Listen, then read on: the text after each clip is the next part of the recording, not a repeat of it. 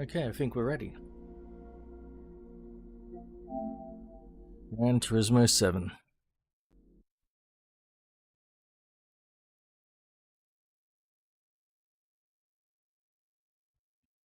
Right and early, 5:30 a.m.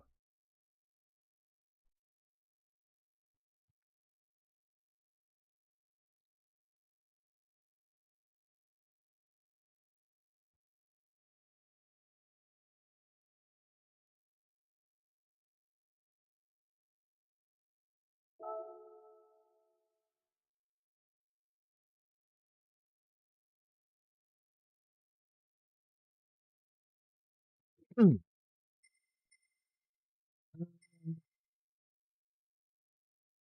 I not do any time trials? Oh, I don't think there were any time trials I wanted to do.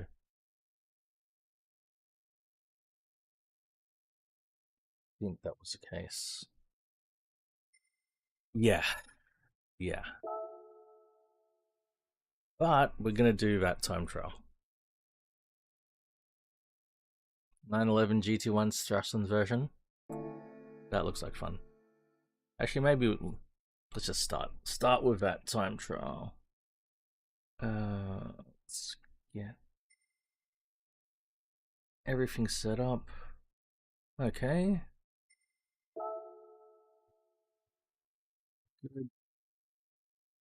Good. Now, first things first, do any of my friends have a time? We do, we've got Shenanigans. We set a 1:55.073. Nice and quick. What's wrong, Wyoming? And hello? Why is it going to be the death of you, man? What's going on, Wyoming?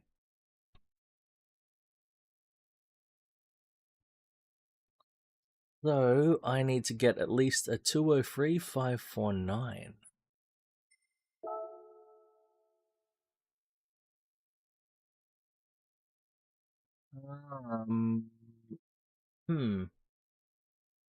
That's strange. It normally just needs a little bit of a refresh every now and then. It's normally not that bad. Let's drive a blue one.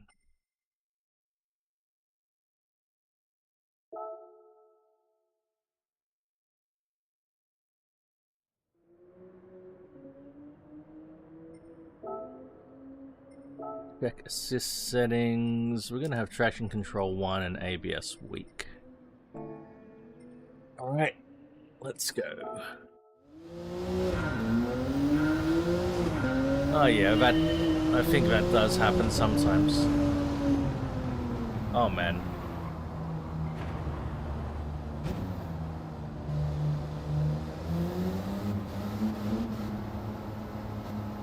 It's down check as well.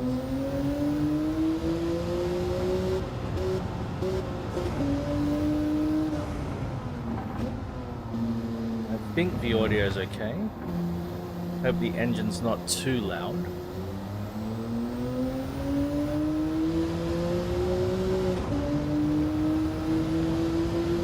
I don't know this track at all.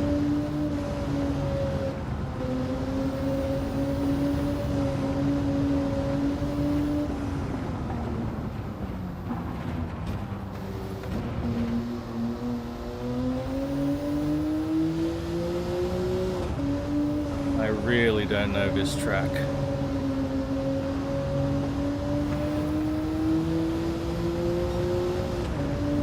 Not Forza Night. You mean Forza Horizon 5? That's tomorrow at this time. So yeah, Forza Horizon 5, yes. In Discord. I don't stream it, but we just meet up in Discord and we hang out in Discord. I will be playing Forza Motorsport after I finish the weeklies later today. It normally takes 2 to 3 hours to do to get the Gran Turismo 7 weekly stuff done. So maybe in about 2 to 3 hours I'll be doing Forza Motorsport, but normally Forza Motorsport I do solo. Oi, Rev! Hey, buddy. What's good, man?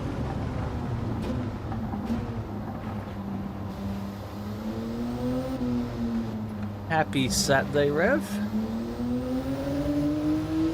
Horizon, yeah, Horizon is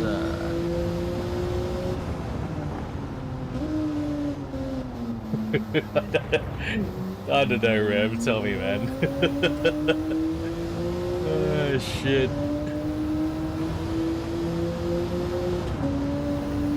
Whisper messages in a circle, I don't even know what that means.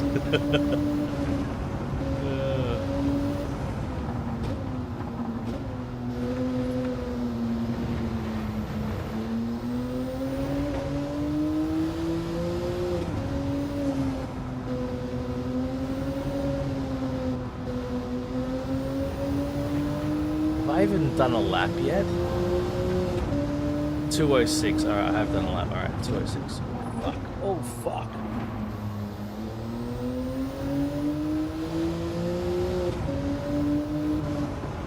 Oh, I know what you're fucking talking about. Are you talking about Chinese whispers? Is that what you're talking about?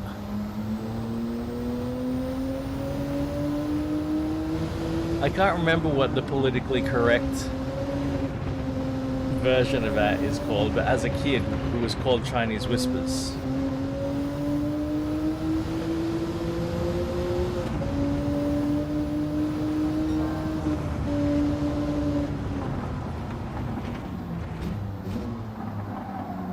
Fuck. Don't know this track, that's bad.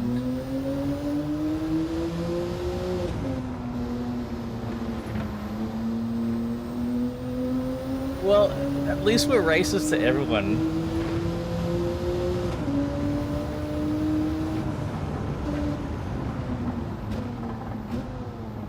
There's no discrimination in our racism.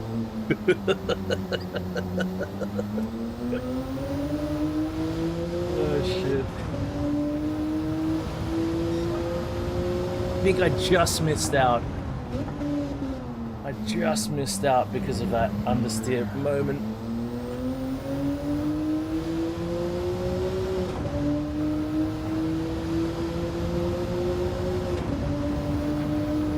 There are so many things like that, Rev, from when I was young, that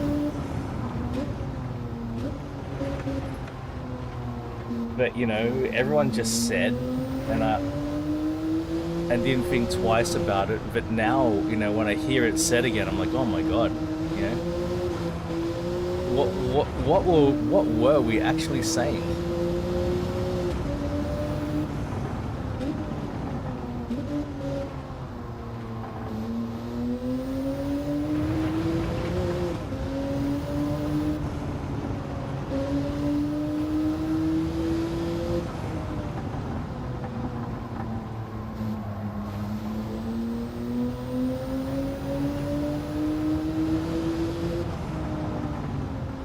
Like, there were words that, you know, were actual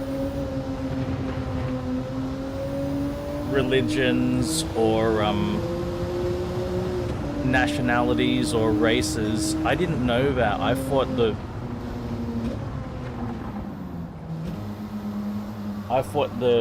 word was just like a swear word, or the word literally meant something bad. I didn't know it was a people, or, you know what I mean? Like, that's how bad it was when I was a kid. The stuff I heard.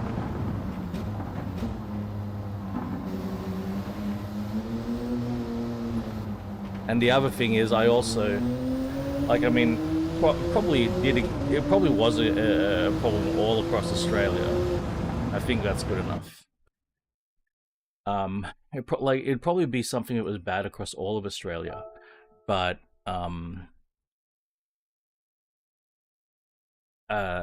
where I grew up, you know, I grew up in a very blue collar working class part of Sydney.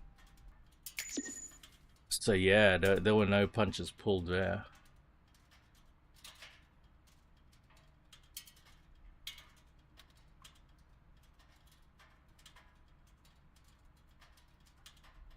I've even you know, Rev, I've heard it. I've heard it said in the workplace. I've heard about one said in the workplace.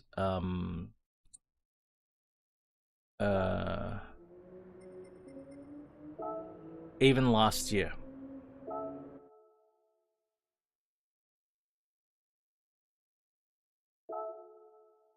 Oh, I heard about that. I know about that fish. Yeah, yeah, I know about that one.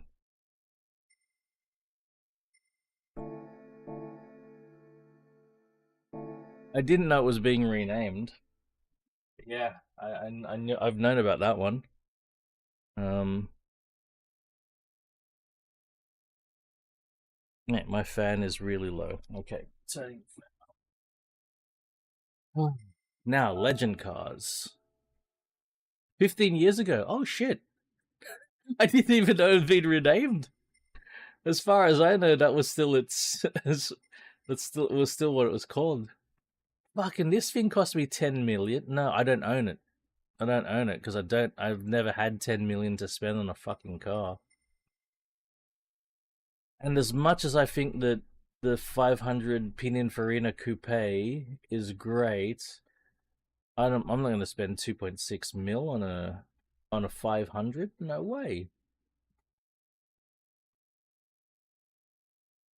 Right, right. So people still call it its original name. Yeah, that makes sense. It does make sense. Like you get accustomed to calling something. Yeah, just like I still have to stop myself from saying Ayers Rock, and calling it Uluru. Like I got so as a kid, you know, I was taught, hey, this is Ayers Rock, and I always had it in my head that it was Ayers Rock, and then oh no, we need to rename it to Uluru. So I have to be very conscious to think about that and go Uluru. Um, yeah, okay. There's definitely going to be some sort of NSX race. I'm sure I've got two NSXs. Goliath Graupa, right. No one calls it that anymore. That's the only thing I knew it as before. I love it in silver. Black 308, nah. Type R DC2, nah. Wrong color. I can't buy any car in black. When the car is painted black, you can't see its lines properly. I'm not buying any of these cars because they're either too high mileage or there's so many black cars. Man.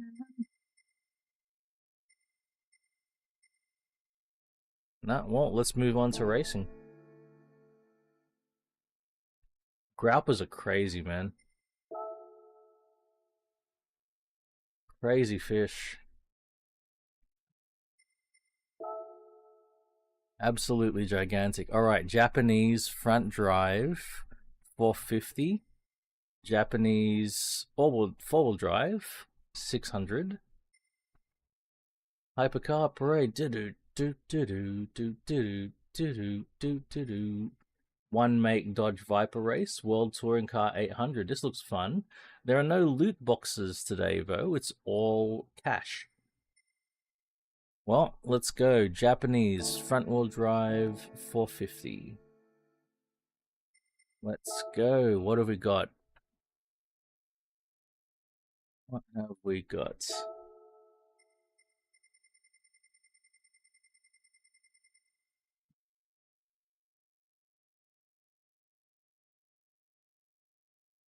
Finally caught up, Rev? Been a while since I've done that. But yeah, I used to. I used to not sleep very much at all. I mean, I suppose I probably sleep about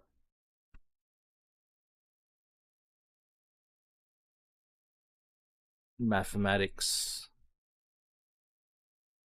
I probably sleep about 30 hours a week, maybe.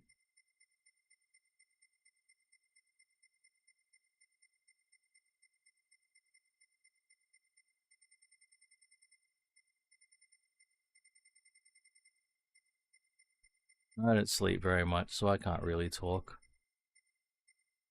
Japanese front-wheel drive. Okay, we got this little Suzuki Swift that I've driven 4 kilometers. There's one.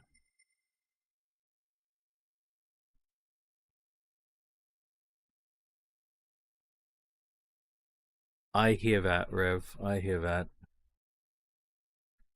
Rev, if I lived on my own, things would be very different with like what I do.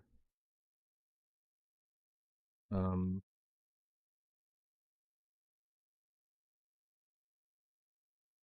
with my energy.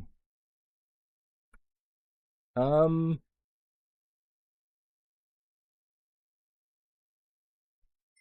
are there any other front-wheel drive Japanese cars I need to drive? EK. What other front-wheel drive? There's not a lot. All right, here's my SIR2. Oh, SI Extra. Okay, that's configured for 400. That one is the naturally aspirated Swift, and I had the turbocharged Swift up above that. There's a Prius I have not driven at all, and maybe I'm going to keep it that way. Demio, I think these are set up for like 350. Yeah, 350. A Copen there.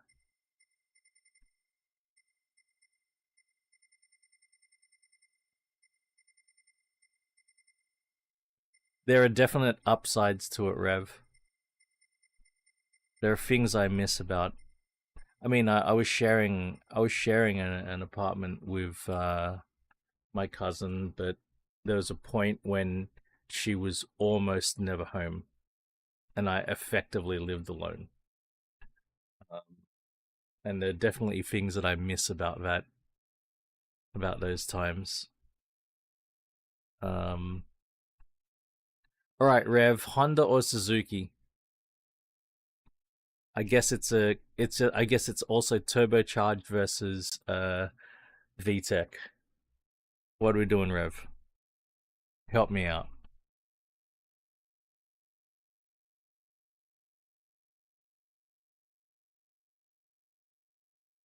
Suzuki.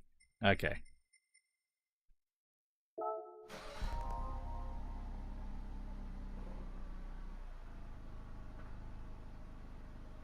It's got a big PP already. We need to do nothing. It's ready to go. I love this little thing. I'd love to have one as our runner daily driver car, but our Honda Fit is so cheap to run, and there's nothing wrong with our Honda Fit. It's just old now. It's just an old car. Like, our Honda Fit is 15 years old. It's going to be 16 this year. But other than that,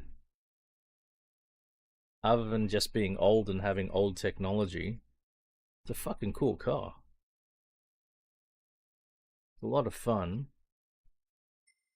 Very cheap to run.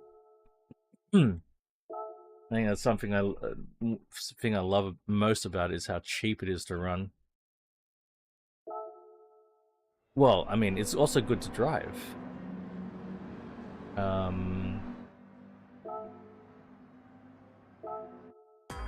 The chassis is excellent. Visibility out of the thing is excellent.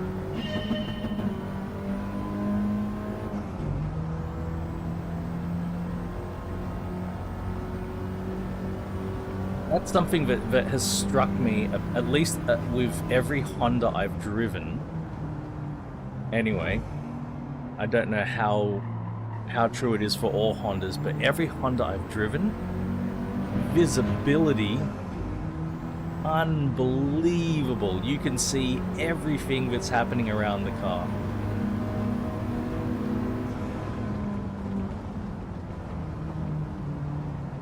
Because I normally have cars that don't have good visibility. That I'm used to not being able to see out of a car as super well. So I get in a Honda, it's like, holy crap.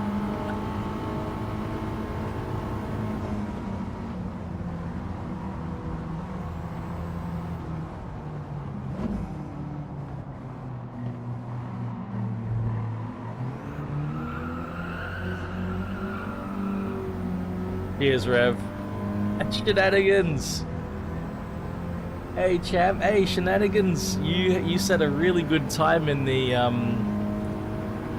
911 GT1, man.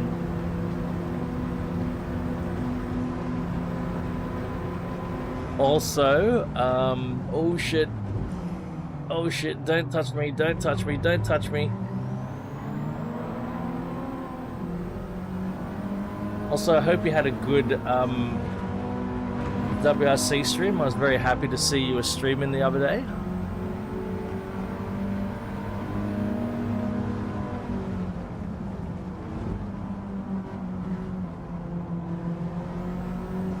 Didn't touch me.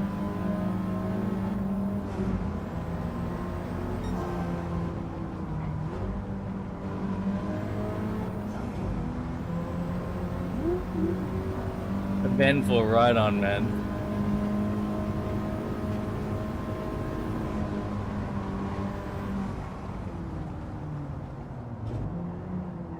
I was very happy to see that. Look, who's on Twitch? Oh, it's Rudolph.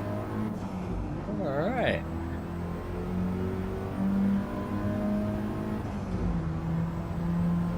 Of a game crash. I've had those, like game crash on the results screen. I've had that. So your time counts, at least. But you get stressed about it. Still.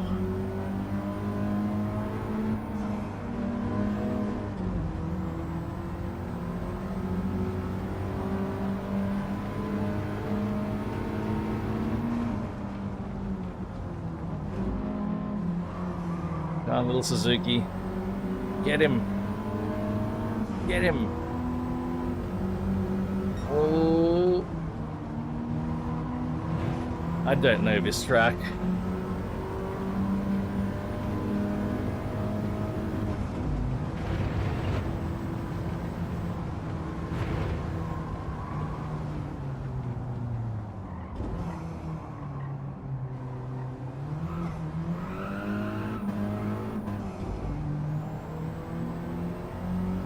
I'm not going to. I refuse, Rudolph. I refuse. Time trials. The time trials that have EVs, VGTs, and Formula cars? No. I just won't do them. Mate,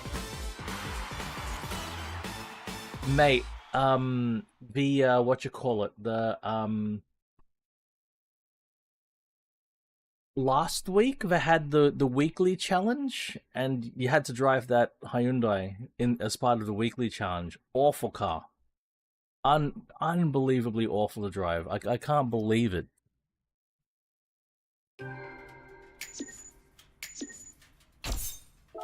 Yeah, I'm definitely not keen on driving that car.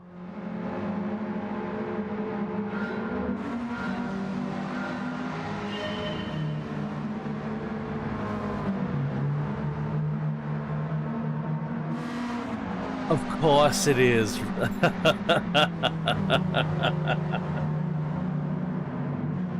Classic. Classic, man. Oh my word. And this is definitely not going to sound good. Nah.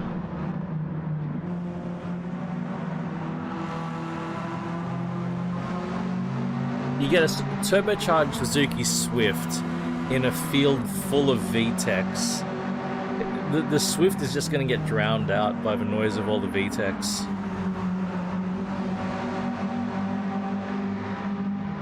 And look at the size difference. Like,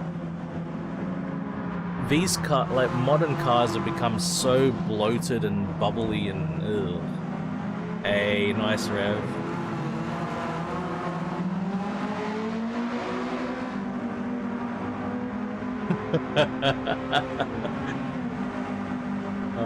The muscle memory betrayed you, Rudolph.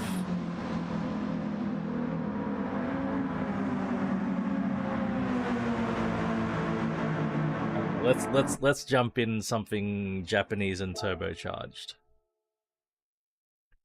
We're now on moving to Japanese four-wheel drive.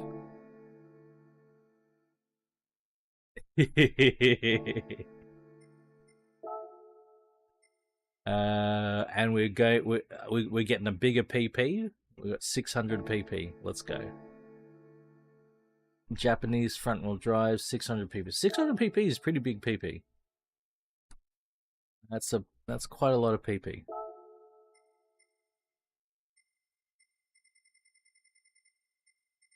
$600's enough PP to satisfy me. All right, where do we start? The first Japanese car I have is a GR Yaris. Then I got my LFA at 600. I got an R33 GDR. I've got my stupid fucking 13B turbo MX5, NAMX5. I've got R35 GDR. I got an NSX. Yeah, exactly. That's why 600 is a lot of fun. Yeah. Oh no, I agree with that shenanigans, but you get to a certain size and it's like even if it's not used very well, it's probably going to be fun regardless, right? Oh, should I drive my GTO?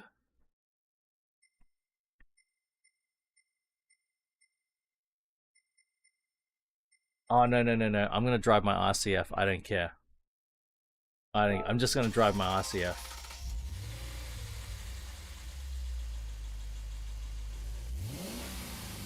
Yeah. Yeah, I'll do it, Rev. I'll do it for you, man. I really want to buy an RCF. If the RCF was still being made, I'd probably buy one over a Mustang. Even more expensive, so I'd buy a second-hand one. Wouldn't buy a brand new one. Yeah, if I had to choose, yeah.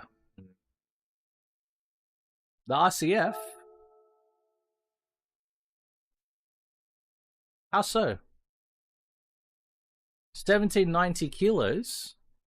The same weight as the Mustang? That used to be heavy. Now that's sort of standard for a large luxury coupe. He might be different. He might feel different now. A lot of cars that were not loved when they were new, in light, when people are going back to re-review them, now, they are appreciated a lot more for what they are. So many cars are getting re-reviewed and reassessed and appreciated a lot more. It's just that we had things so good. We had things so good that we could be picky about things back in the day. But now we can appreciate. There's a lot I appreciate about the multiplayer. Perfect. Oh my god, I changed the sports softs. The PP is perfect size. Look at that. Look how perfect this PP is. PP was made for me. Fuck, is that... Do I have any other mods? Let's put the brake balance control. Did they tell me this is... How's it? Yeah, fuck. Perfect fucking PP. You know why I can't use this car? Not fucking 4-wheel drive. I need to pick 4-wheel drive. Oh, I'm an idiot. I like cars, bro. They don't have to be fast. They don't have to have the best cornering. They don't have to have the most the highest top speed. They don't have to have huge power. I like cars, and if there's something that I can appreciate about a car, you know, if I look at a car for what it is, and there's something, if I can find something there to appreciate, then yeah, I'm alright. Alright with that. It's Japanese all-wheel drive is what I need to choose from. So there's an R33 GTR. There's an R35 GTR. There's the Yaris up here. The NSX. The GTO.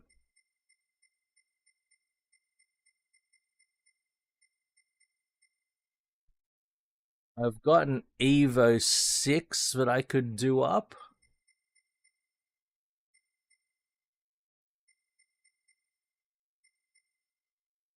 Evo 9. 400R, but that's yet another R33. There's my other 400R. Evo 5.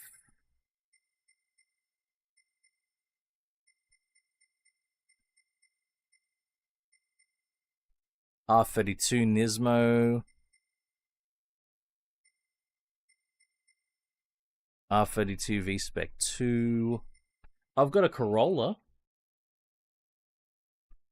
GC8. 22B? Oh, 22B.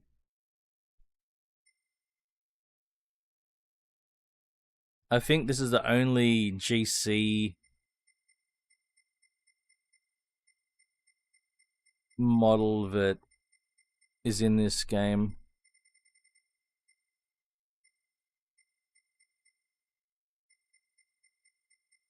Want me to do up a 22B? Crown. Oh no, here we go. Okay, we got 22B or we got the coupe.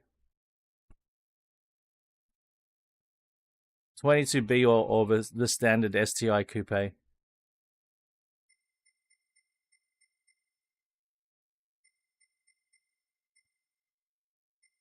Look at those two identical Evo 3s. I gotta get an Evo 3 in a different color. Oh, I got a GT4. Celica. Neither of these have been driven.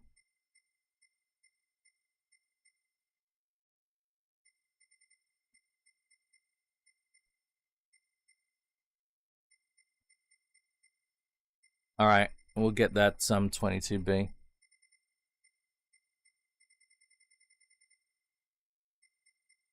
A high kilometer one.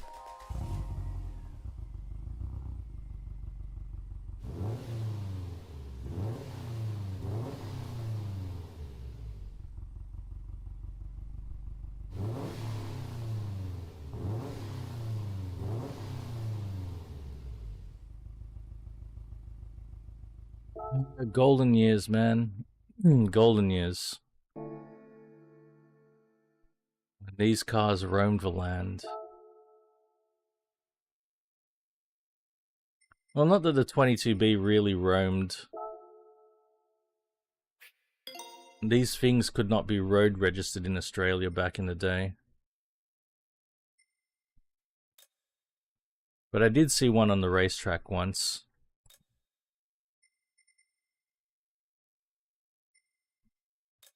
And since it wasn't road registered, I don't think it was straight piped, but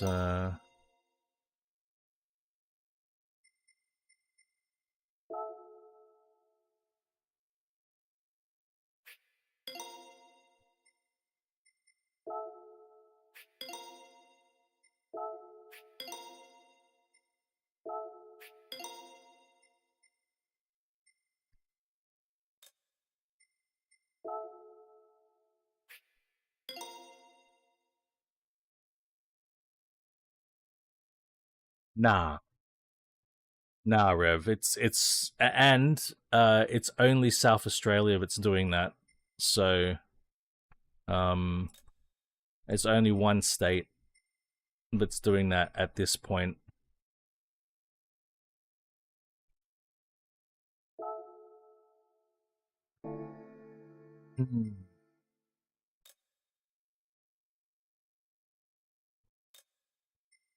Yeah, and the reason that they're rushing that well, not that they're rushing, but they have rushed that change is because they had a really high profile incident involving a Lamborghini. Had a really, really high profile incident, and you know, there was public outrage, and whenever you've got public outrage, you end up with a knee-jerk reaction.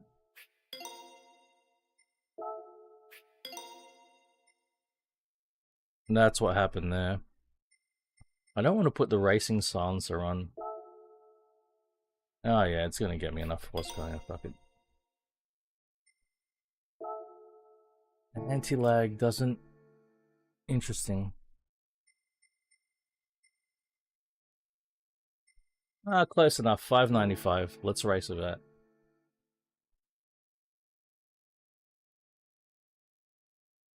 I've got no idea, but... but yeah, the Mustang... Because the Mustang's so heavy...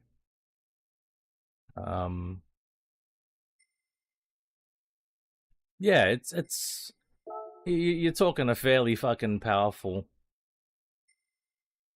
powerful car there. Well, not just powerful, but yeah, power to weight. Oh god, I hope this car's enough.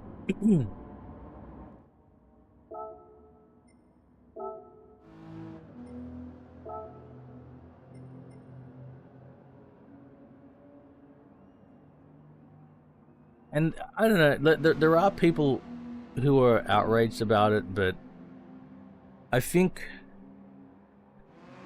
when you've got that level of power, there is some power to weight, especially. There is quite a lot of onus of responsibility on you to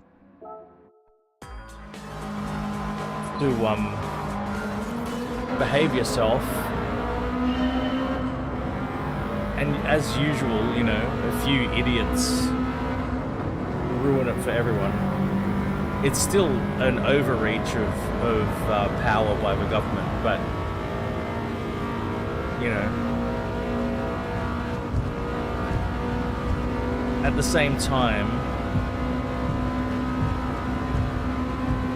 it shouldn't have that huge of an impact to, you know, to somebody using, you know, using their car in a reasonable manner on a public road, honestly.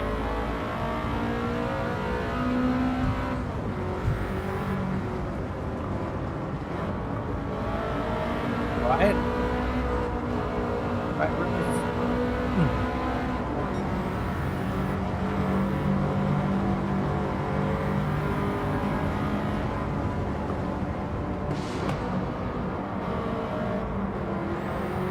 got a really close ratio and low geared gearbox. Wow.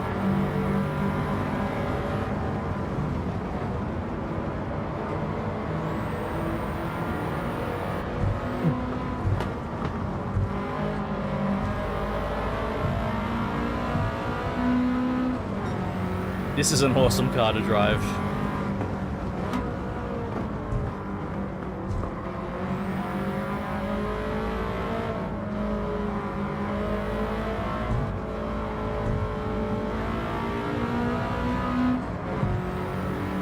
It really is, isn't it, Rev? There are a lot of cars. There are a lot of cars one could own without needing to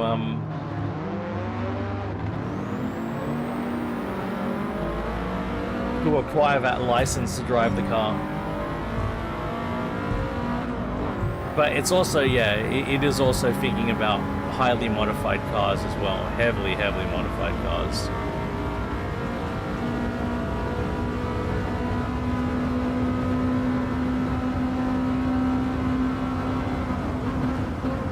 Oh, I've only got 5 gears.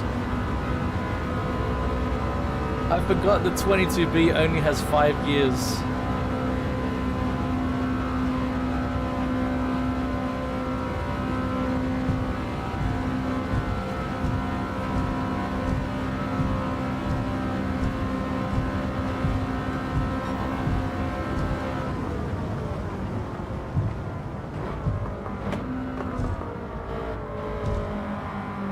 How exotic a 6-speed was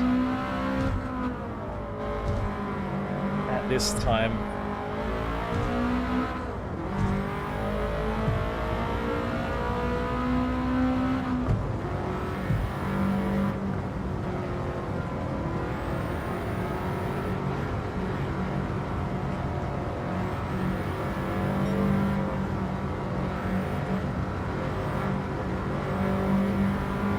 I think it's okay to like the C8. You can.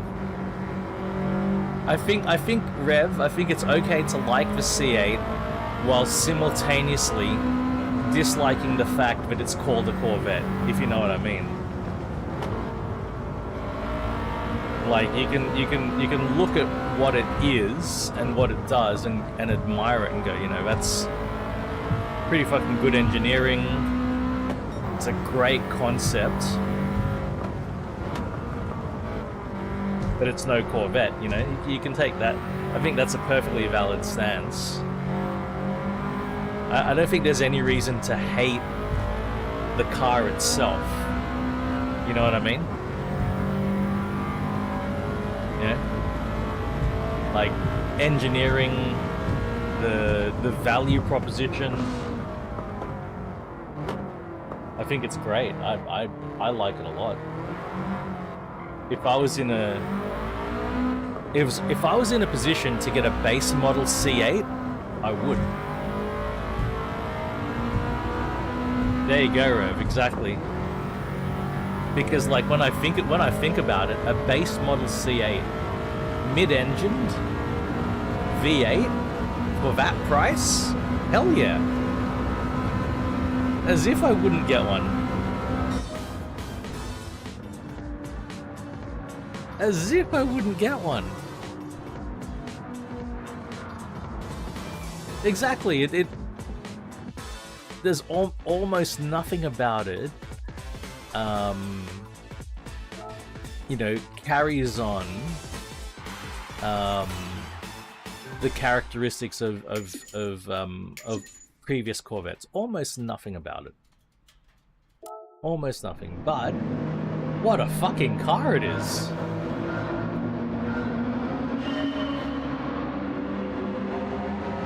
I can't get, number one, I can't get it because they're left-hand drive only.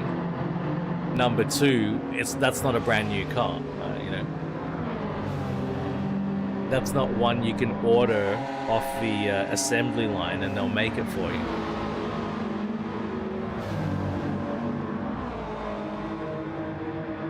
Wow. That blue GTO looks awesome. Look at that. Oh. I don't think I've seen a blue GTO. Metallic blue. What a color for a GTO. Oh, I think in Tokyo, when I get a GTO in Tokyo Extreme Racer, I'm gonna make it blue. I'm not changing any rules at all.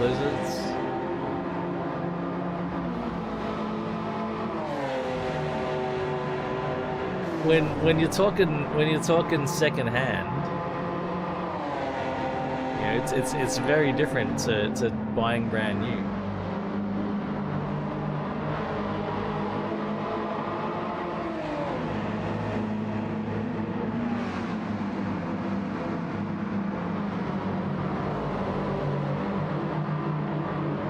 This was fun.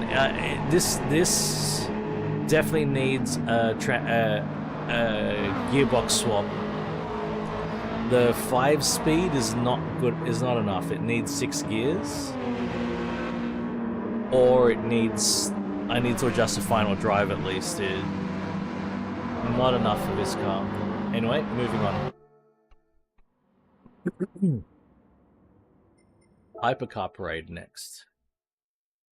I think the Hypercar Parade means we can choose almost anything. What are the rules? There are no rules. We can choose anything.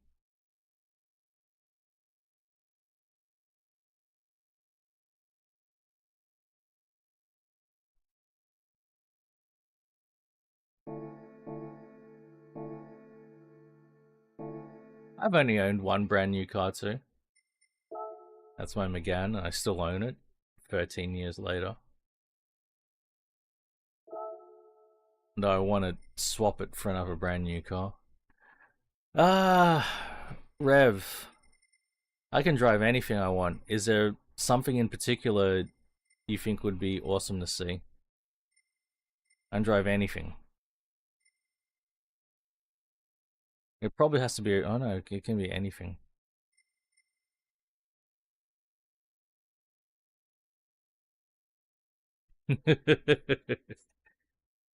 Well, yeah, that's it for me. I want a warranty as well. Bro, I can't have my car be unreliable. It's SLR McLaren? Right you are, sir.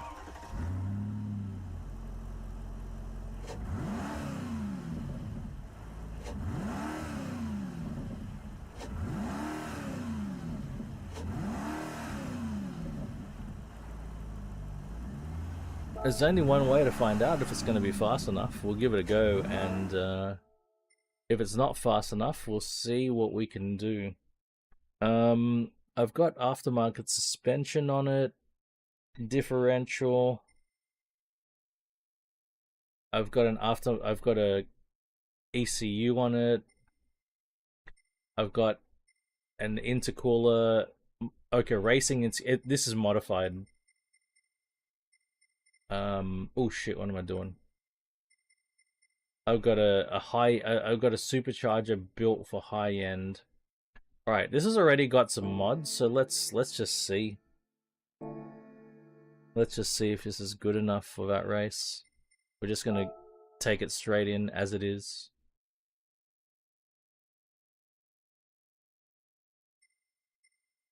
Yes, I agree.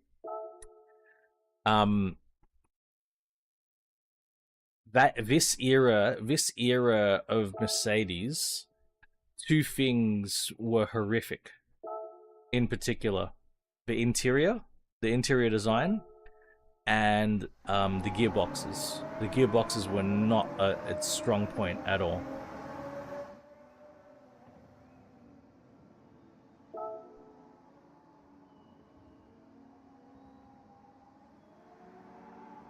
Well, can you see the cars in the starting grid, Rev?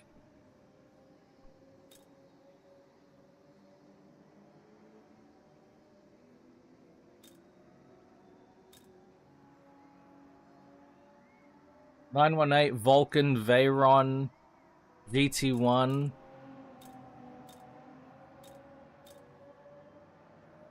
177. But at the same time, Rev, we're modified. We're heavily modified, so we'll give it a go.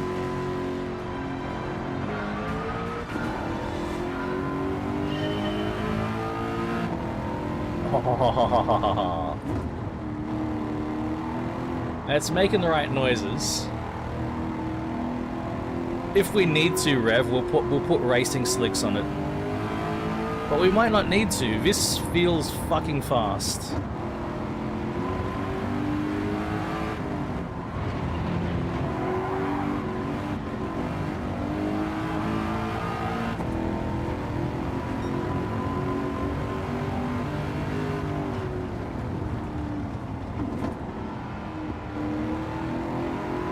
It is a fucking amazing sounding engine.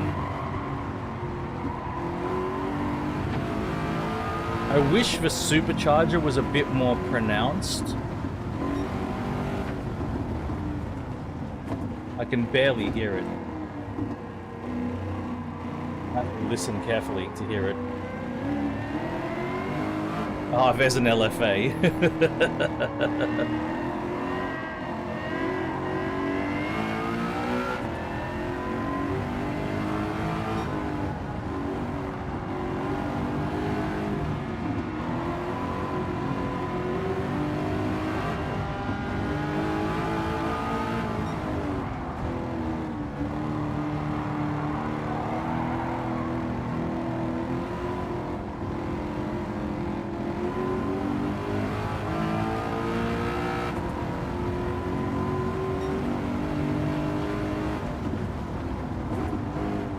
Oh no, oh no, oh no, oh no, oh no. Well, there goes my clean race bonus. I don't know this track though, that's a problem. Not knowing the track is a problem.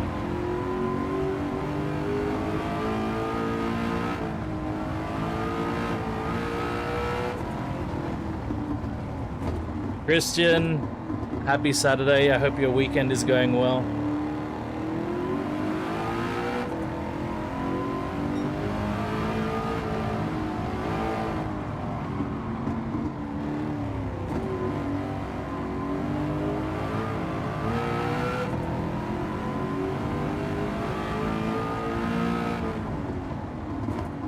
There's the Veneno, it's in 4th place.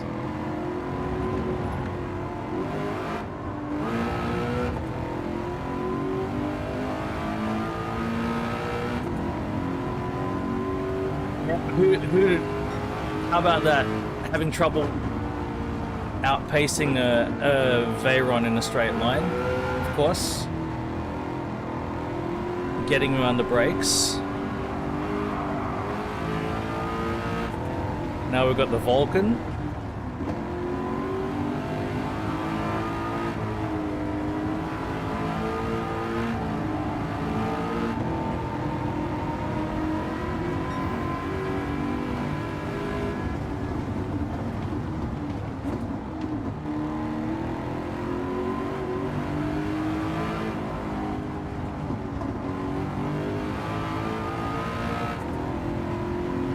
Third place.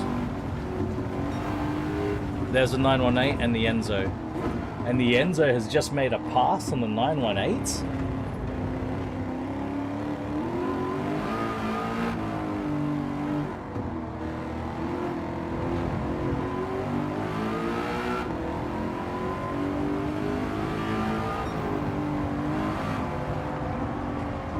Oh my god.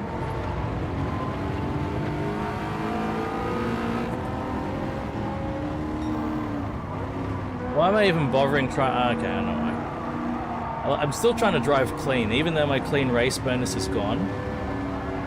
I'm still trying to drive clean. It's good practice.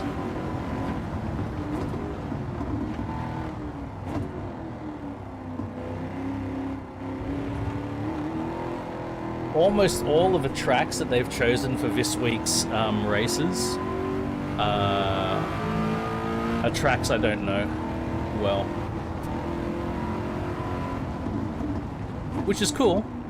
I don't mind. I don't mind racing tracks I don't know well. It's the only way to learn them is to race on them.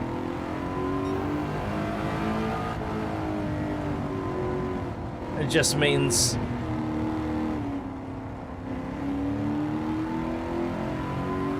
things might be.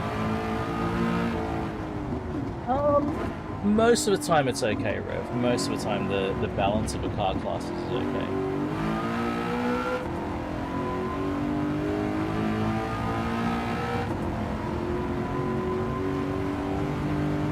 I keep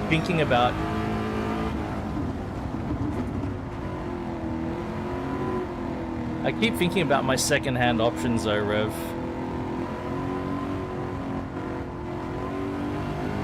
Because, you know, not having a job at the moment and buying a brand new Mustang doesn't feel right.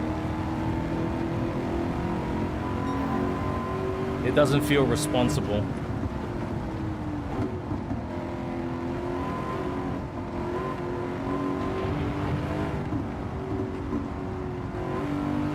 But then again, buying a second-hand V8 of any kind also doesn't feel quite responsible. But maybe it feels more responsible than buying a brand new Mustang. But at the same time, the brand new Mustang's got a warranty. I keep going in circles, Rev, I don't know. I keep going in circles, man. I mean, that's completely unnecessary.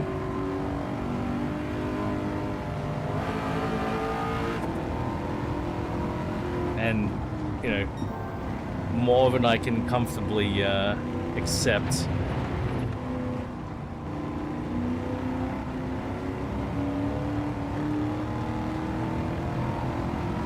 Because it's not like I'm,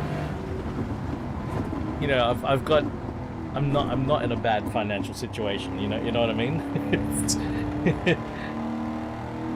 There are people in the world much more needy and deserving than I of a generous donation, you know what I mean? Like the fact that I can sit here and, you know, play GT7 streaming off a 4090 on a 48-inch 120Hz OLED with a, you know, top spec fucking sim rig that's attached to a motion platform even if it's not on. You know, I've got all this stuff. I've got all these fucking headphones and amplifiers, you know, but no financial dramas, you know. I have no financial dramas at all.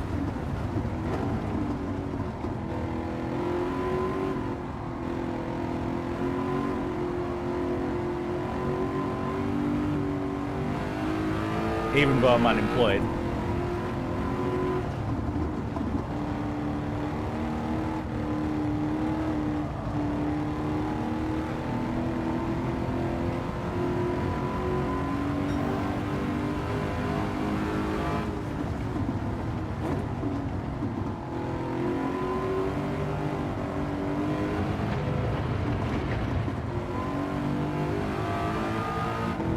Hey, Felix.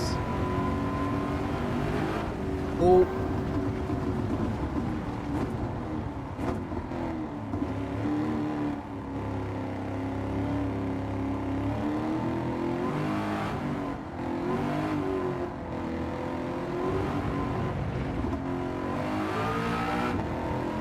Well, yeah. Well, yeah, there's your answer, Ev. Like, you know. Accepting 40k for me to buy a car, I that's not something I could accept. Basically. Now, if I had a horrific financial situation and one of my loved ones was in need of medical care, that's a whole different story.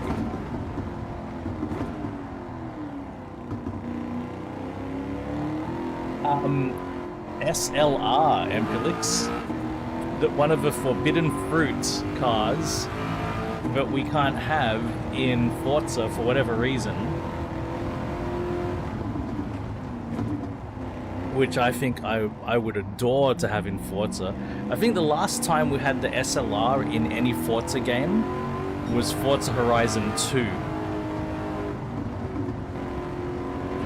And unfortunately in Forza Horizon 2, it did not have a supercharger noise. Unfortunately.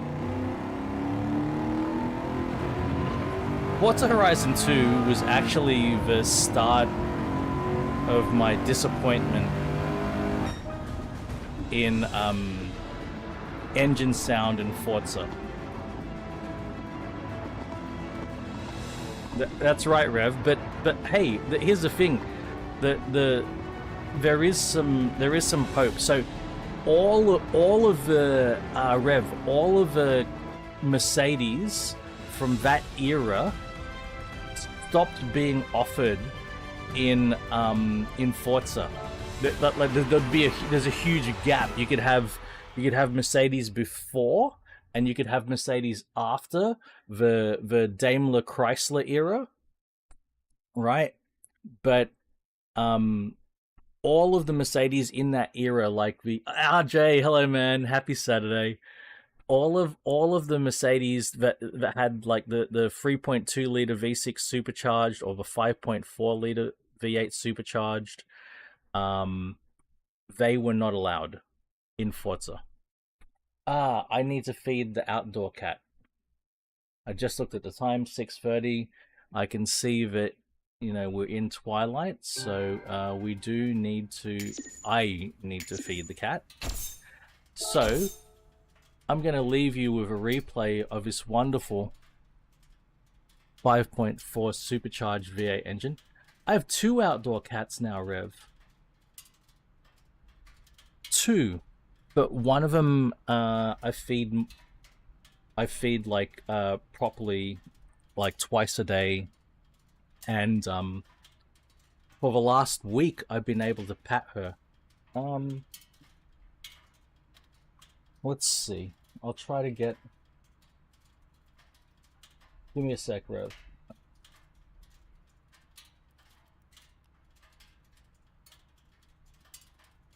Try to get some photos for you.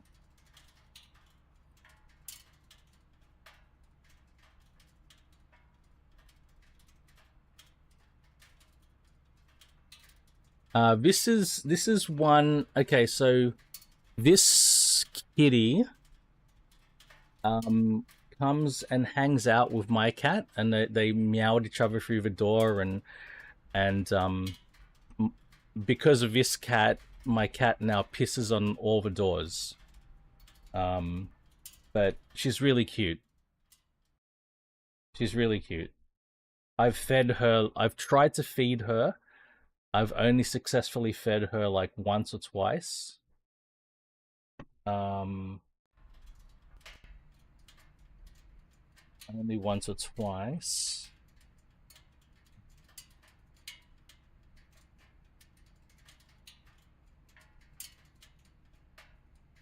Here we go.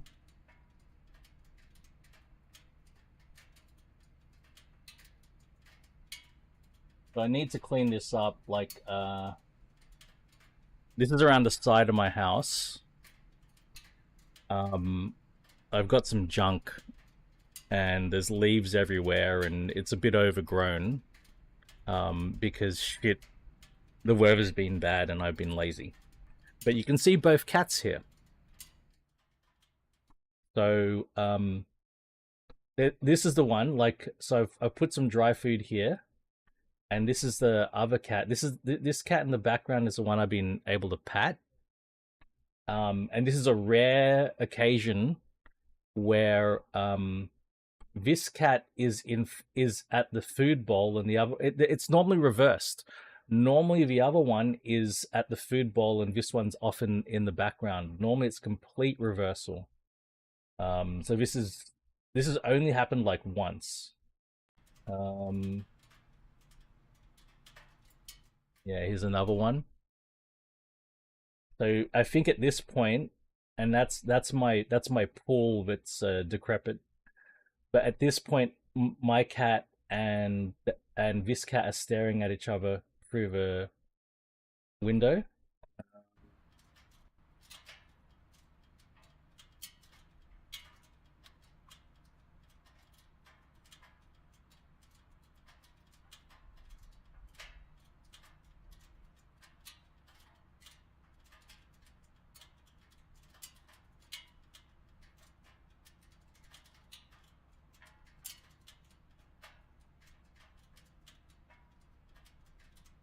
Yeah, this is more commonly the situation. This is more commonly the situation. It's normally like this, where the other cat's in the background, and this cat is eating the food, and I'm patting this cat.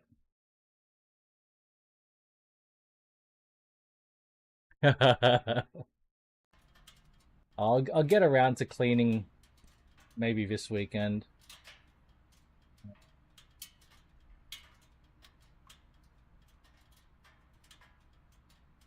But it's been so crazy. The weather has been so crazy. That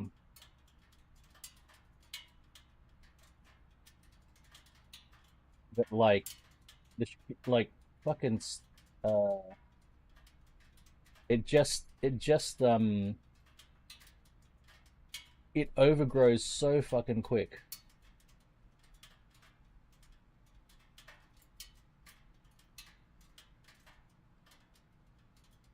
So this photo I'm about to show, I've cleaned it up twice in the last this year. This year I've weeded this out twice, and it's already overgrown like this already. But yeah, they just hang out like that.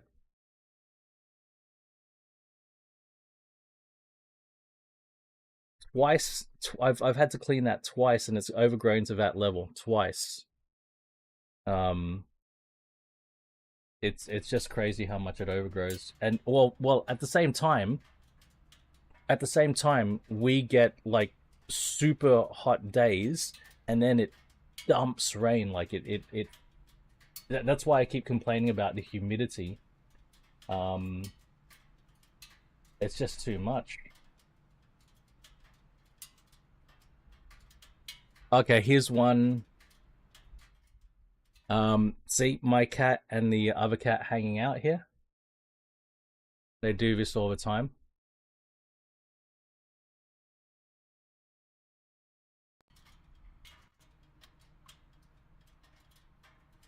Conditions are perfect for yeah, he's so fluffy.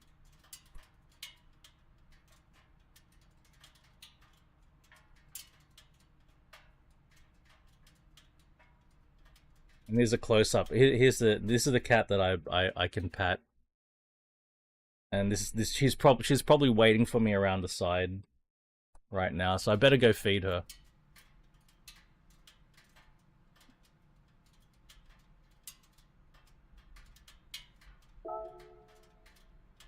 Yeah, she's got lovely eyes. Alright. Give me a couple minutes. I'll go get some dry food for this cat. I do plan at some point soon to do the trap neuter release. Reem, hey man, it's cat feeding time. Got a replay of the SLR McLaren. I'll be right back, Reem. Cheers, guys.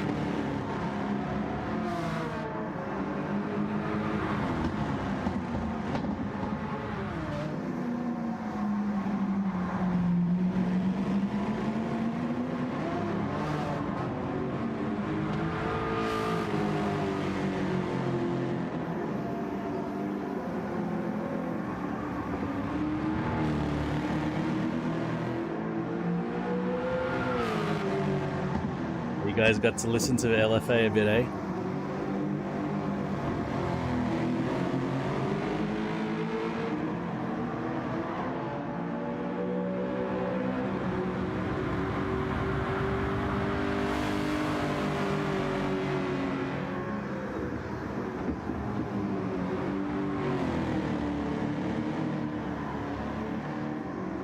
You know the time that I lovely. She was there. She was waiting.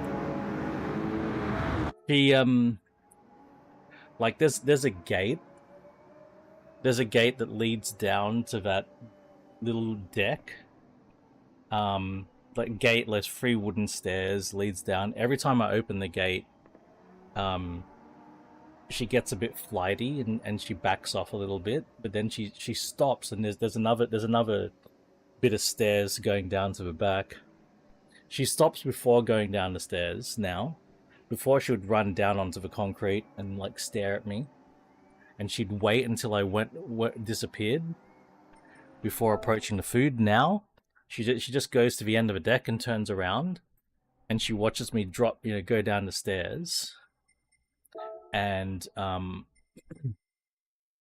she watches me, pour the food into a bowl, and then when I call her, she comes over and starts eating, and I can pat her before like she would be eating, and if I pop my head around the corner, like I'd have to walk away, and she'd be eating, and I'd pop my head around the corner and say hello to her, and she'd look up at me and she'd just stare and stop eating.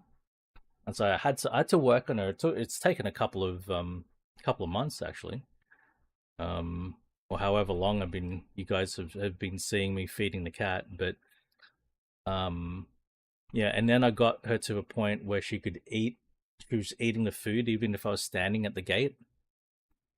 And then of her own accord,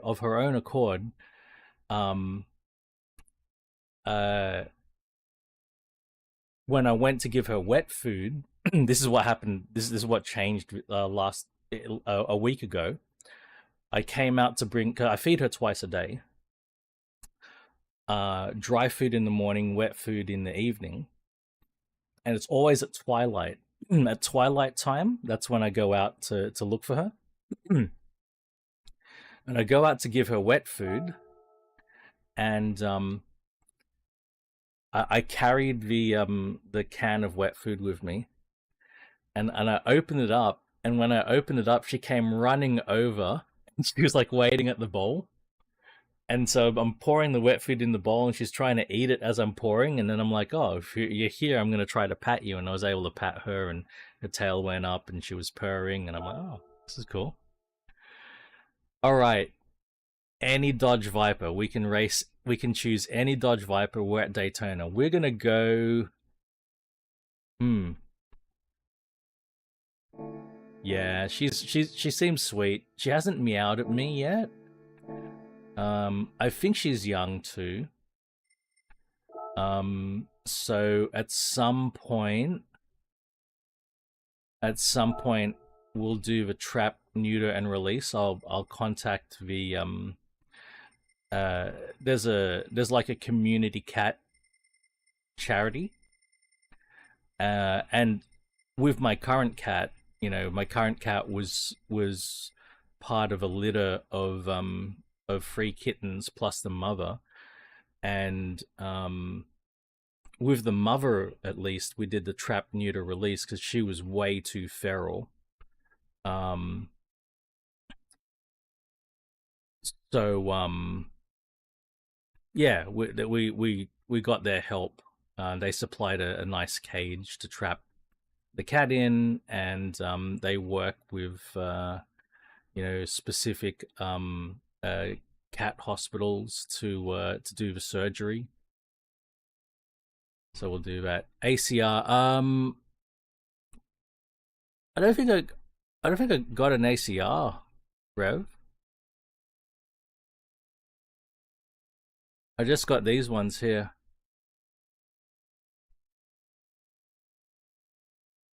O2 06 13.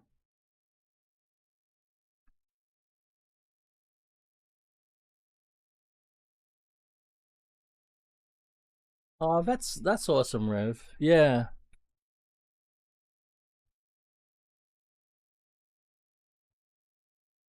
Yeah, so we did that with my cat's mother. We did that. We did the trap neuter release, and we're still feeding her um for like 7 or 8 months. Before unfortunately she got hit by a car. That's the life of a feral cat, I suppose. But this one, like O2, you got it. Which this one, this one. Um,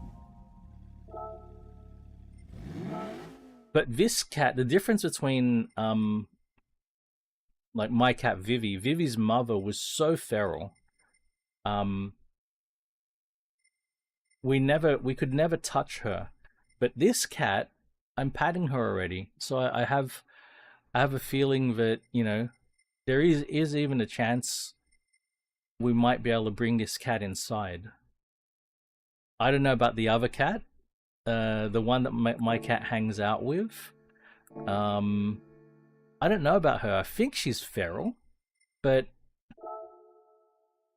at the same time, she behaves a lot more like a house cat. I don't know. I don't know what's going on with this other cat, but the one that I'm feeding twice a day, I'm sure is a feral cat. And I actually believe she lives in my yard. I believe that's where she lives. Um, all right, actually, let's see. I wonder. I wonder. I'm just gonna, just for shits and giggles, I'm gonna check something out. No engine swap. Okay.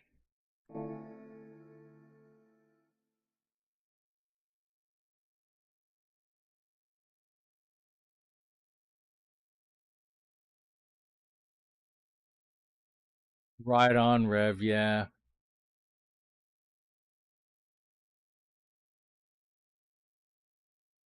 Yeah. Yeah, that's it. Some cats just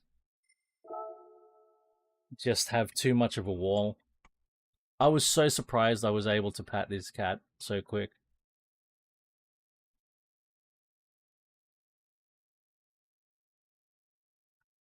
Just based on just based on my experience with the mother of Vivi. But yeah, no, no. Rev, should I supercharge it or not? Should I supercharge my Viper? Let's put let's put sport softs on.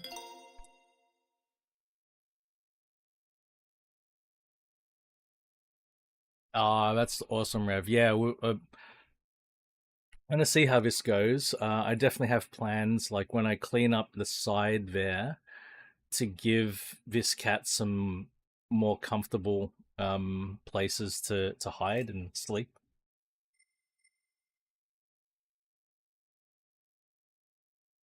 Always boost it. Done. Supercharge that HO to homologated options. Oh shit. There was a higher fuck. Low end or high end supercharger? It should be a high end supercharger, shouldn't it? Fuck. Dumb.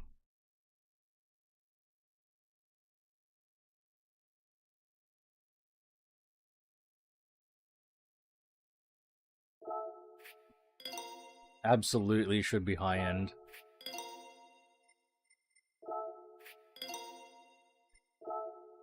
When I was working at a chicken farm for a while, Empulix, and they had working cats. They had farm cats there too, and yeah, there were a couple of cats that I befriended. Very sweet. They behaved more like more like house cats than farm cats, but I mean, they were farm cats. There's no two ways about it. I did all the racing stuff except for the racing tires. I did all the racing stuff. Awesome, Rev. Enjoy the food, buddy.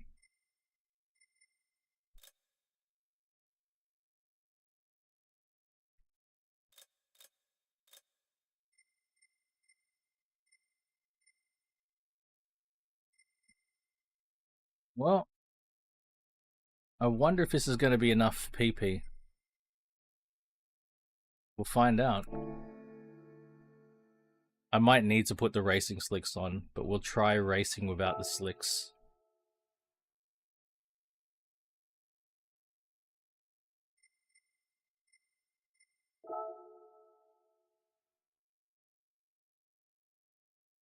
Oh, that's nice. That's nice, Ampulix.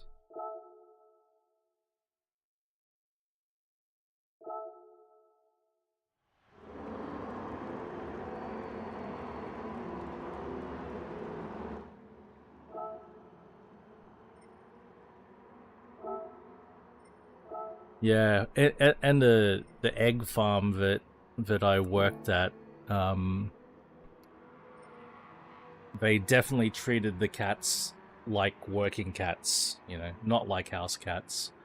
So they're allowed to breed and Rev, they're allowed to breed and, you know, do their own thing, and they'd throw out dead chickens for the cats to eat, but otherwise the cats were there, you know, to as pest control, really. Oh yeah. Oh yeah. Oh no. I might need racing slicks. Hey George. Happy Saturday, dude. I might need racing slicks for this.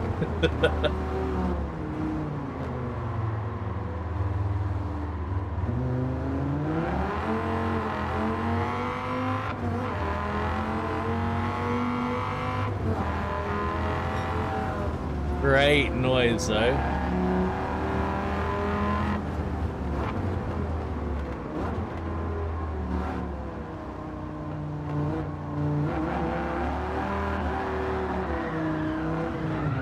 Let's get racing slicks on, eh?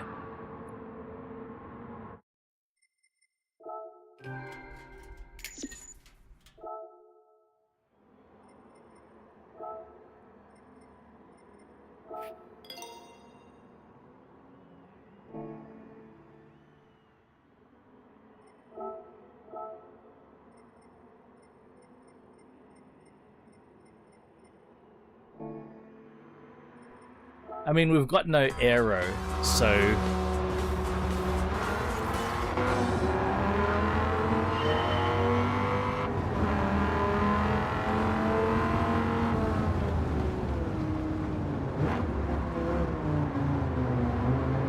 so much better. But fuck!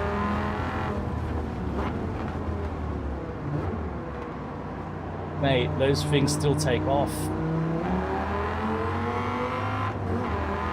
I might need to spend even more money on this car.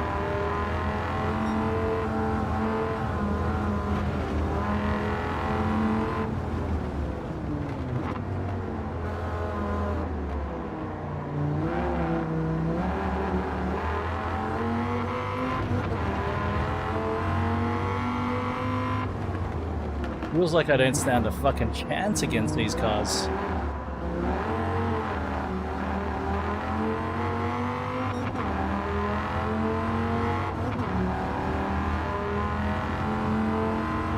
Okay. We are not good enough, guys. We're gonna have to turn this into a race car. I was trying to avoid it, but...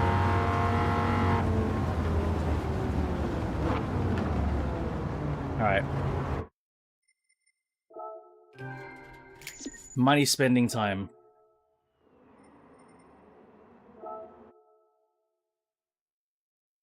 That's unfortunate. We're gonna still try to avoid aero. Do everything we can to avoid putting aero on, but we need to take things a lot further. And that unfortunately means this. It also means this.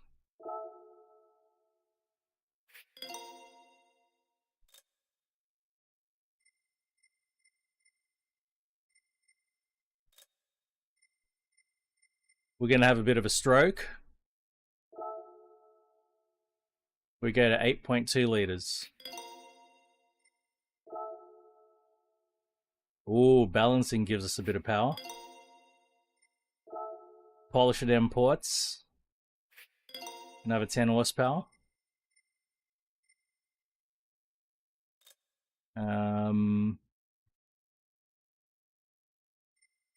We'll have a crank. Another 23 horsepower.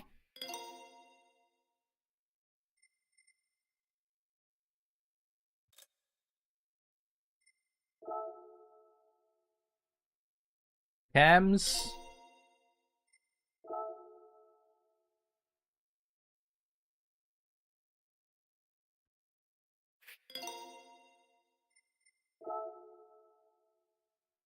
$8.4 now.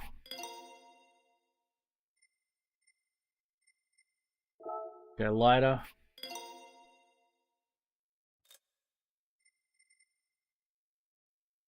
Lighter again.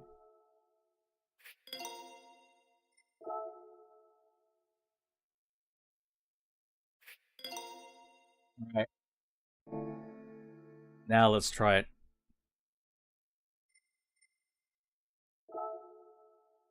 How much power did we have? 800 horsepower? See that again? And power. Grip and power. Grip and power solves many things. 845 horses. Alright. I believe in grip and power.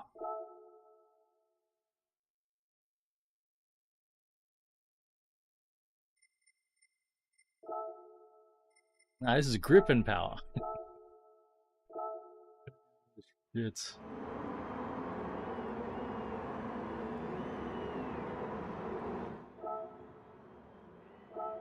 May God have mercy on us all.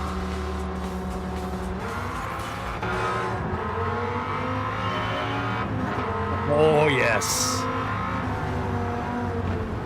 Yes. Oh my fucking God.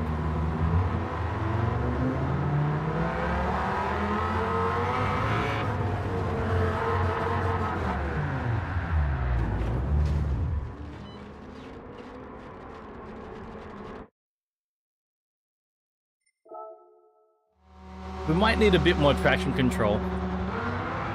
Hey, Daniel Mitchell, yes. Yep, it's the Viper 1 make.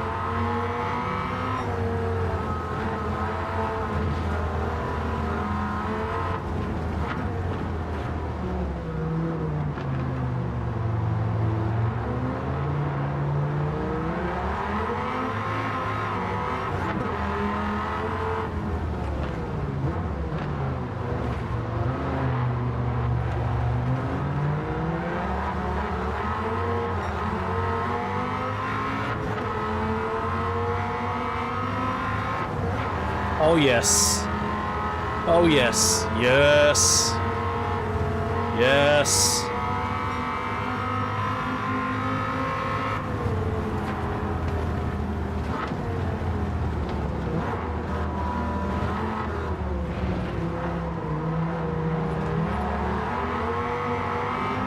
Yes. Yes. Yes. Yes.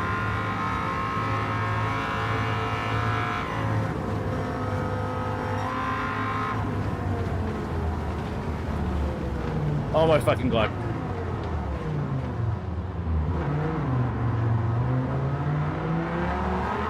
We're cool.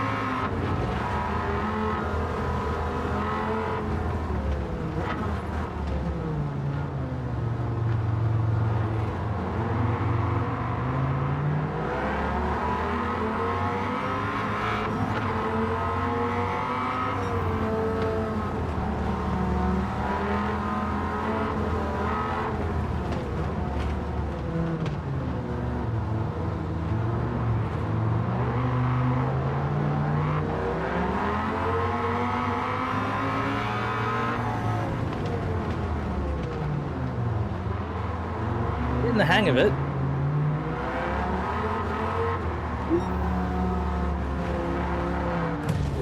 Thank you, thank you, thank you.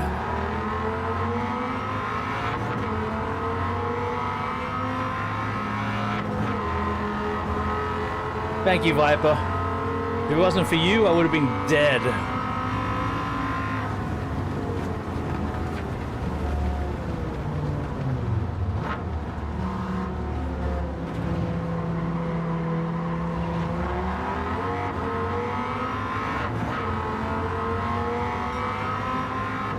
Always when I say something, Rev, always.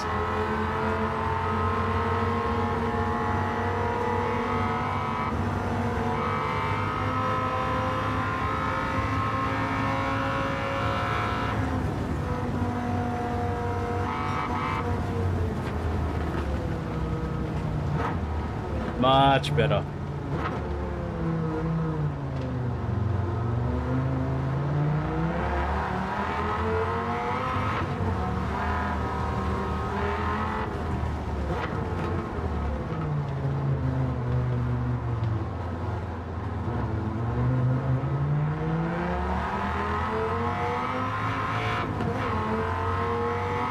This is a car.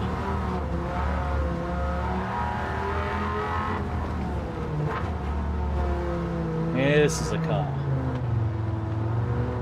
Oh, by the way, Daniel, I'm still on the Frenchies. I've used the Frenchies non-stop since yesterday.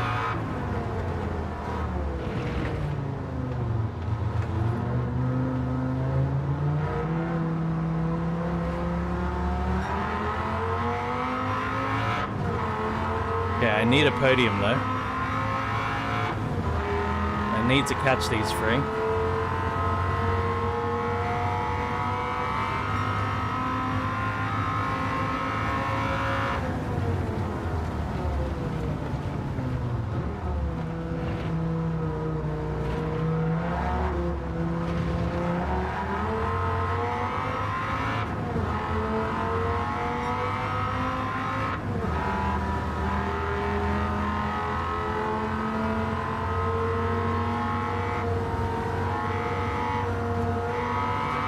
Oh, you mother. Here we go, you mother. Whoa.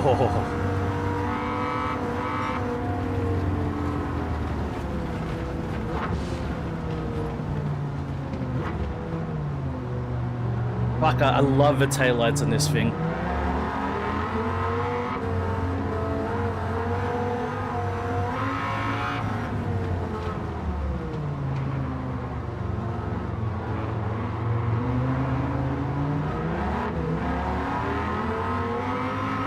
Like, I played Light Sim with Pat, with Project Patta using them, and I played Warframe.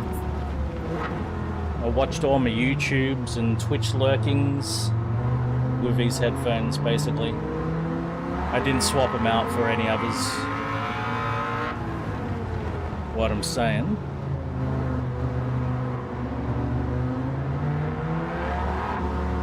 I love these headphones, they're really good.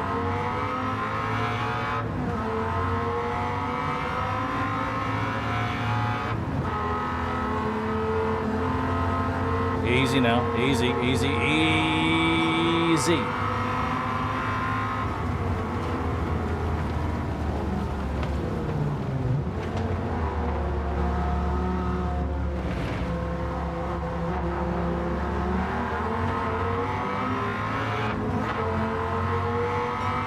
What a noise.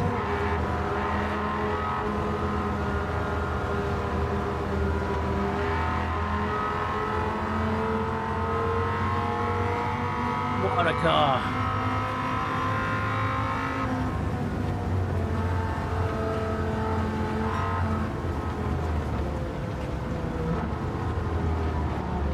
You dirty, dirty.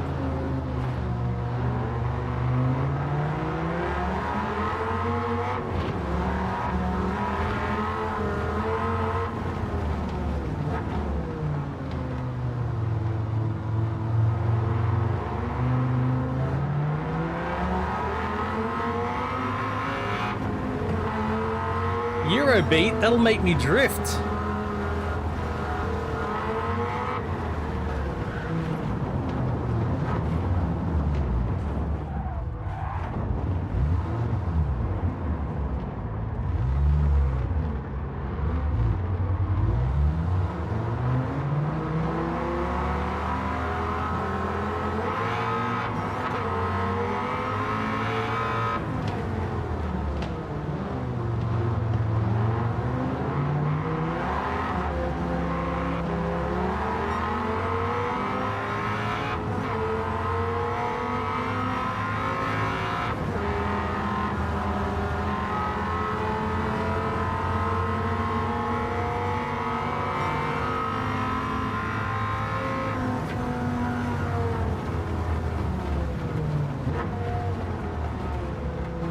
Yeah, fuck it.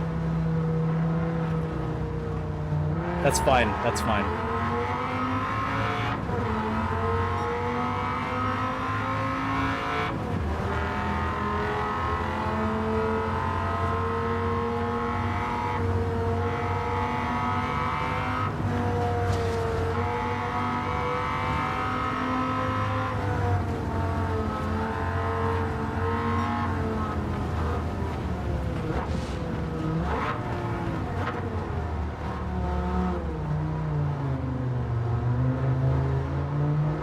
Great, and now darkness falls.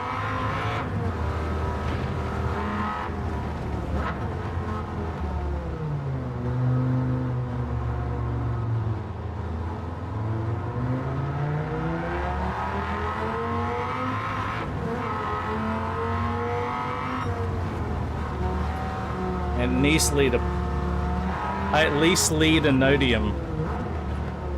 At least need a podium. To get at least one more position in the next 2 laps.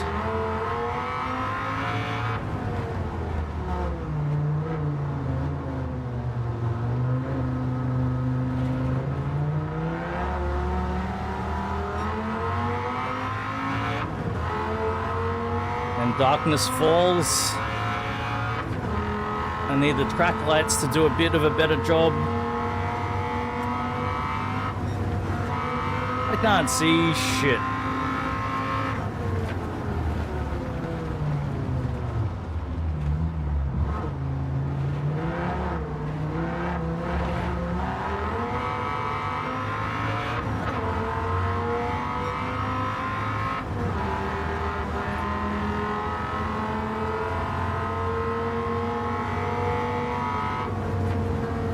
Are you still banned, bro? Have you checked, Rev? Like, if the ban's been lifted at all?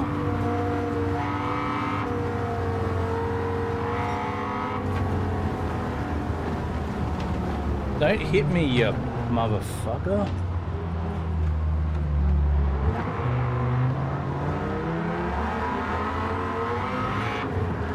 You cunt! Don't... Fuck!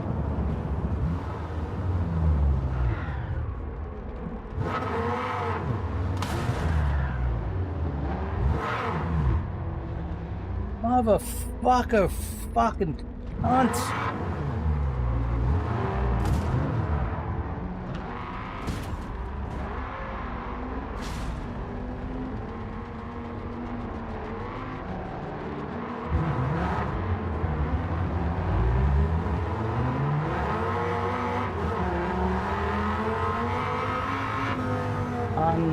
fucking believable.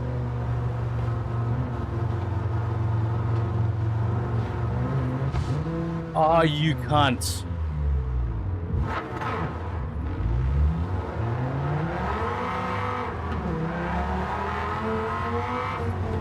There are a few times in my life where I want to physically break something. There are very few times I feel that urge. I absolutely feel it right now.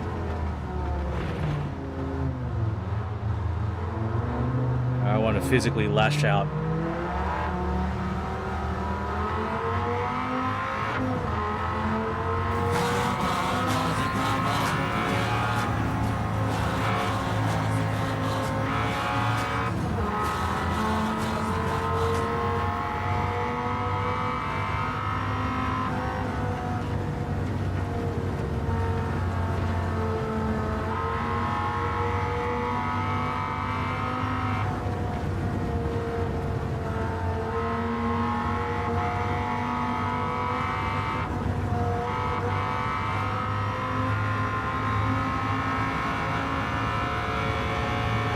Oh, that's how I keep myself under control, Rev.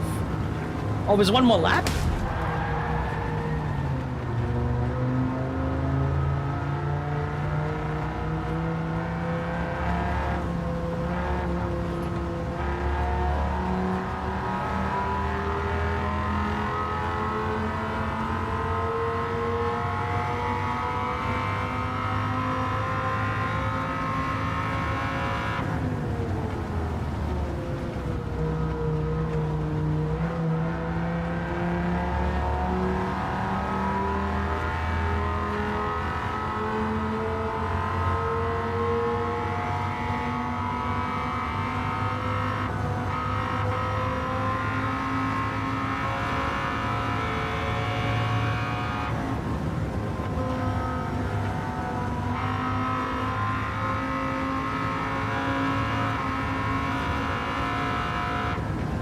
It's not counting it. It's not counting it. There must be checkpoints.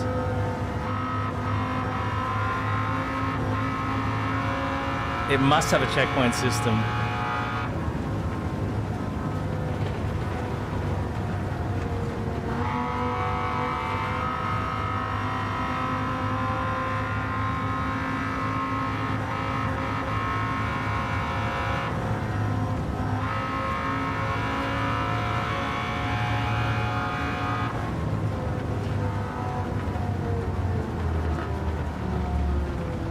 Well, you know what? I'll do the lap just so I get the credits, and then we'll restart the race. Fuck a duck. I'm so pissed off that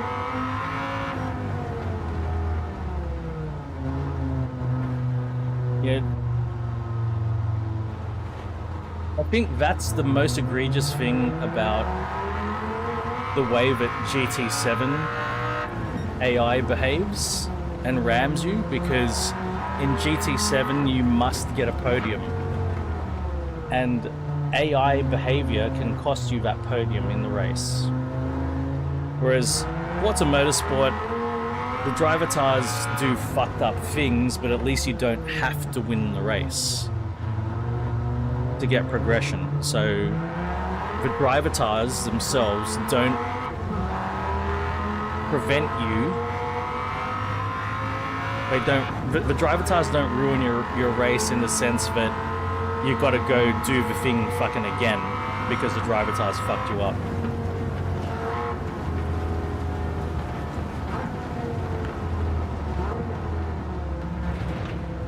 Like, that is a bit of a fucked up thing with fuck you. Fuck you too. You guys are fucked. You can get fucked.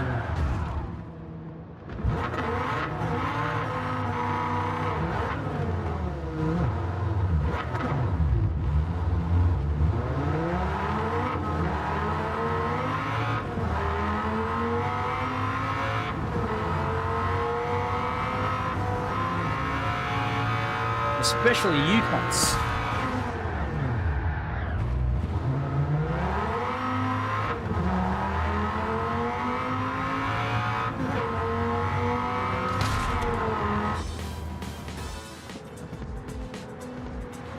I'm fucking pissed off.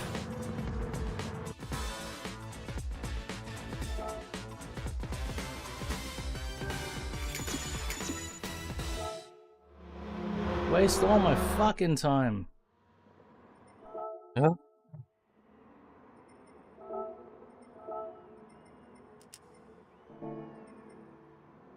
The other thing...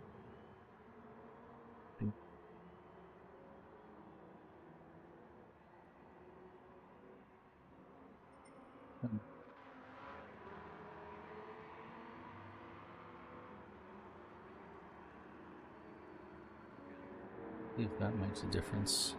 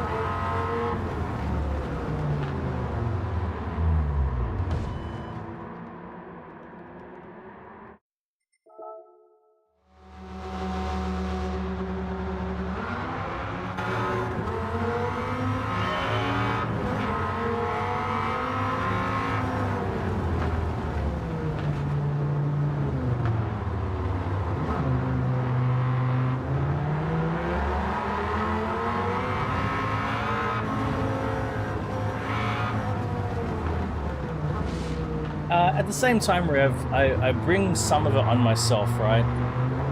I could make this a bit easier on myself by driving one of the race cars, right? That's got aero and...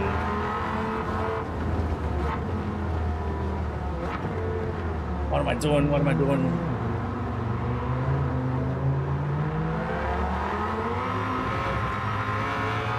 Or I can put aero on this car, you know. There are things I could do.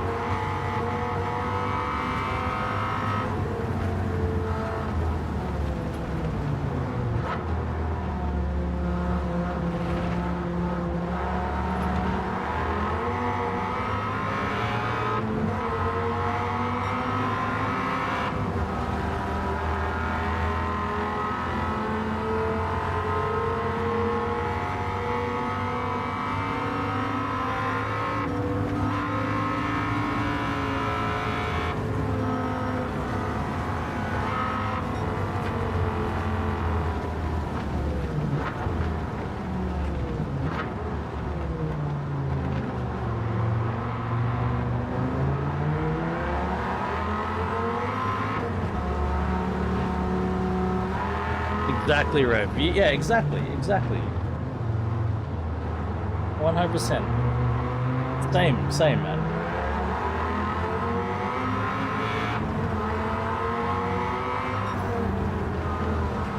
Like, things are supposed to be a certain way. You absolutely get me.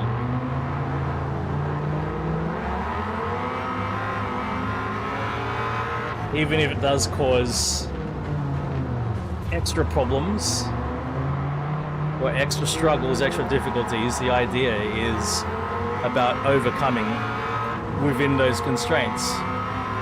Exactly, Rev. That's it, mate. That's 100% it. That's our position.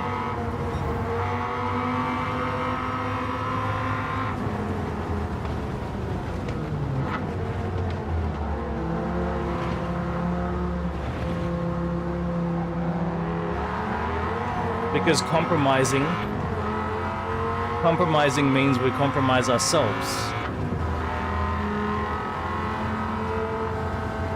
We compromise our own principles.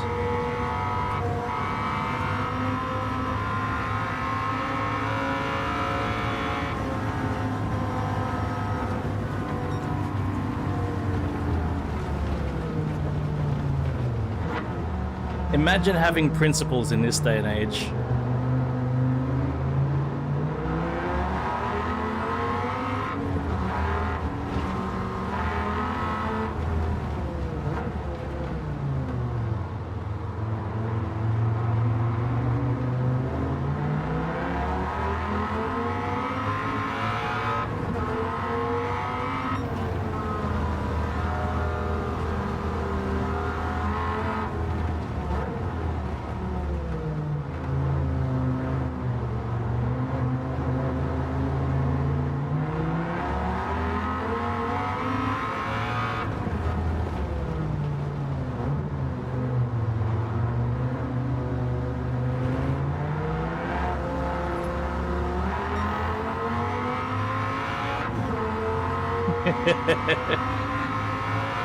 Well, the sad reality is that sticking to your principles often does lead to a loss of some sort.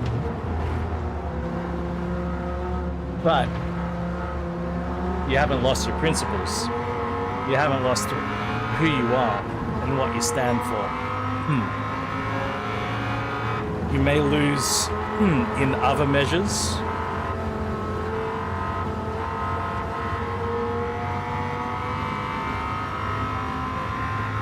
But you don't lose your identity.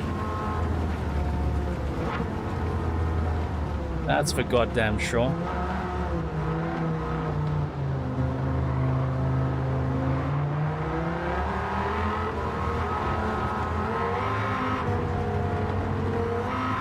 Which is the fucking point. Don't lose who you are. Lose who you are, then what the fuck are you? Who the fuck are you? Ah, motherfucker!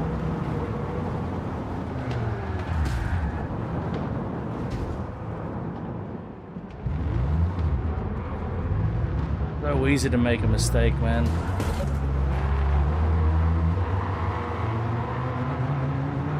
That's fucking awesome, Rev.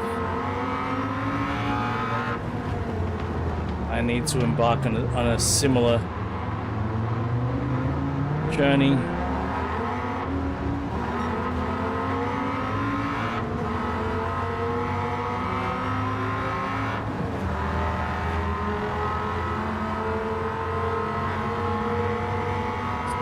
So fucking easy to make a mistake.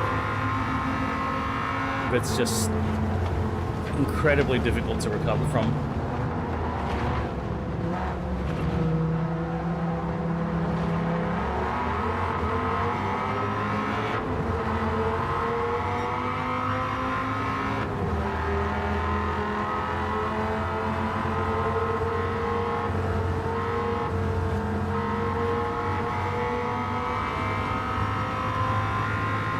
Hell yeah, Rev. Hell yeah, man.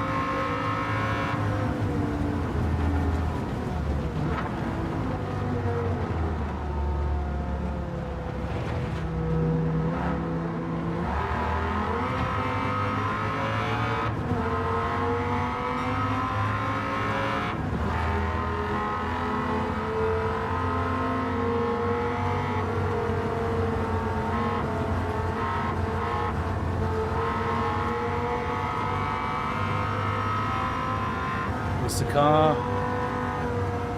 Yep.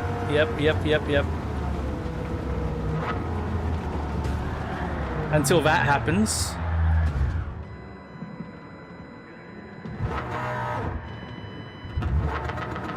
I got punted. I fucking got punted.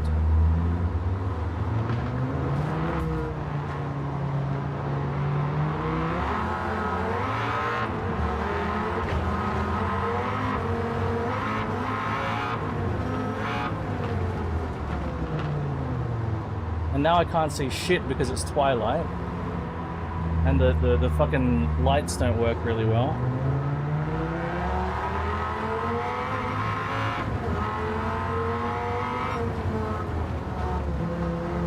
Fuck, man.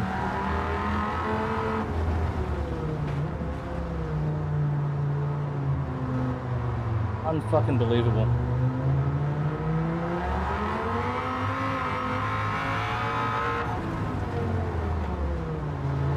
I don't know if I can do it in 2 laps. I'm gonna try. Not even 2 laps, it's like 1.25.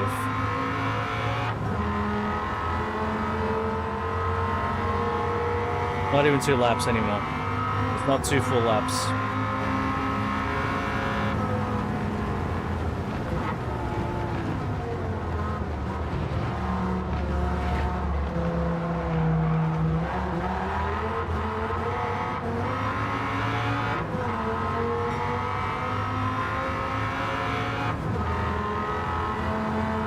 GT7 AI is pretty fucking bad.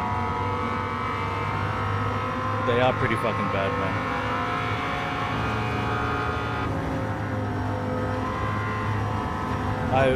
I have been pissed off by GT7 many a time. For all the shit I give,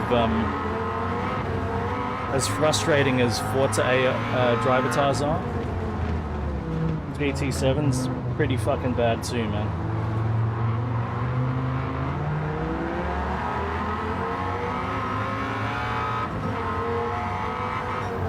Even Sophie's pretty nasty. Yeah, I don't think this is gonna happen.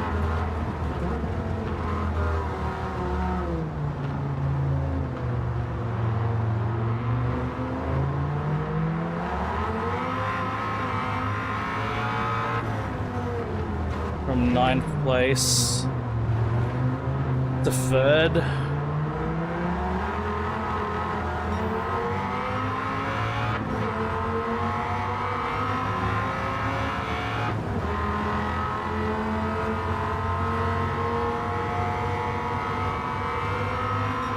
I can't even see where 3rd place is. Oh yeah, I see.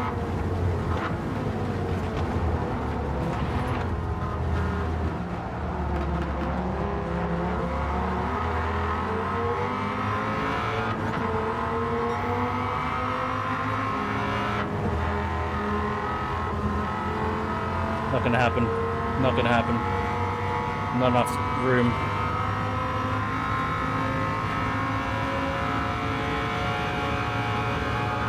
Fuck's sake. Fuck's sake.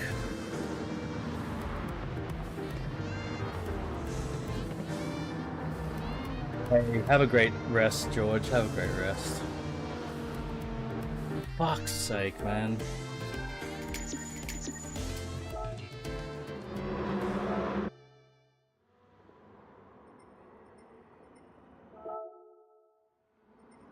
So this is absolutely where a fucking game is not respectful of your time.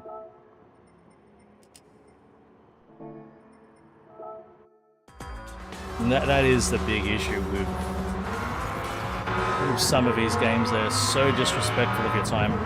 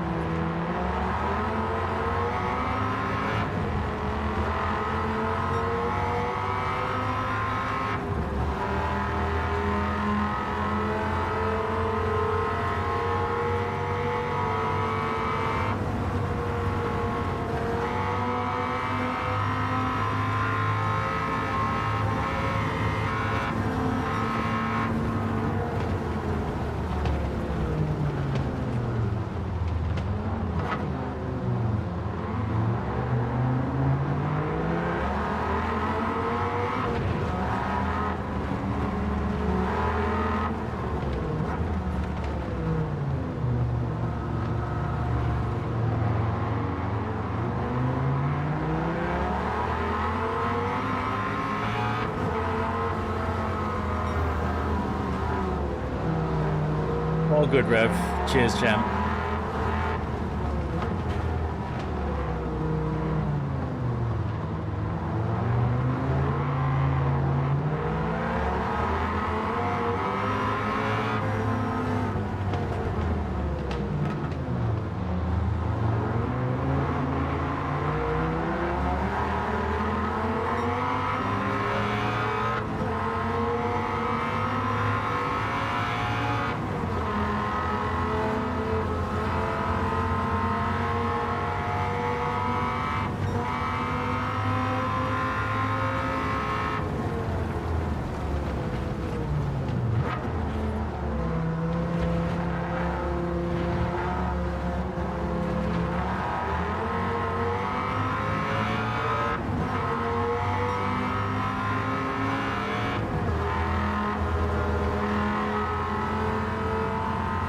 Oh well, at least we have amazing engine sounds while all of this has been happening.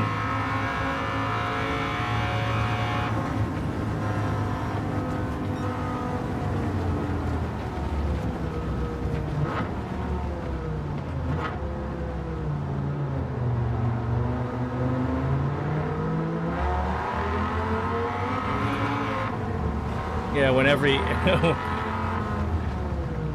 every car is 8 liter or higher,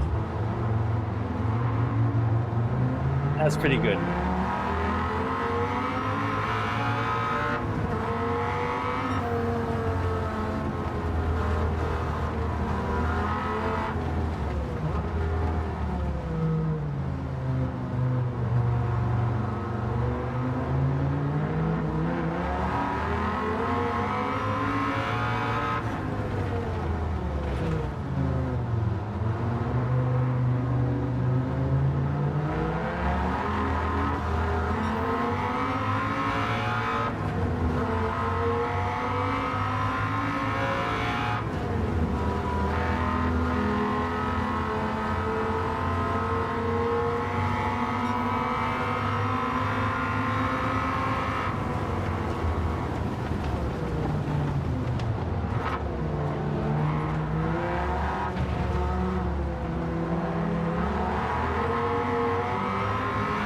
The annoying thing is I keep passing them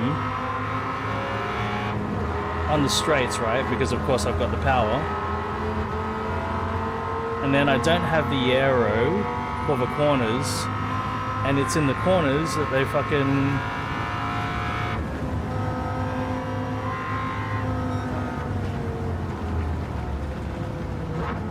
run me off the road.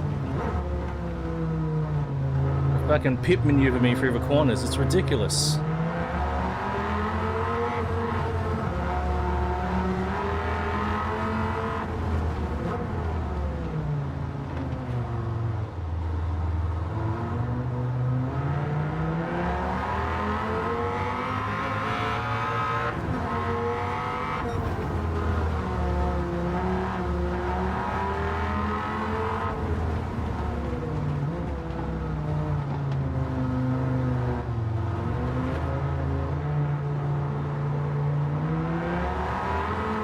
Yeah, gotta anticipate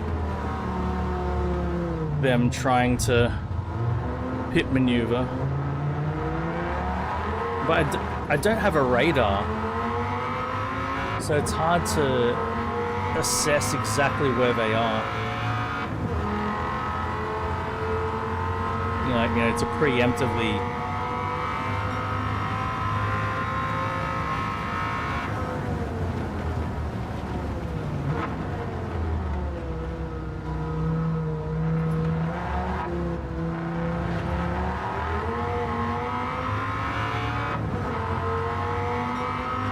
Yeah, the Forza Motorsport radar is very handy, but another method just could be like get so far ahead of them that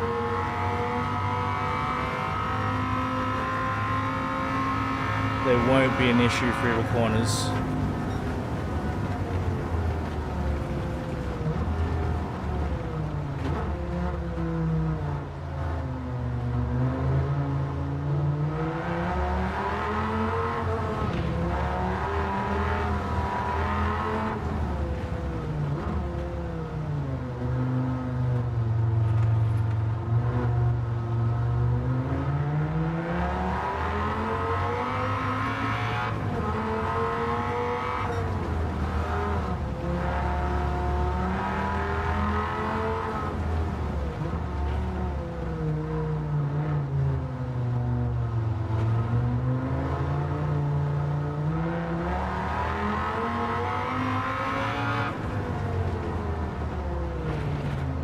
the amount of braking I've got to do with this car because of the speeds it achieves.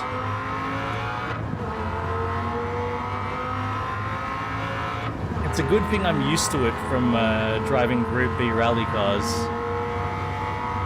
Needing to brake goddamn early and braking a hell of a lot.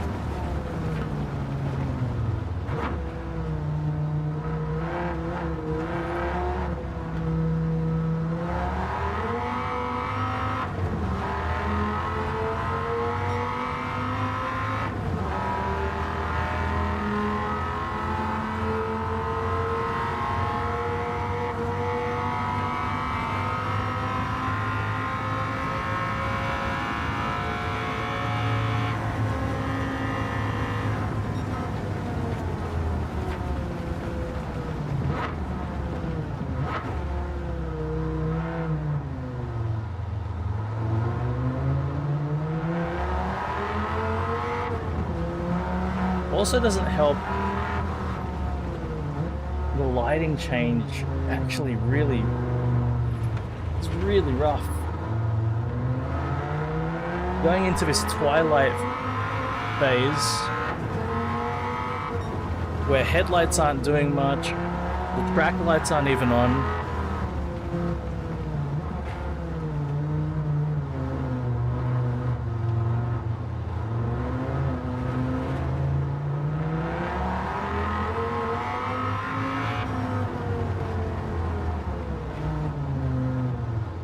Very easy to miss a braking point in this twilight.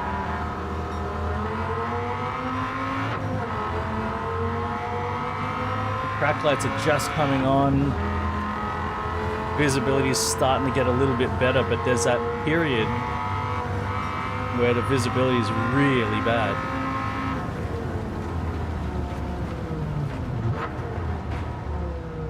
It's so easy to miss a braking point in that time.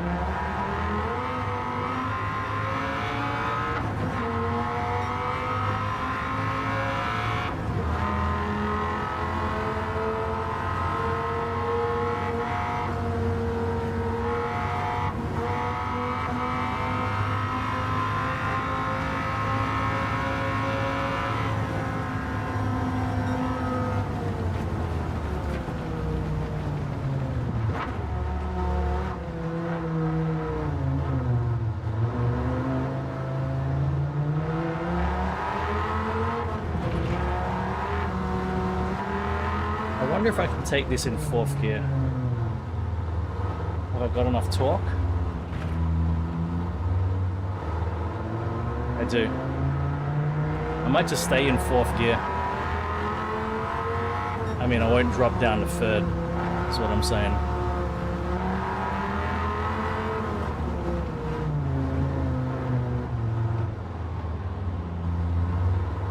Yeah, it can handle 4th gear.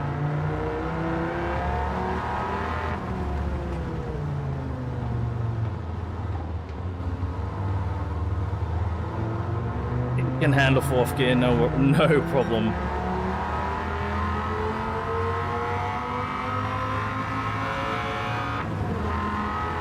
It's like a 2-speed, 4th and 5th.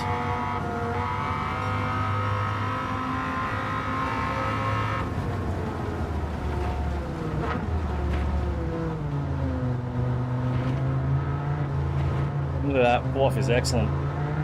No worries in 4th. That's massively torquey engine. Massive displacement plus a supercharger.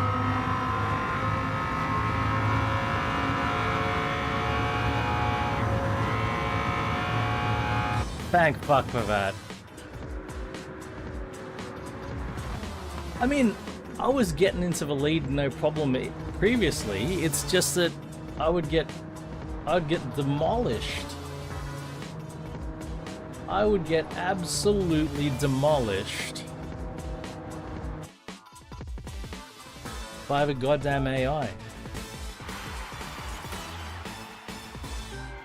I got a clean race bonus. Shit.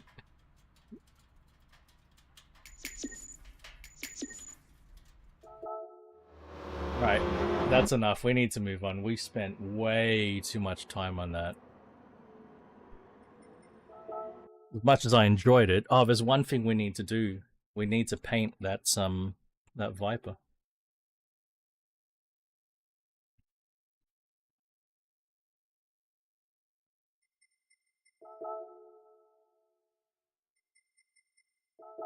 What's the next race? It's okay. High speed ring. I think we need some fucking top speed for the next race.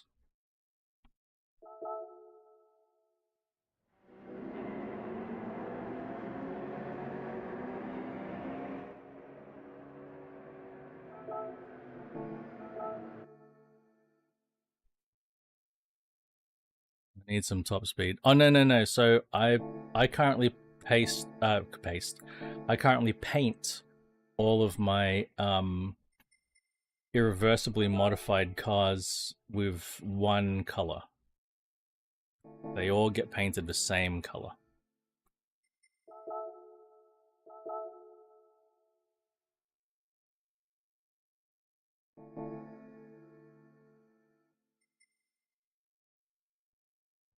Yeah, but it's still in fact it's got some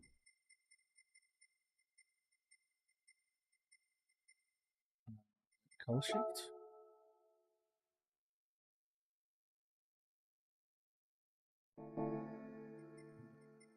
What?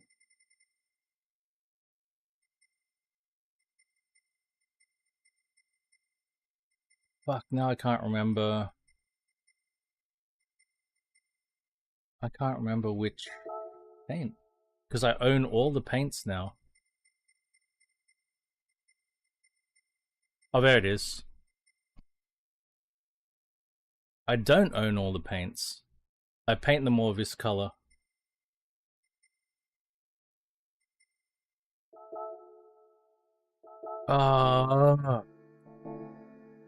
So stupid. You gotta go to livery editor. Oh my god. The concept of having to buy the color, mate, I don't know. Why do you have to buy the color?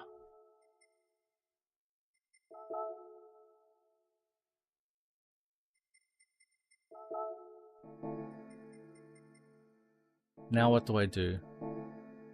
Save. I gotta save it. I have to give it a name. Oh, that's fine. I'm on my PlayStation. I went to give it a fucking I went to type on my keyboard.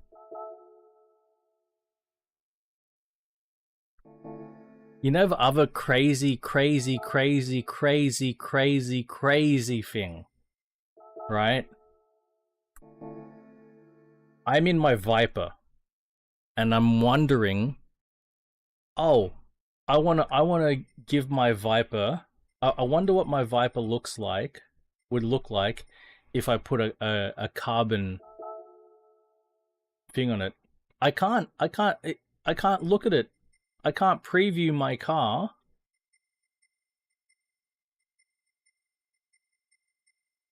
I know I can, but I don't have one. I can't preview my car with that paint on it. I can choose between a Supra, an Integrale, or a Volkswagen. Why? Why can't I preview my car, the car I'm currently in?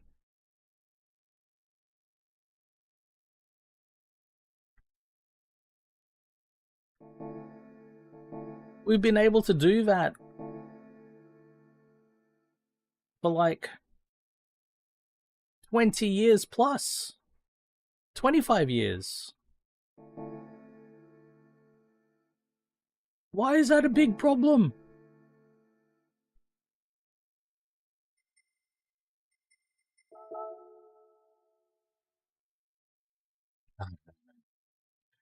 Well, what are we going to drive in Daytona?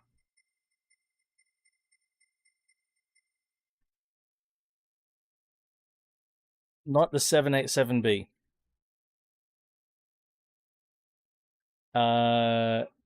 Let's pick a Group 1 car.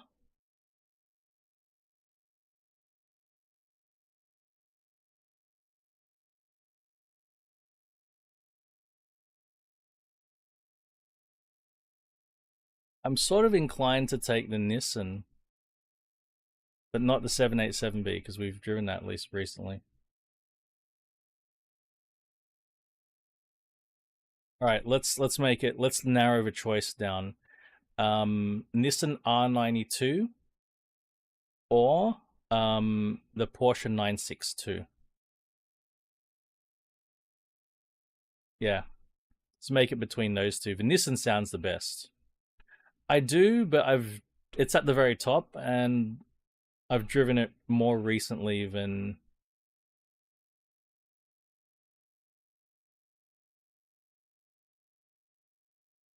So it's between the 962 and the R92.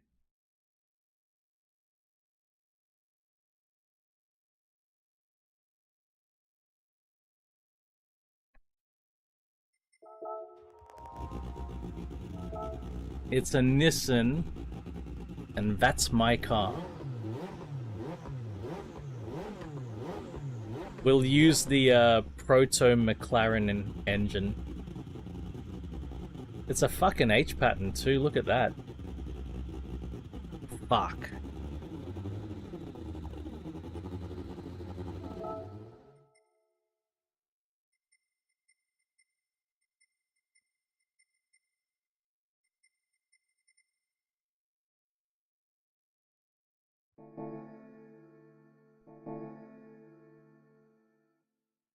Alright, let's go. Let's finish GT7.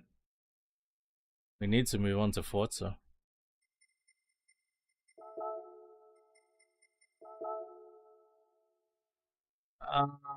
I fucked up. I fucked up, guys. The PP limit's 800. I think our PP's too big. Yes. All right. The PP limit is 800. Let's try that again.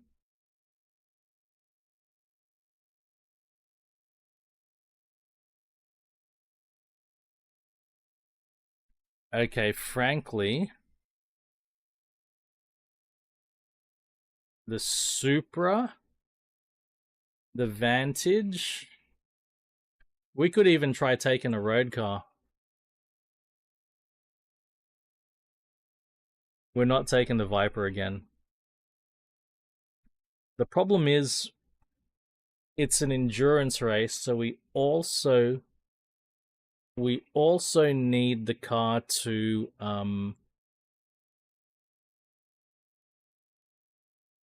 so we need power, but we need fuel economy.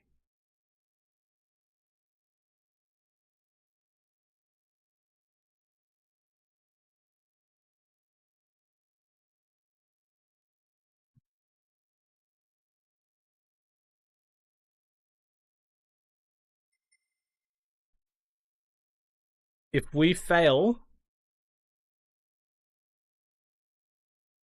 with the XJ, we will go to the Vantage.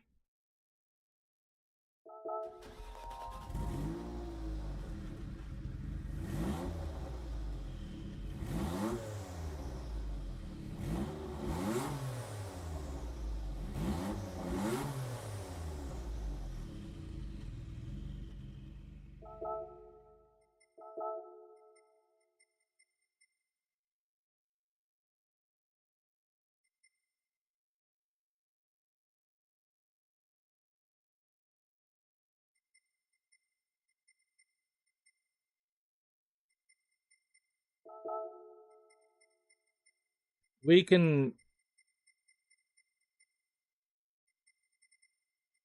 Man, can we make its PP bigger?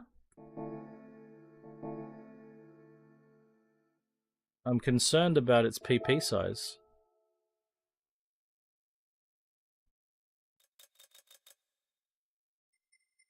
Fuck, it looks like it's fully done up, hey.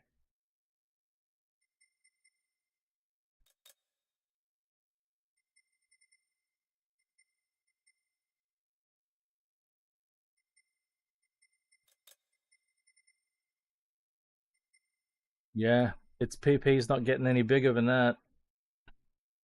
Oh, wait. Found a bit more horsepower.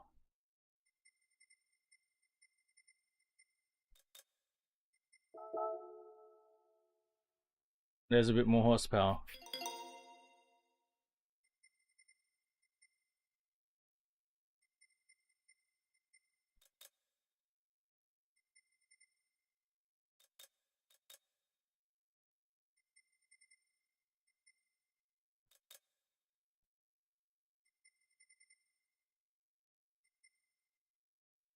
I don't know if I've checked this out of curiosity. I wonder. It's got an engine swap. It's got a 1.6 million engine swap. I wonder what is the engine swap?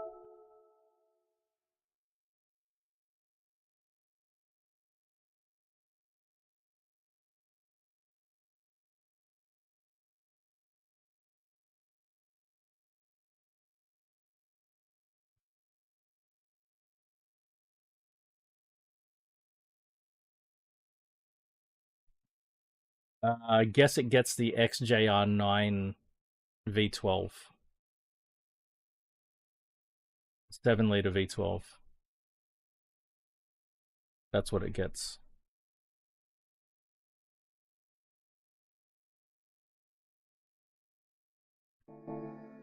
Awesome, thank you, Rev. Will do.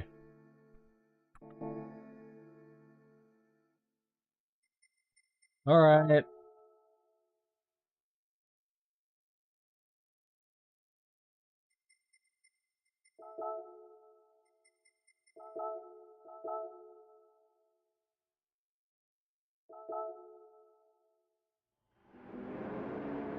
Oh boy.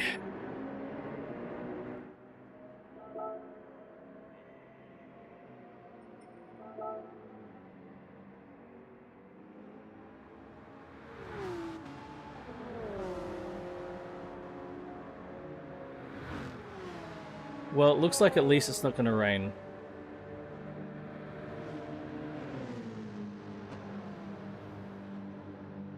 Yeah, it's not going to rain.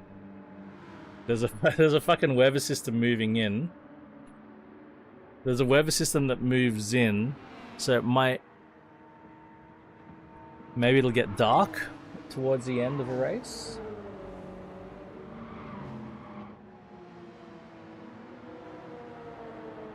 Yeah, look at that. Weather system moves in, but it doesn't actually hit the track. So it better not fucking rain.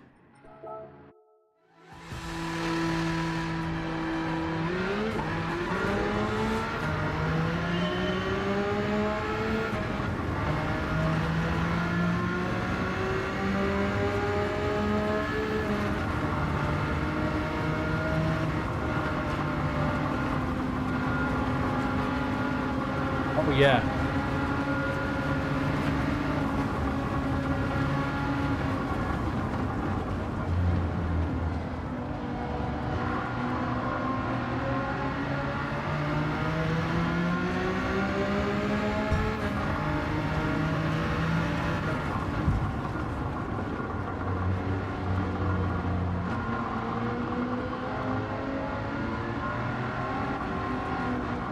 I don't mind the sound. Not the most inspiring sound, but it's okay.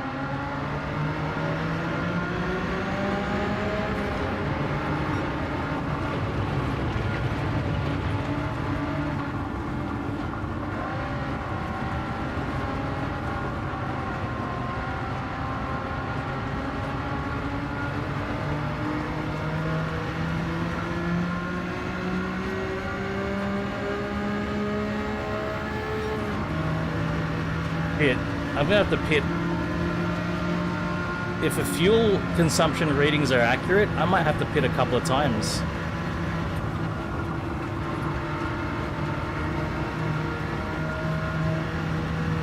Why does it look like it's already gonna rain?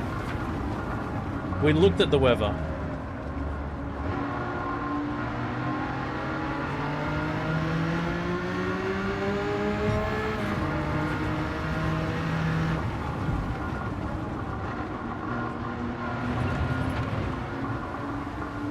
It's raining. It's raining. We looked at the weather. This game, man, sometimes.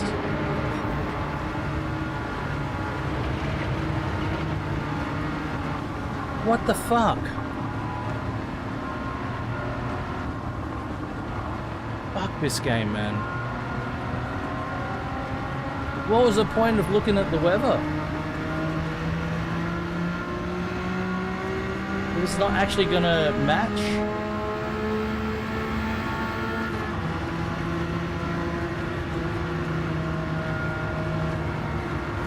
I don't think I've got intermediate tires or anything.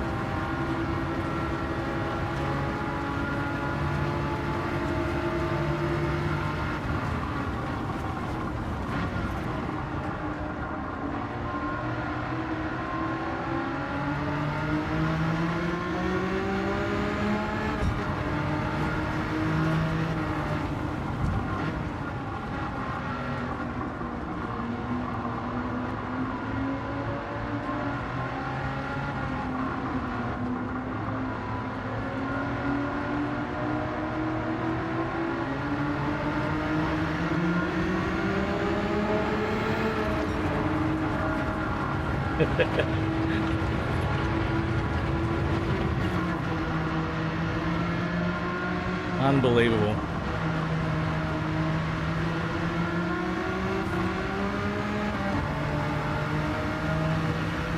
This XJ might not cut it. We might be switching to the Vantage. Wow. It's actually pissing down rain.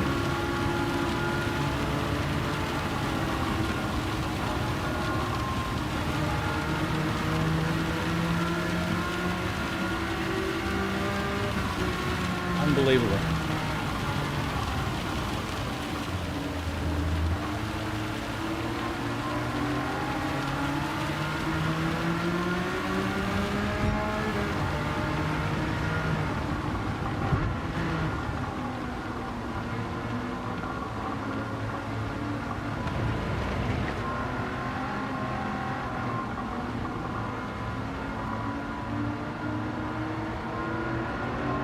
I'm surprised I haven't spun off the track yet, or the driver tires. Like, normally that amount of rain is enough.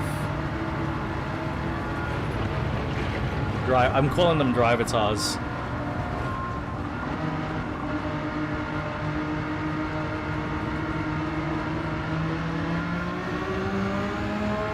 Oh, some of them are going in for wet tires. Or is it fuel? No, it's got to be tires.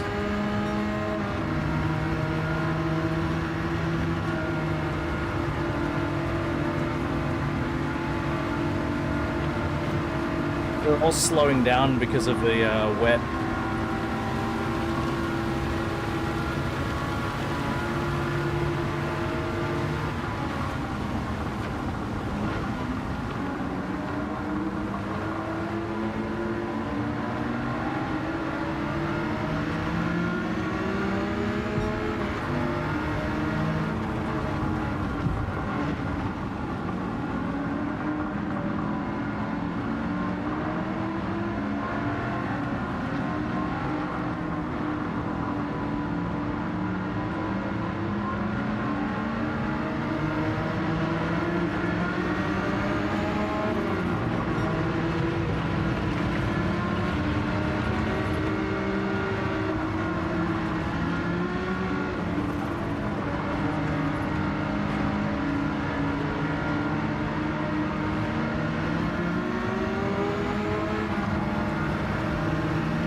More into the pits.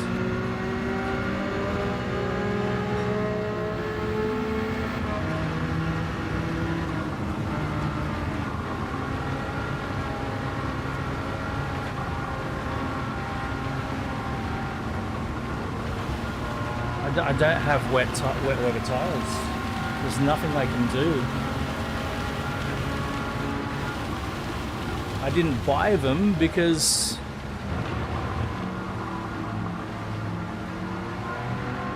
it wasn't supposed to rain during the race.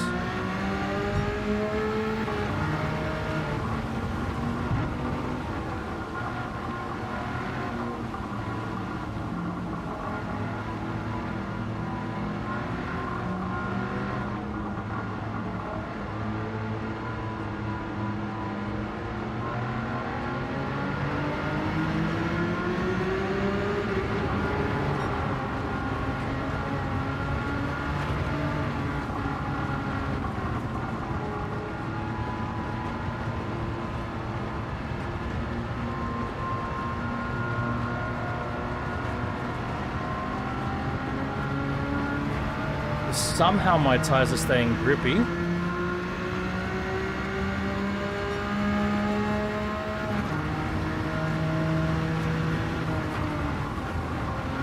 But I'm extremely nervous going at such speeds on a wet surface with slick tires.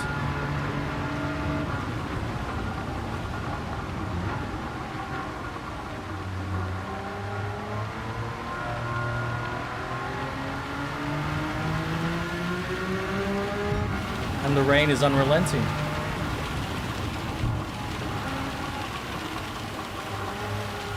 Unbelievable.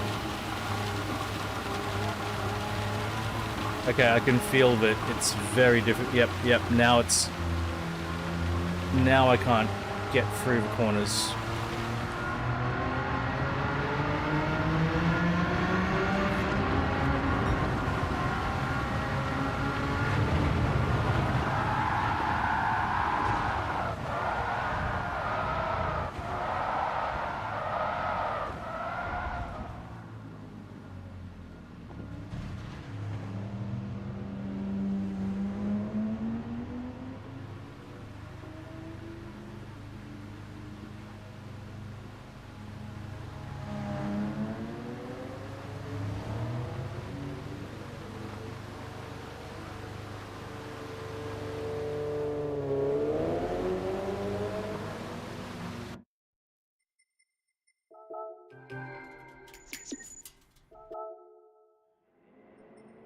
That thing I was saying about... Oh, I did have fucking wet tires.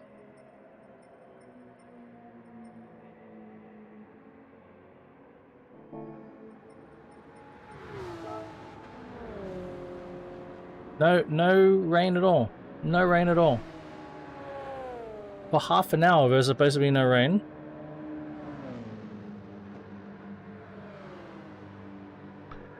Am I reading this wrong? This is historical time.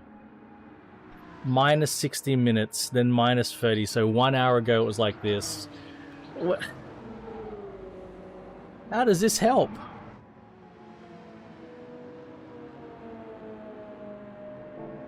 Oh.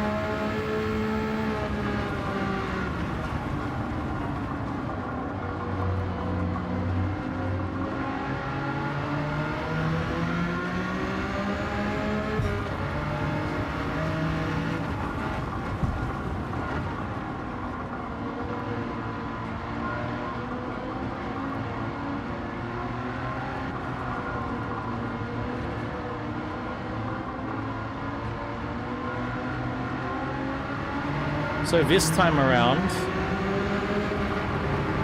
the skies are completely blue. Now that I put the intermediate tires on at the start, the skies are completely blue. That's the other thing. I can't see what the skies look like when I'm choosing the tires at the start.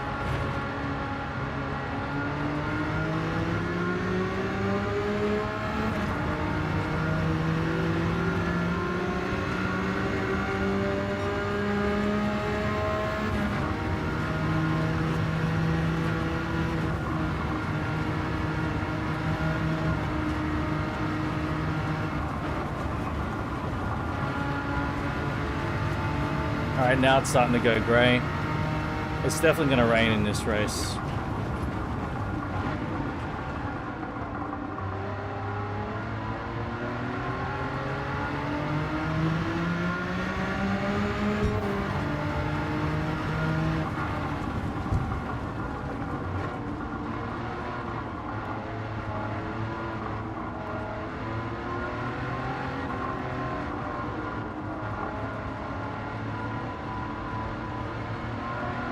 Basically, I don't want to go in for tires unless I'm also going in for fuel.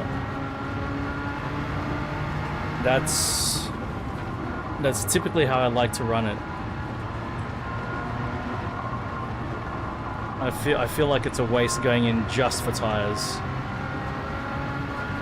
So if possible, do them both at the same time.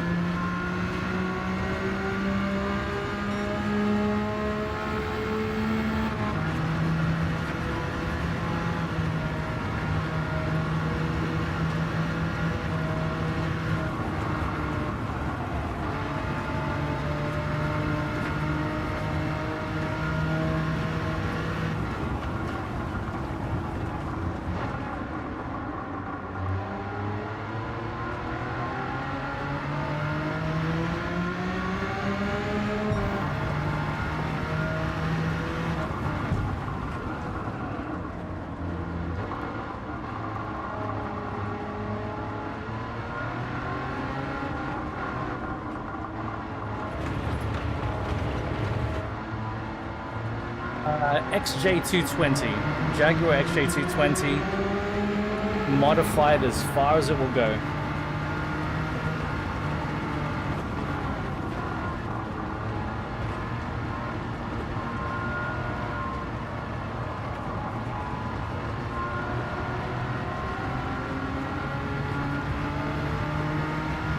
My tires are wearing pretty badly. Because it hasn't started raining yet. This time. We're on lap 4 and it hasn't started raining yet. This time. It's always away.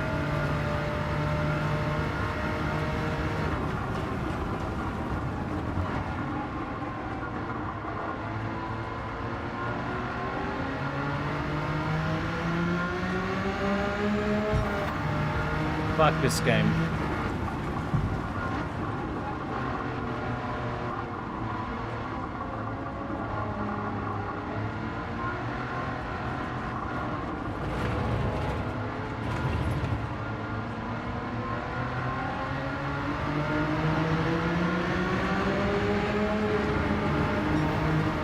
Because I'm on the intermediates, I'm not making any positions either.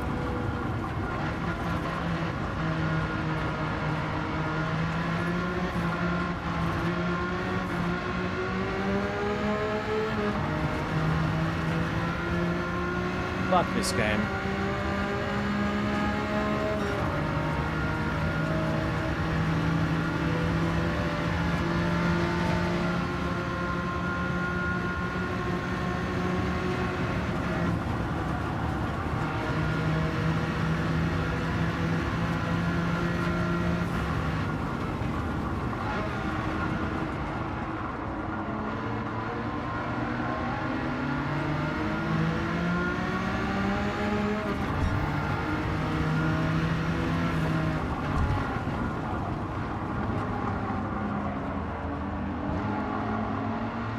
So this time it doesn't rain at all.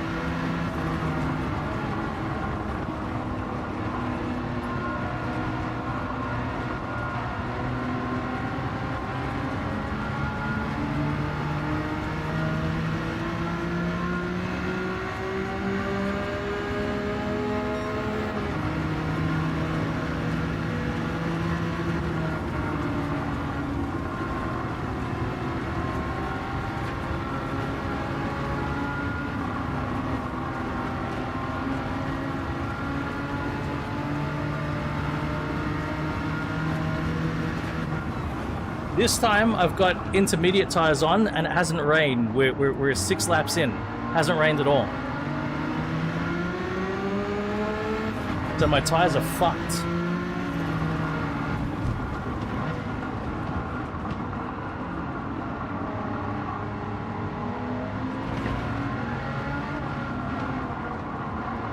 Fuck this game.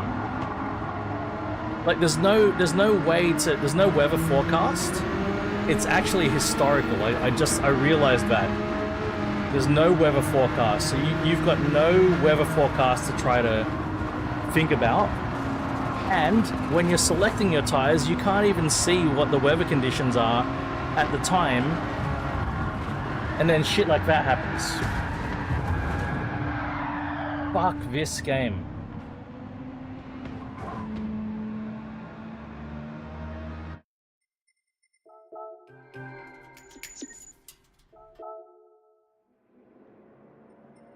So yeah, this is historical. I just realized it's minus 60 minutes to current time.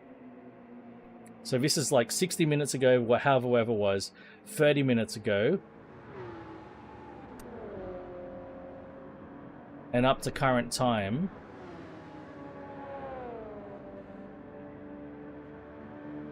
See that? And you see, oh, there's a cloud coming in. And you don't get a forecast. I'm picking the tires that I want to put on the car. I've got no idea what it looks like outside.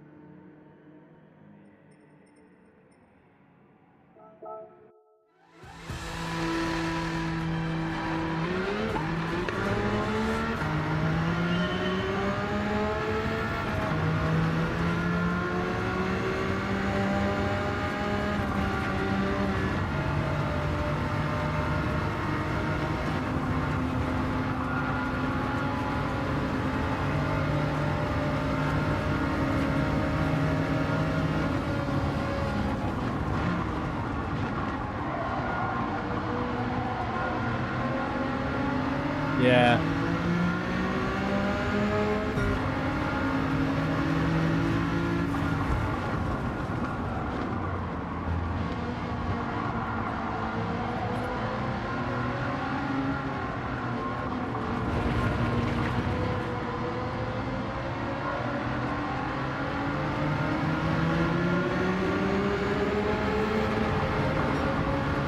It's been a frustrating couple of races.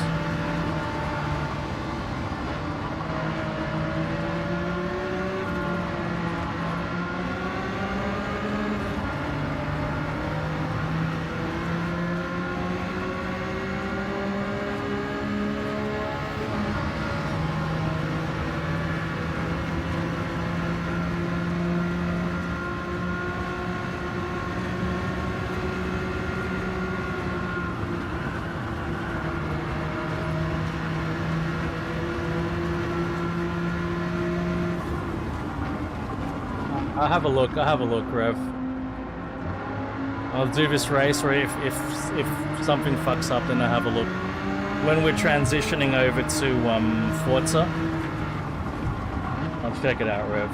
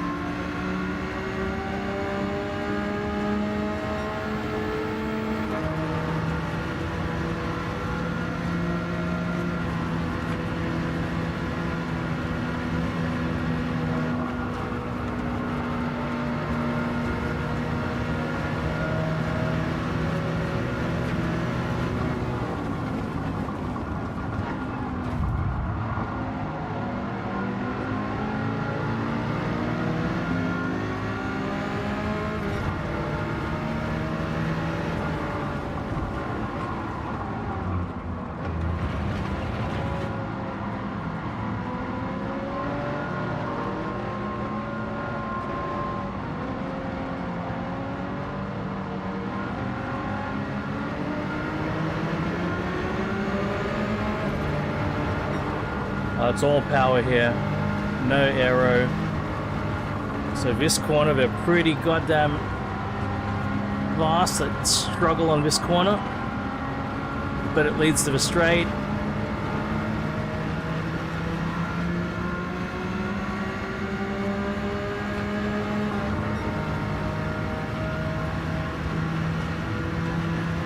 There.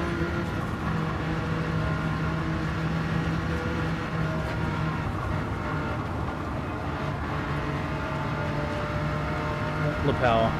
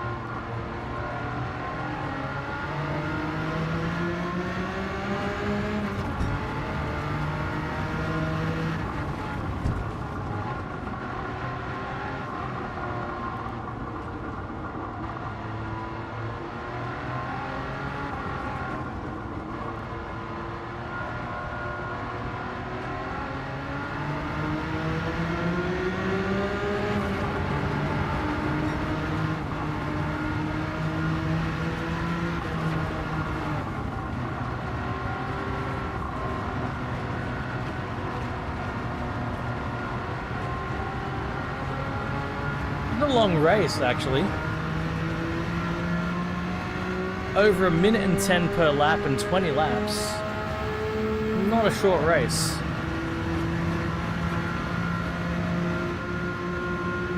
Well, actually, it's not a long race, it's a race. 20 minutes is a pretty good race time.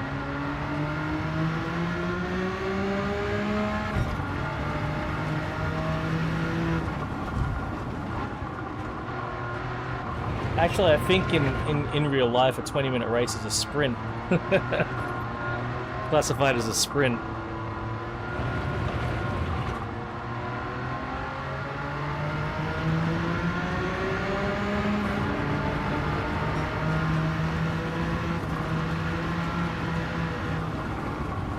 Yeah, in real life, a 1 hour race is not an endurance race. That's a race. It's just a race. That's not endurance. In gaming, anything more than 15 minutes is endurance.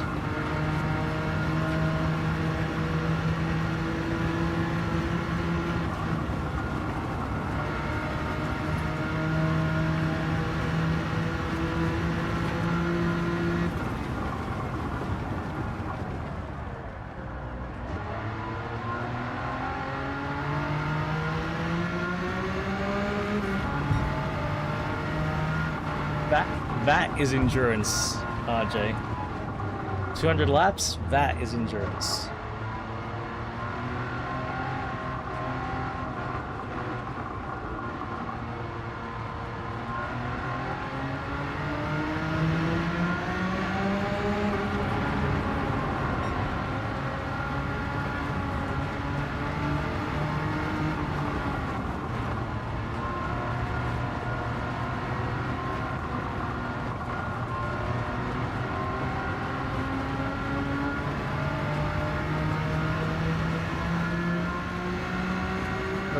That's right. There were 24-hour races in like... When did the 24-hour races start? GT3? GT3, GT4 had 24-hour races?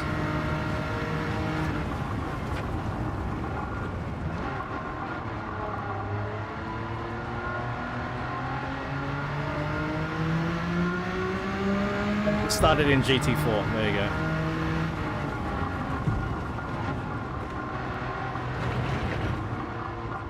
I don't know if I ever actually completed the 24-hour races in GT. Or maybe one. Actually, maybe I did one. And I had the AI... The AI drove for me while I slept. I put it into B-spec mode while I slept.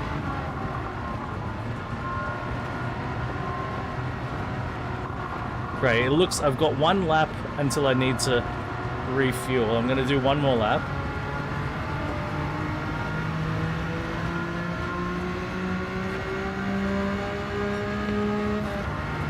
I need to refuel. But it also looks like it's gonna rain. So I don't know what to do about tires. This is really, really awkward timing.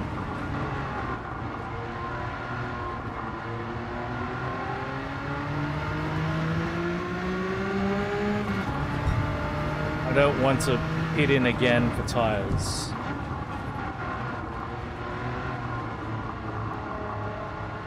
Intermediates will not last 10 laps though.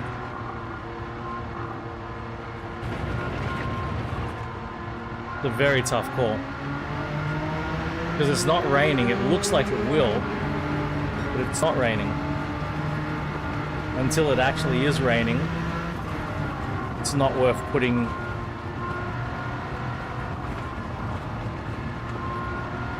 anything else on.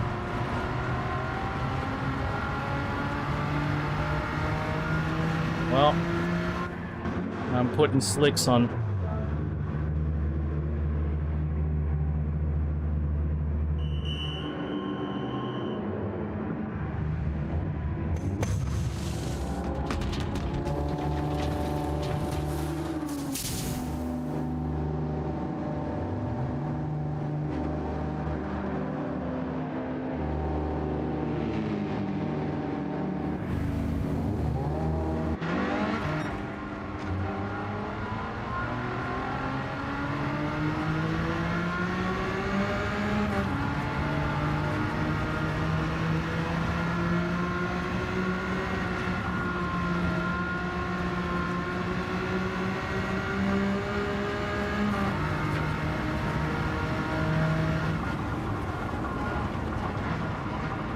I have to find a different color for my race cars.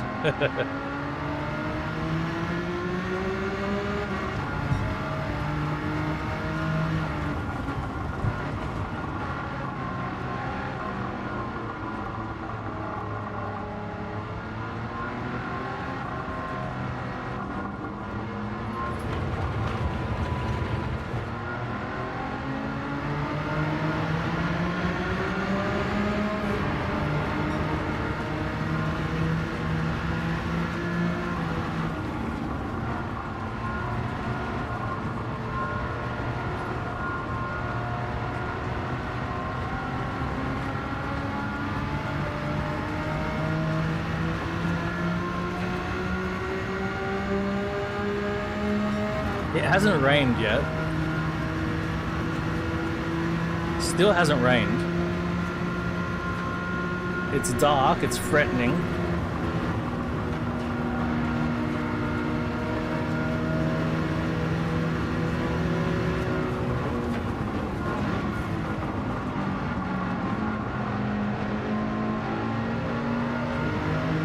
But this pack is all clumped together, 5, 4, 3, 2.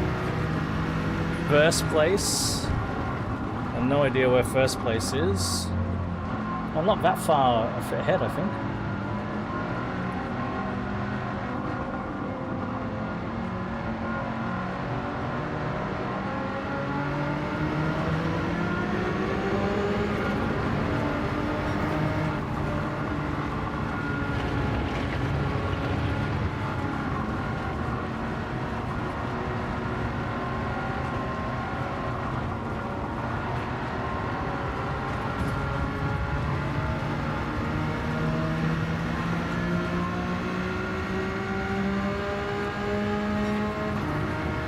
There's first place, unless that's lap traffic.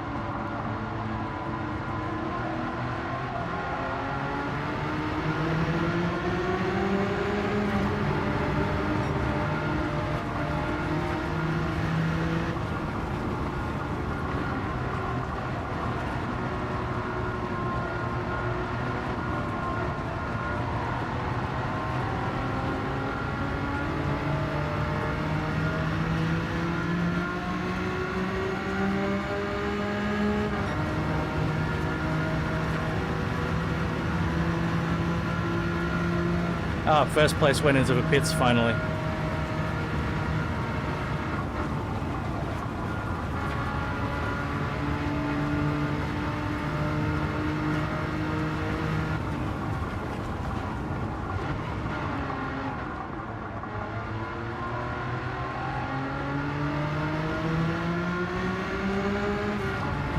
Well, if I can stay out, if everything stays the same, I should be able to hold this. Looks like it's not going to rain at all this time. Who knows?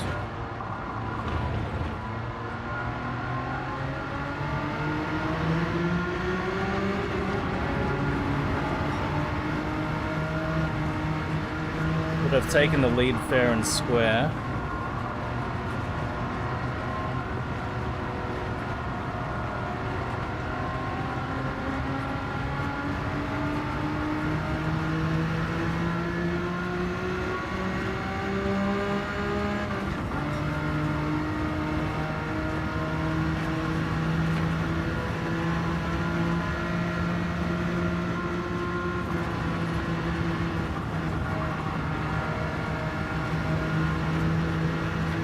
We've got lap traffic here.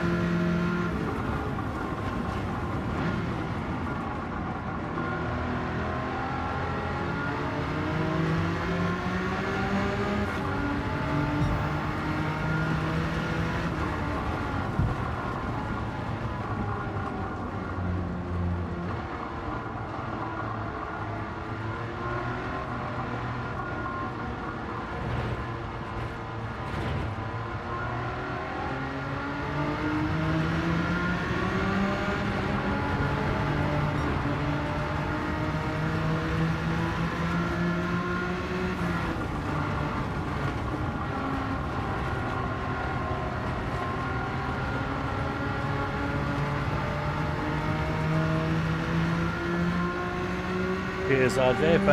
If I can hold this, and the sky is clearing, so no rain at all this time.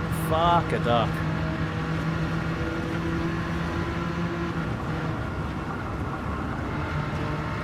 That's sort of pretty though, I have to admit.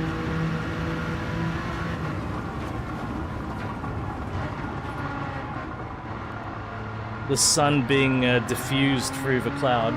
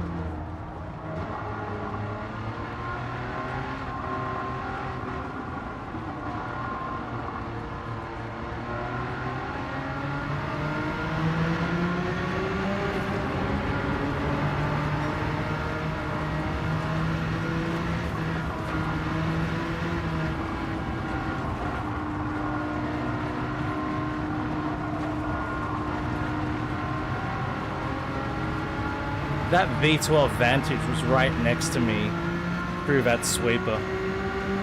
I could hear its engine. Even though I couldn't see it, I could hear it.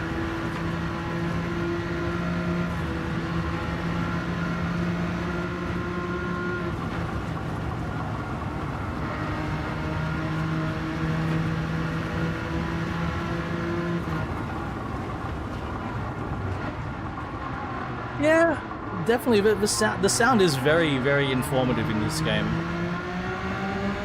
But, you know,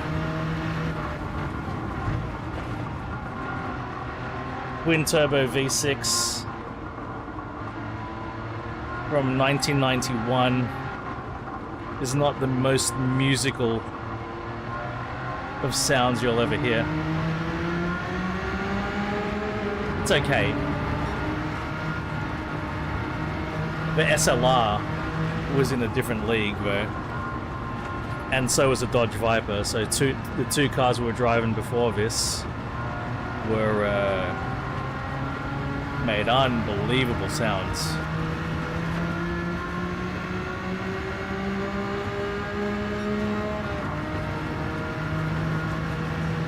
Oh, we're almost there. We're almost there. Very comfortable lead. Getting dark.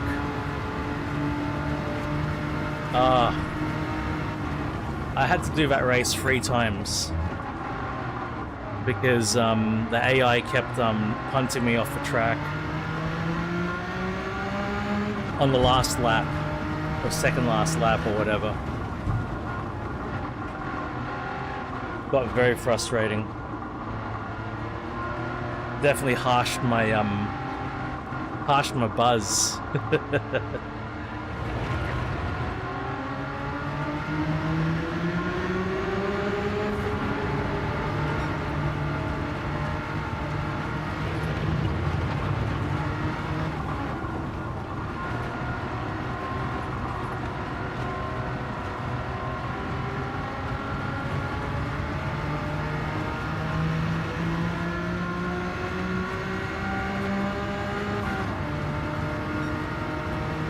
Yeah, it's been mixed, this engine. Sometimes it can sound good, sometimes very ordinary. It's got a bit of character in this game. Like, this noise is not unpleasant. It's just not it's not as dramatic as other engine configurations, that's for sure.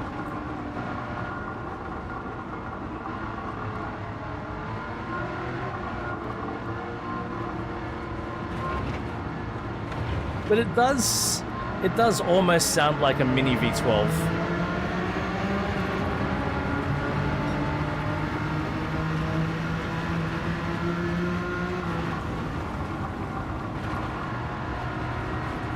Some V12s sound crazy. Some V12s don't.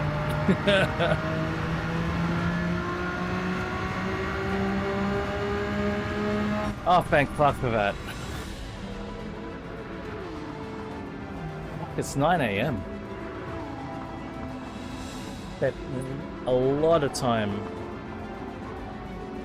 Might be a bit of a shorter Forza session today. Alright, what I'm gonna do, I'm busting for a piss.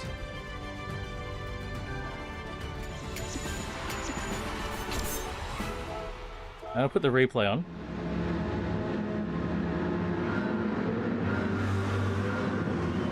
I'm gonna preemptively bring the cat in, because 9 AM is typically when he starts getting feisty and hungry. I'll bring the cat in.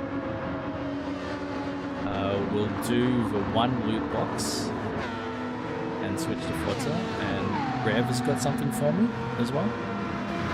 So just give me a couple minutes.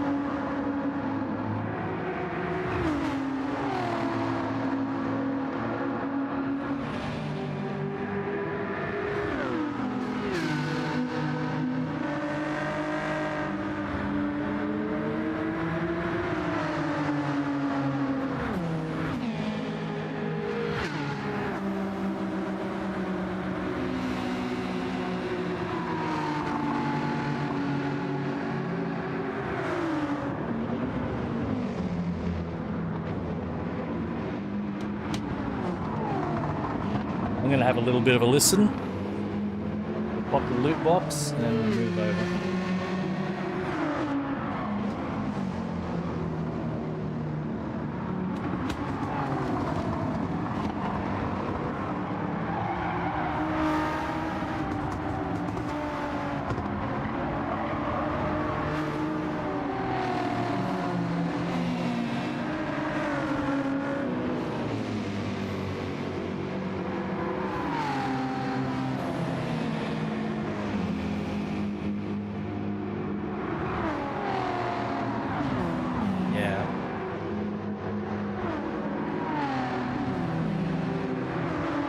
Like, it's got a noise of a...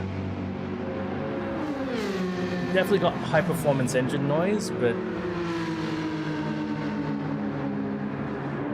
not super musical.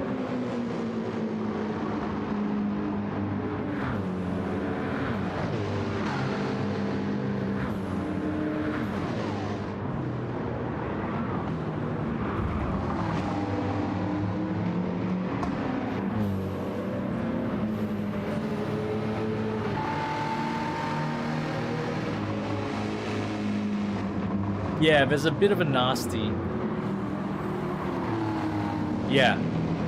Yeah, amongst some of the other things, especially the V8s, the V8s create more of an emotional damage.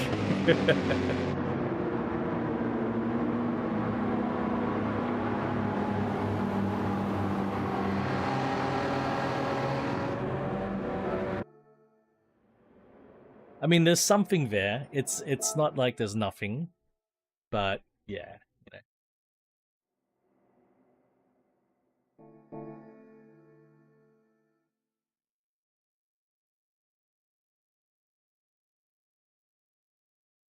That's the spirit, brew. I'd love another coffee right now.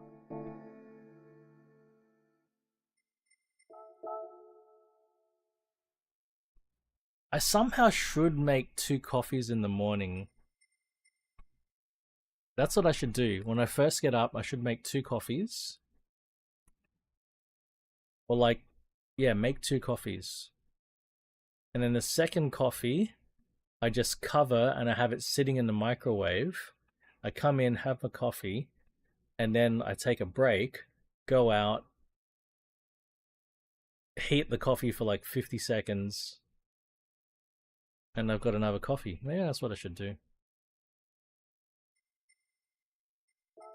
Right, loot box time.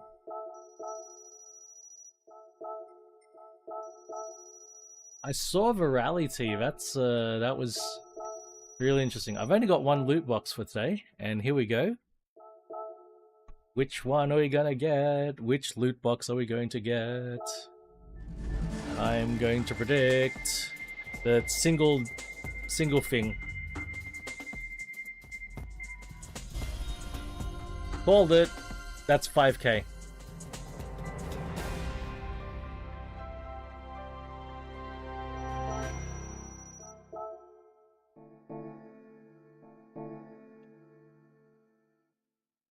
Well. The fuck?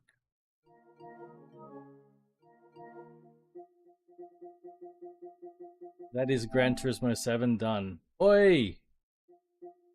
Hey, happy weekend, Plow.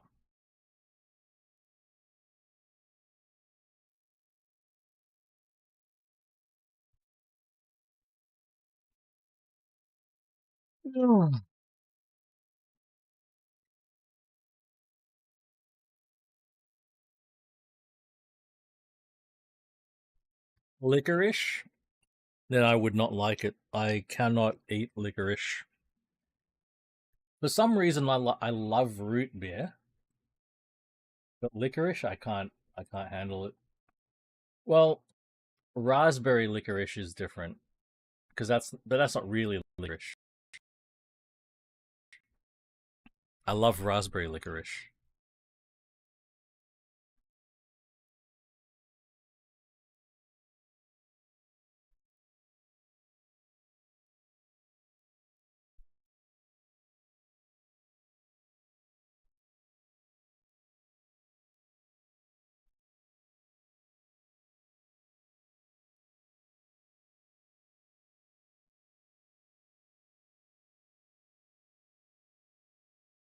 It's for me. It's not much difference. It's got the same sort of base sort of thing. I don't differentiate too much. I know what you mean that there is a difference, but yeah.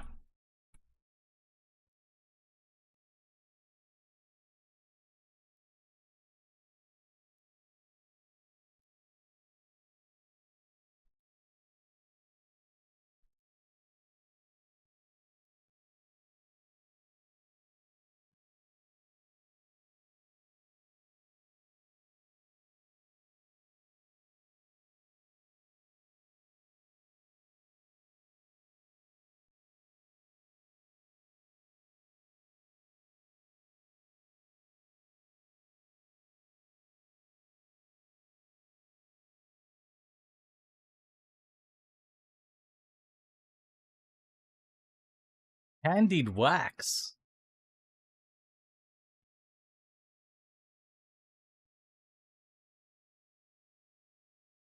Rue, I hear you, man. I mean, at least for me, you know, I know how time poor I am. Um, so being so time poor, uh, you know, I absolutely restrain myself from buying games unless I know I'm gonna play them. Oh, I gotta check Discord actually. Rev sent me something. I don't want to be careful not to dox. What did he send me?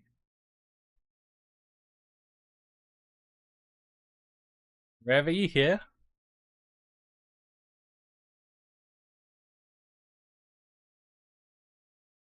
I want I sort of want him to be here if I'm gonna play it. Ah, so should I just play what you sent me?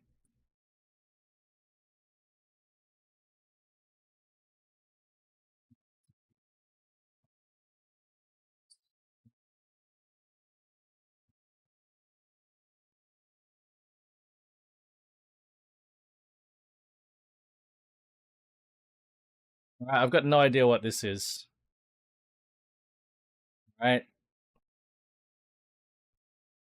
No clue. Which?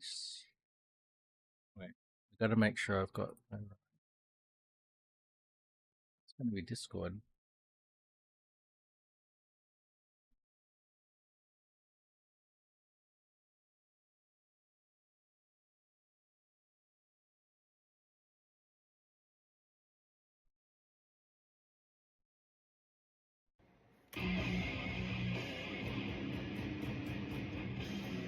Yeah.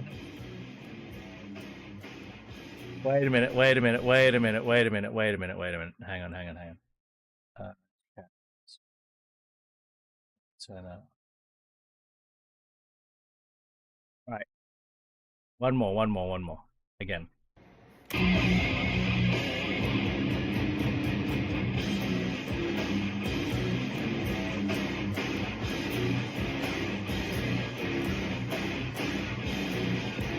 Hell yeah. Brew.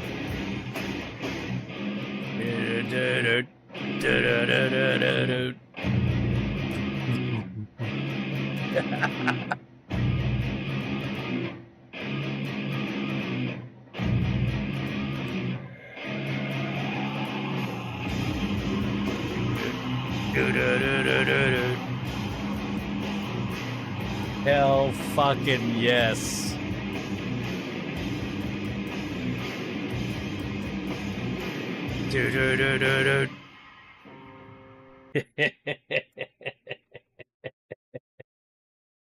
Fuck yeah. Oh, shit. So fucking good.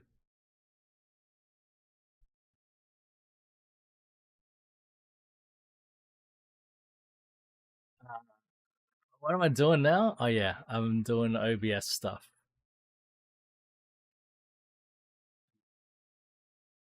You're the best, Rev. Thank you, man. Oh, I've got to move the fucking steering wheel over.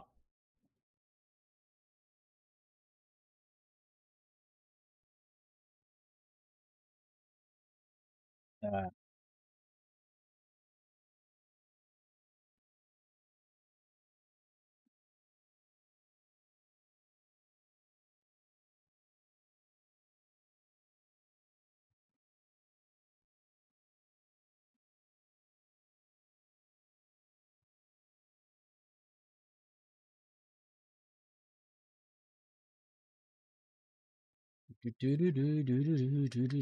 Why am I thinking of Slayer for some?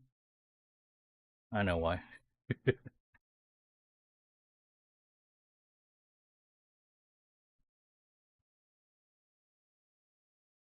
Missing something. Oh, I know what I'm missing.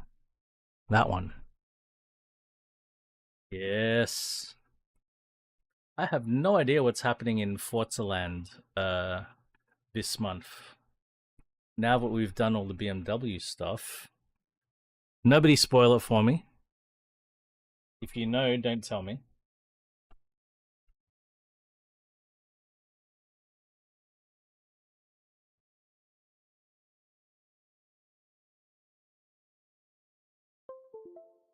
Boop boop boop boop boop boop boop boop boop.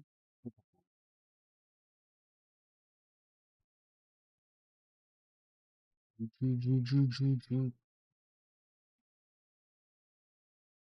feel like there was something I wanted to share. Can't remember anymore.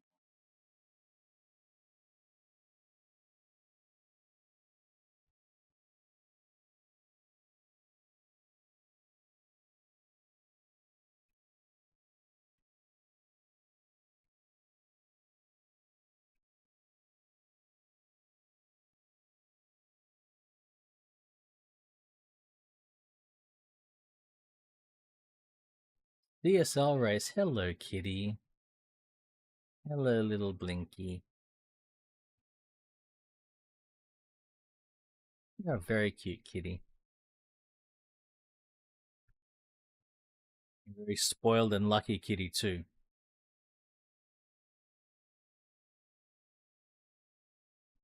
aren't you?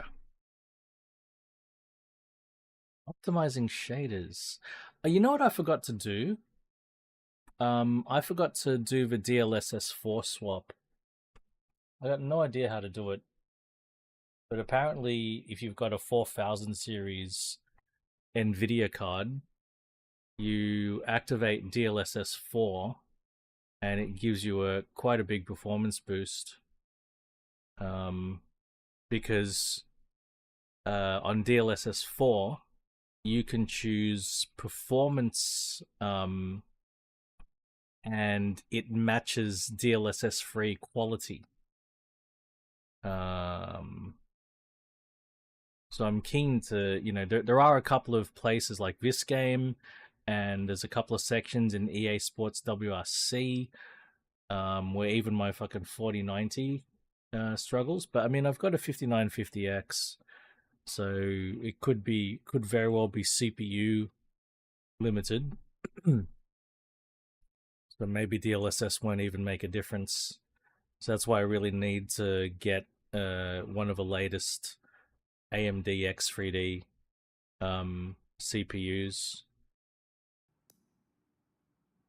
when I'm able to. Which all I'm really waiting for is to see reviews of a 9950 X3D to discover. I don't have to discover to figure out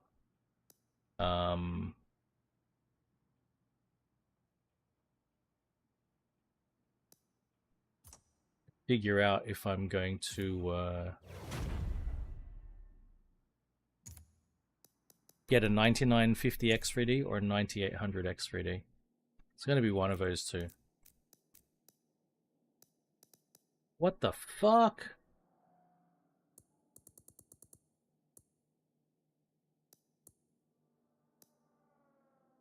It set my game to 1080p?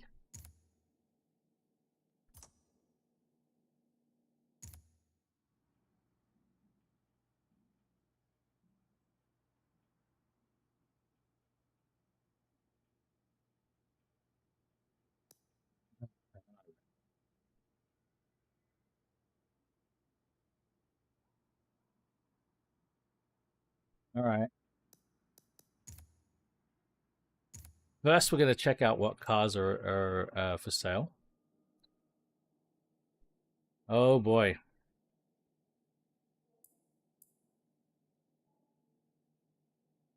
Hey, Nikki. Oh, it was a battle today. I got very, very unhappy with Gran Turismo 7. Some real annoyances. Fucking hell, they've got a lot of power now. That is a shitload of power. They lost some of the drivability, but fuck, they're powerful. That's for goddamn sure. They're light too, aren't they? Yeah, they're still light. $12.95.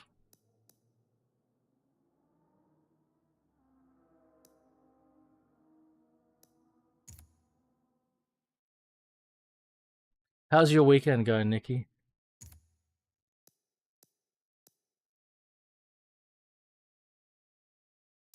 Oh dear. Oh, that's rough.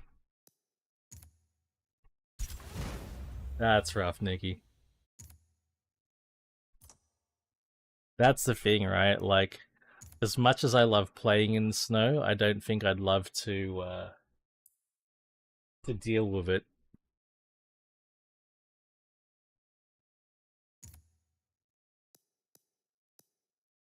Is that blue or black?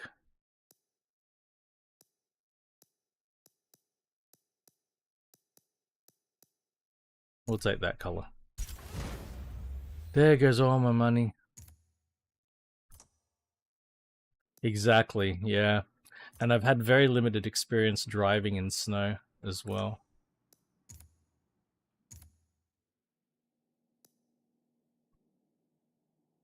Oh, is this what you mean by the CSL race? This one? The Kyalami race? So I've done them all. Ah, the new tour is out. Okay. Oh, I see.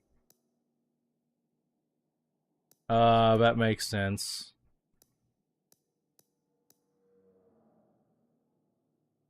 And you get the Yaris. Okay. And the open class tour? Ugh. Brother. Ugh.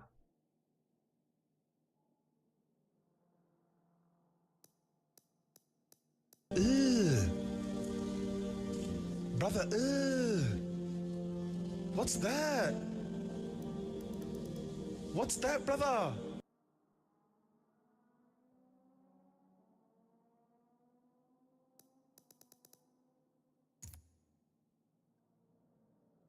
What is a CSL? What's a CSL one? Whoa.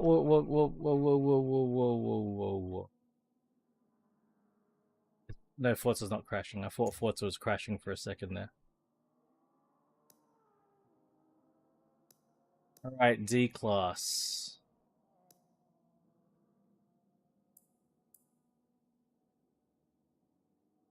What? I'm not gonna. Okay, we're gonna have to. 3.0 CSL. What? Yeah, but what race was that?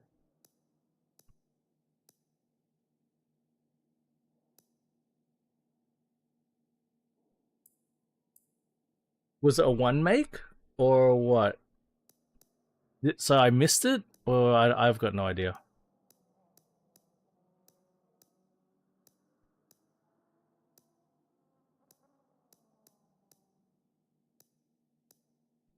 I got a lot of cars here to choose from. Hey, showcase race one make. I've got no idea if I did it. Probably not. All right, guys. What am I gonna drive? What am I gonna drive?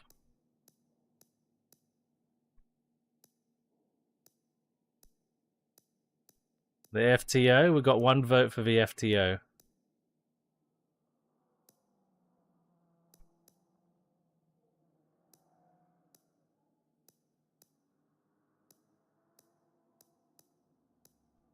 Golf. I do owe you one, Eaten Chicken. I do owe you one.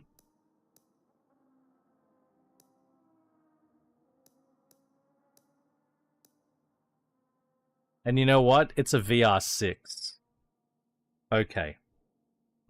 Because it's a VR6. I don't know if we have an Opel at them. We do have some Opels, but I don't think we have the at them.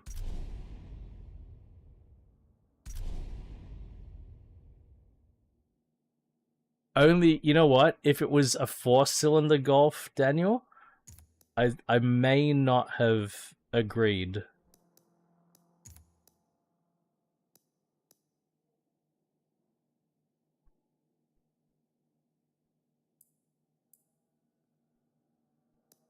But because it's a VR6...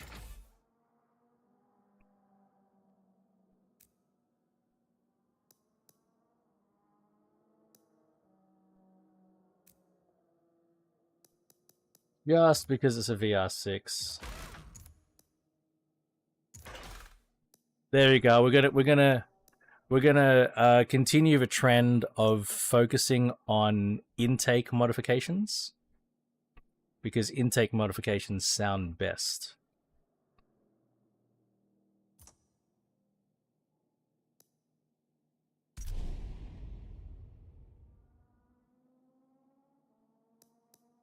$575? Do I own a 575? What is that fucking...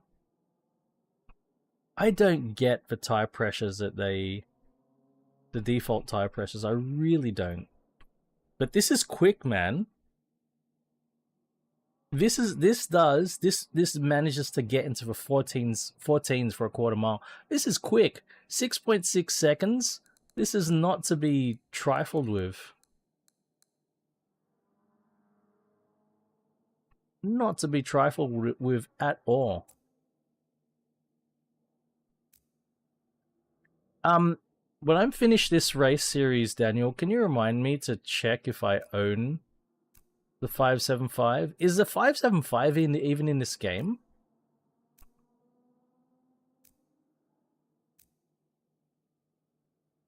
Open diff. It's got a completely open diff.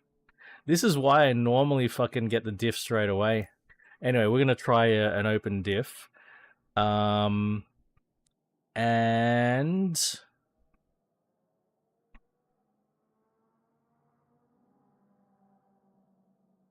let's do 990 degrees of rotation, which is 1080 minus 90 is 90%. All right, we'll double check. We'll double check. I probably haven't bought it yet.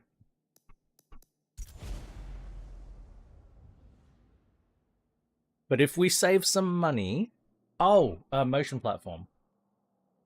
If we save some money, maybe we can buy it for later. We can buy it for Ron. Probably won't be driving one today.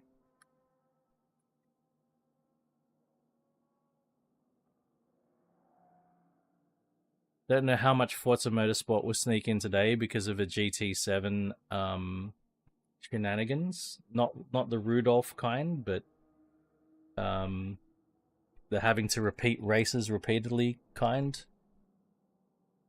That definitely soaked into the available time today, unfortunately.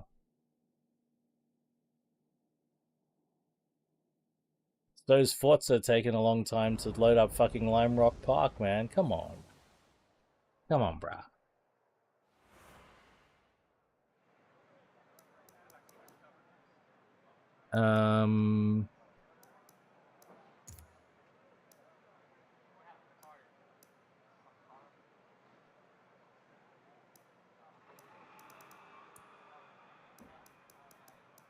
I'm sure these things had ABS. I could be wrong. But I think ABS was already a bit of a thing.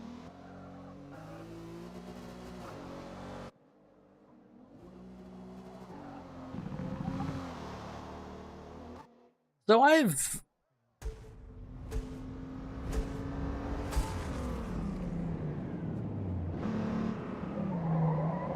always felt mixed with VR6 motors. Sometimes I like the sound, sometimes I don't.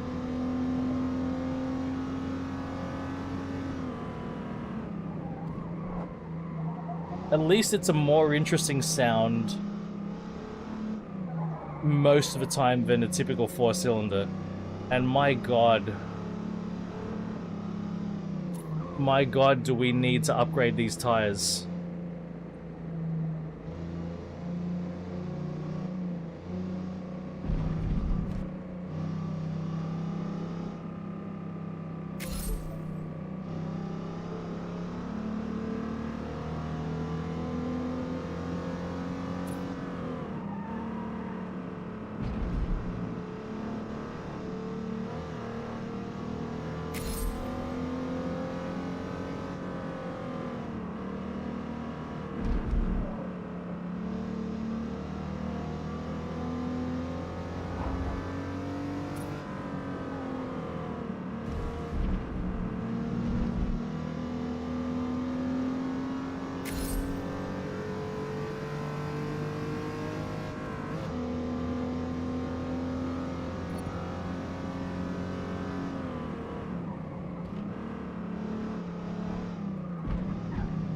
We desperately need a differential and tires. Pretty badly, actually.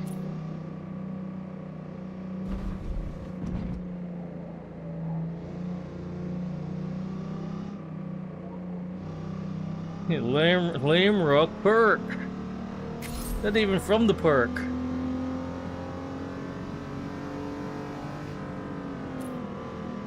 It's Limerick Park! Limerick Park!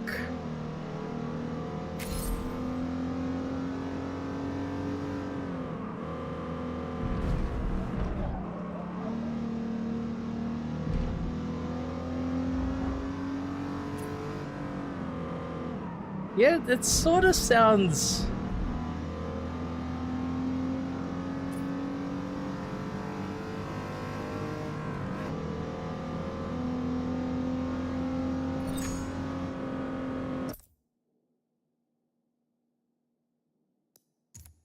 It sort of sounds like a VTEC.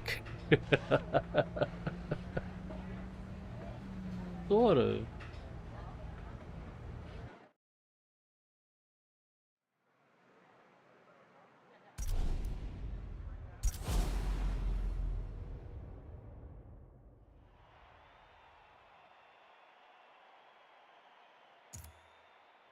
Alright. Double time is here. Agassi's here in an RX-8. Rev is here in a GT4. Oh my god, look at the livery on that GT4. That is beautiful. Yeah, dead on. I don't know, man. Mixed. VTEC sound good though. Hey, being compared to a VTEC is not a bad thing. All right.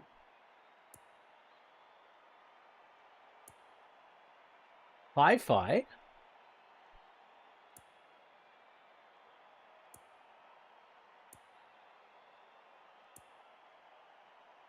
Oh, I miss Salvin. Radical. Ooh, we got ZL1 vet.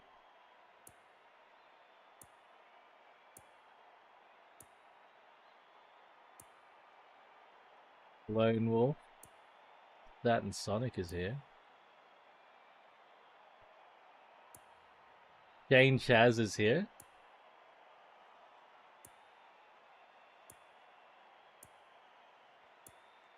V-Rally in an Integrale. Alright. Race time.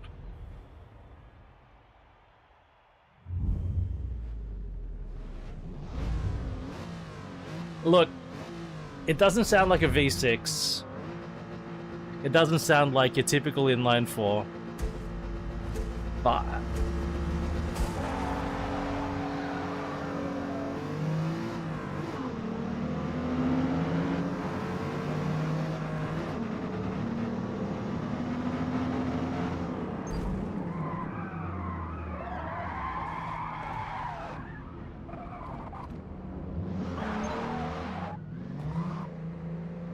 what a cunt. What an absolute cunt.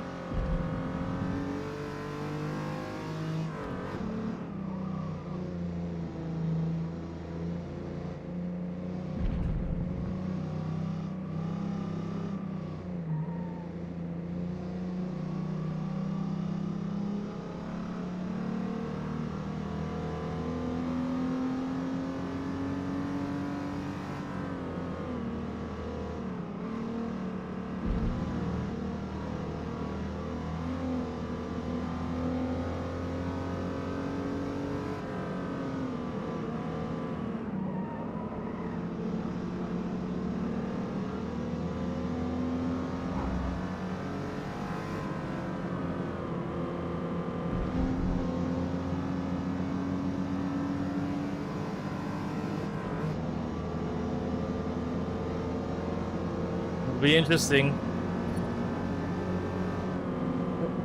That was a...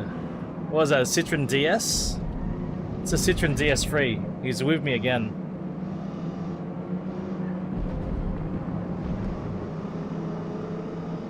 Yeah, DS3.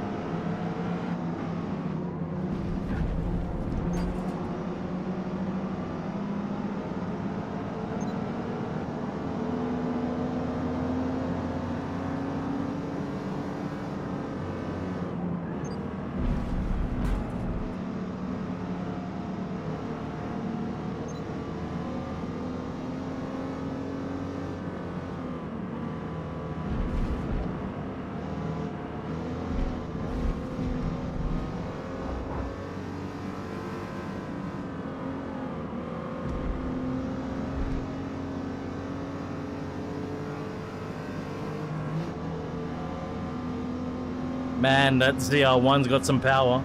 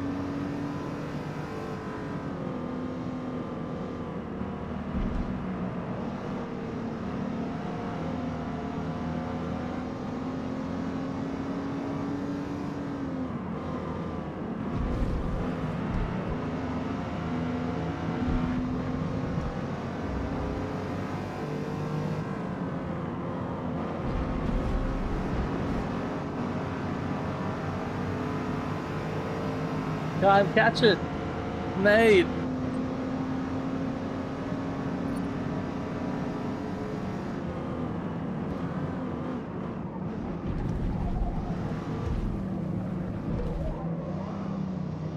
Oh no! Oh no! Oh no! Oh yeah!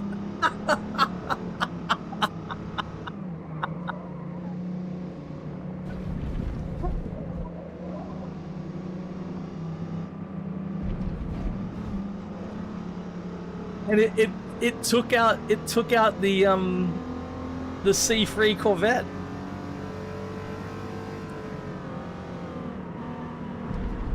It actually took out the C3.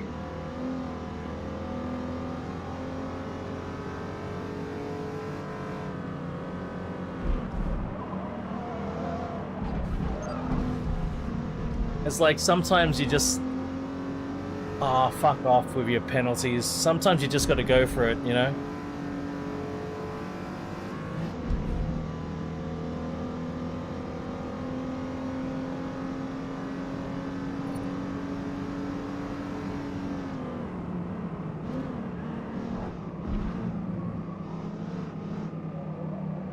You know the issue I have, I think, with this sound, Daniel. It's all sort of mid-range. There's nothing low or high.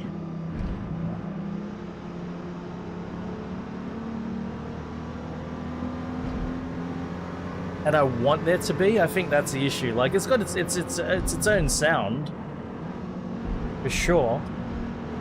It's distinct, but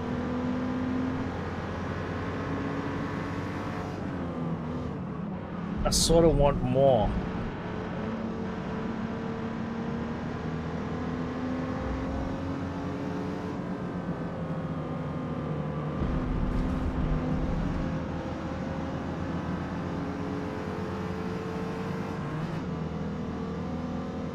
I wish there was an Alpha 147 GTA or a 156 GTA, one of the or the 164. One of the front-wheel drive Bussos I wish was in this engine. Was in this game. I need me a front-drive Busso.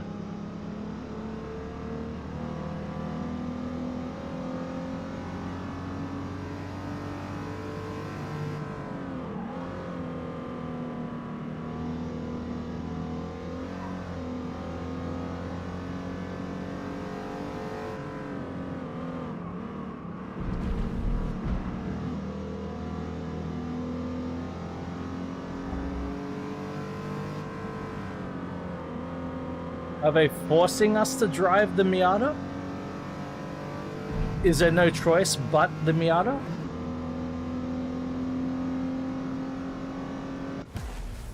GT had so many of them, but the sound didn't do justice to the Busso. That's the problem, MP. Man, I'm so annoyed, like getting fucking demolished at the start.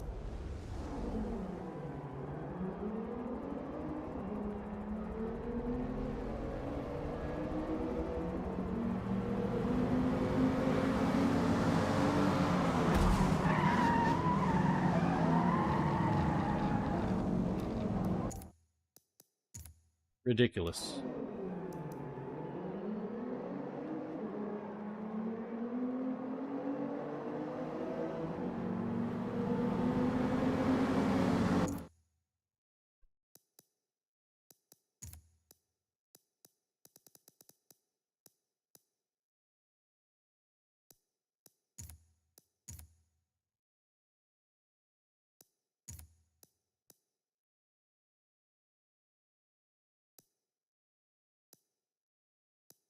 Who is it?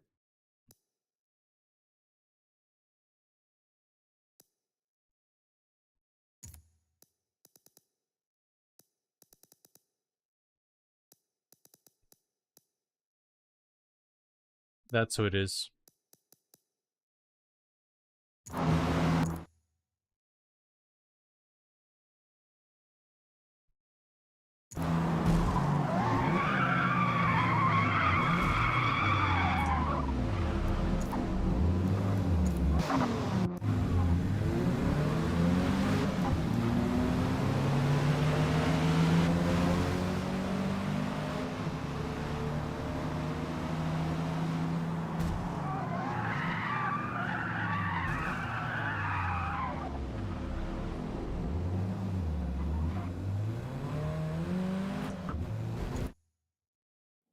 Amazing.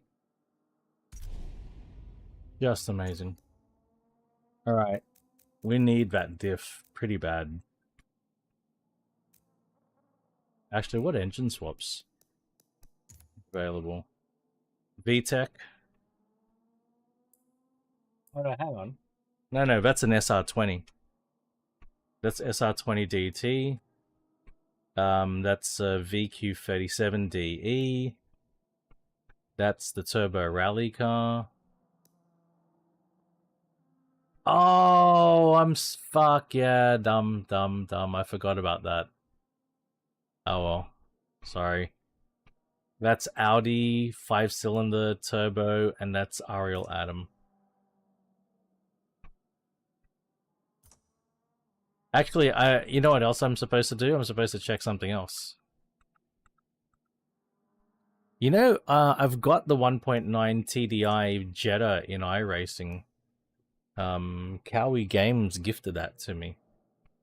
And after he gifted it to me, I doxed myself in iRacing.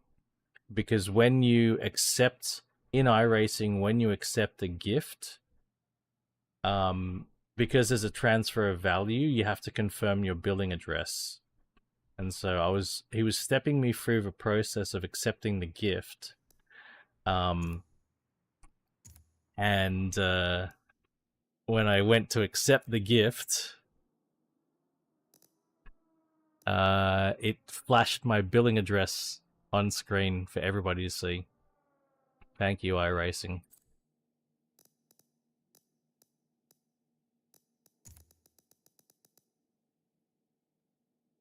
What the fuck? I clicked on Ferrari.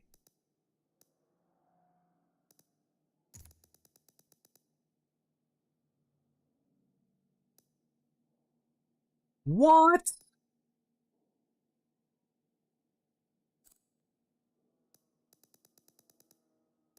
Mate, Turn 10 and Codemasters, the UI gods.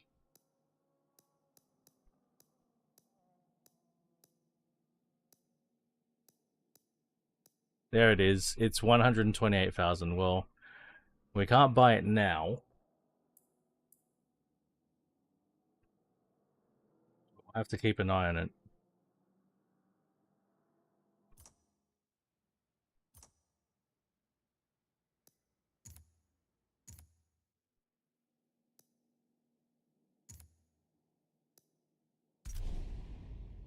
Now, I want that differential.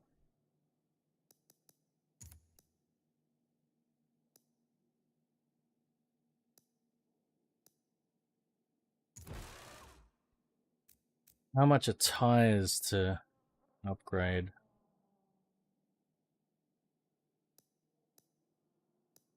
I think we need to do it, even with the cost. Yeah, 3,600 is okay. It is very compelling.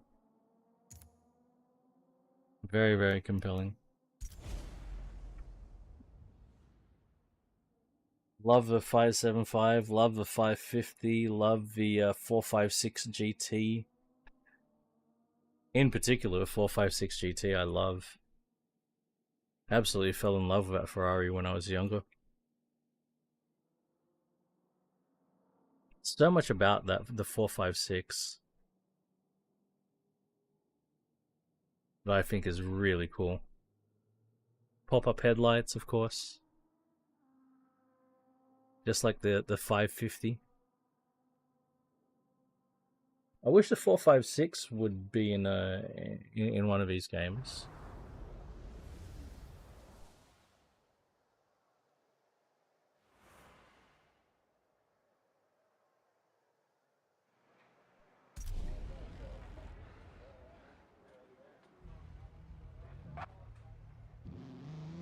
I'd even love the 400i or the 412.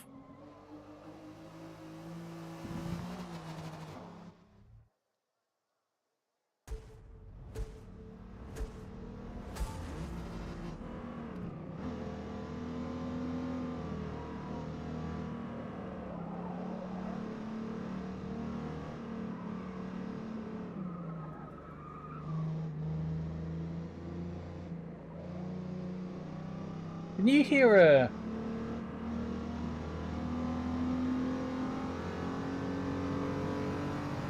Can you guys hear a buzzing?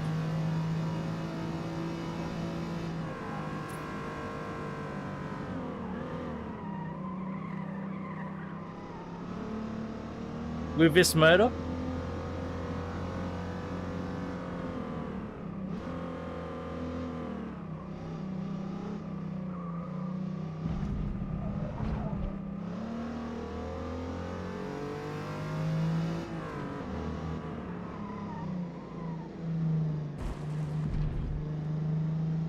I think Buzz Buzzington will be... There's a little bit of a buzzing, like a zzz noise. I think that might be what's bothering me about this engine note. I don't know if it's representative of VR6 motors in real life. I believe it's probably just a Forza thing. But I think hearing that buzzing, previous race, it was subconscious that I was hearing it, and it was part of the reason why I was like, there's something not so pleasant about this.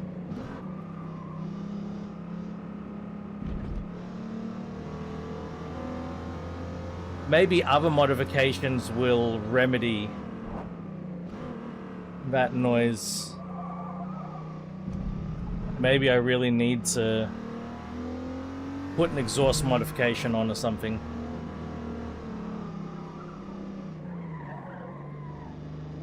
So right now it's a bit prominent.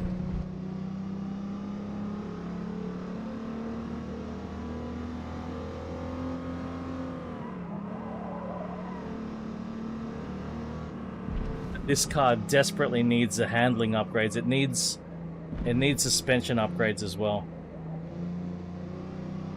So we're running with a sport differential and street tires. It's made a world of difference in the predictability of a car. But on the standard suspension, it's yeah, that's it. That's a good way of describing what I'm hearing, Ampulix. That's a really good way of describing what I'm hearing.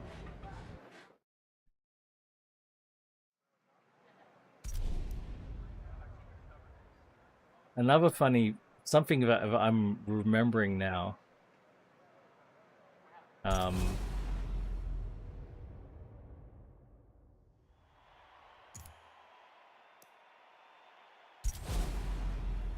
When I was going to university, I remember this car, in Australia, these were not badged as a GTI, they were just badged as a VR6. They were just a Golf VR6. They did not, they lost the GTI badging for some reason in Australia. But I remember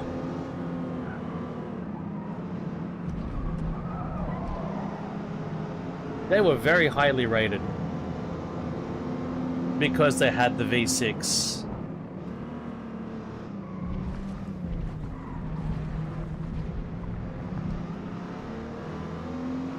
There's that Citroen again.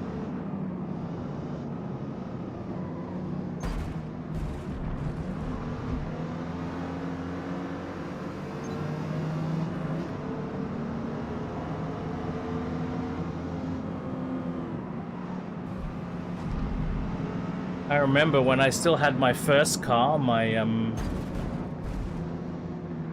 1980 2.6 liter 4-cylinder. I knew the VR6 was, you know, quite a bit more powerful.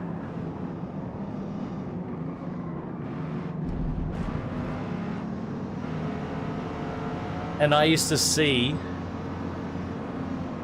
at the university car park, I used to see kids similar age to me whose parents had bought them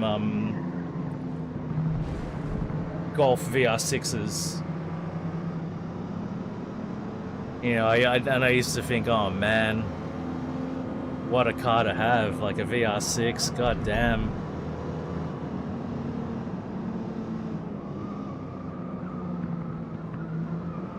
Fast, powerful car.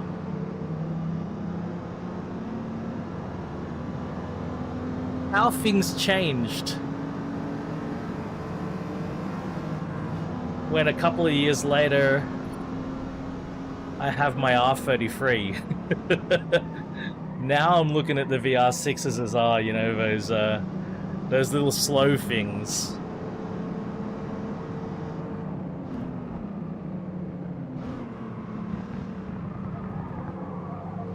RS2, oh my god. Well, just before I got my R33, I did see an R33 GTR at my university, owned by one of the students who would have been a similar age to me.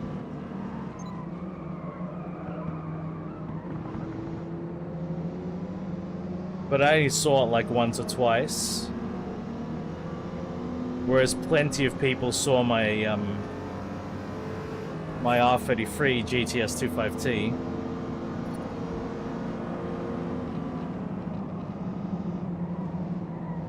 I don't know what the story behind the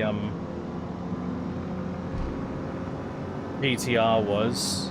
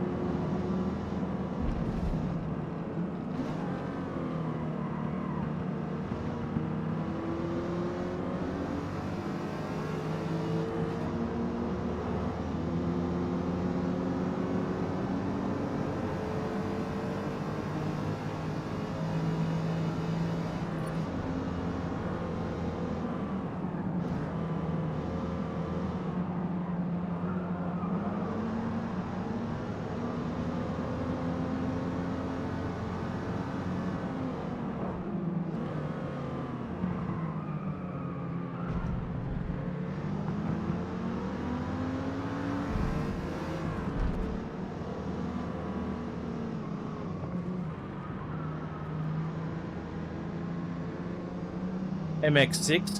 I see MX6s. Other students had MX6s.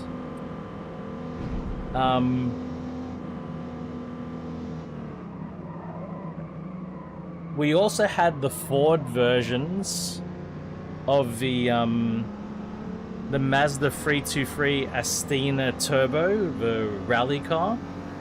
In Australia, Ford, because there was a badging program at the time, we had the Ford Laser TX3, and that was a Mazda 3, or Mazda 323, with a turbo Mazda engine. There were two generations. The first generation was front-wheel drive only, but I used to see TX3s all the time. and the second generation had both front drive and all-wheel drive.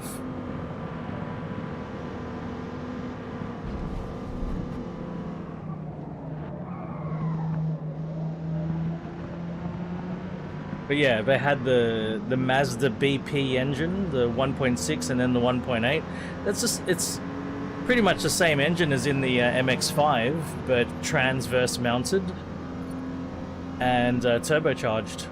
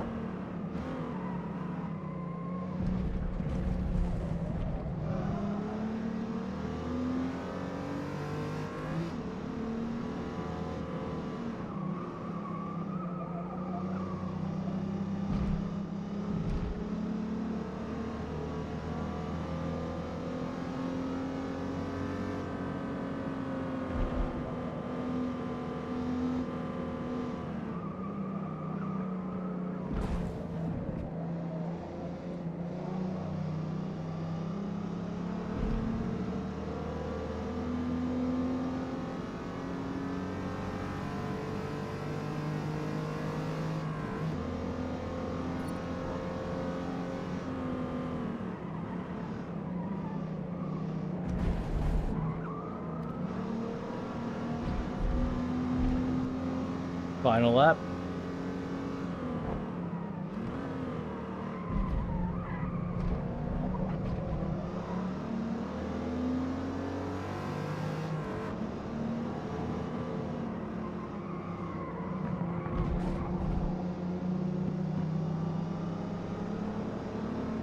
Yeah, it's a good Golf. I like it. I do like it.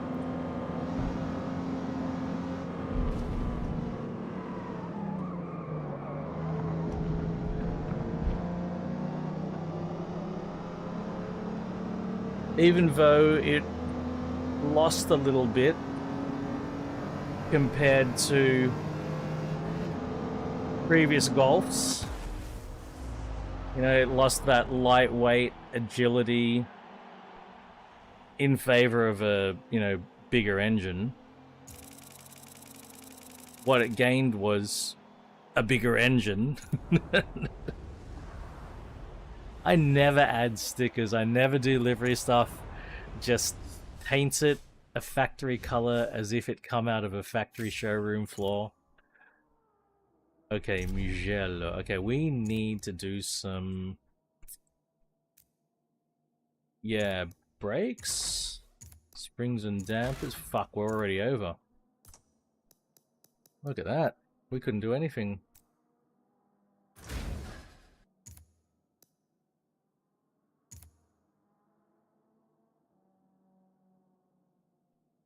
Is this the final race?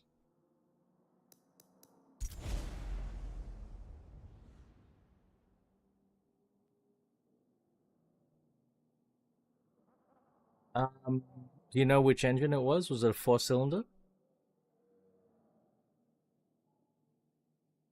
Oh, don't get me wrong, they're enjoyable cars. Look, the car I've got is an absolute fucking demon when it comes to handling, but I have to admit that its 2-liter turbo engine, while extremely competent and a lot of fun, right? I have great fun with that engine. I have to admit, it's not... It doesn't stir my emotions.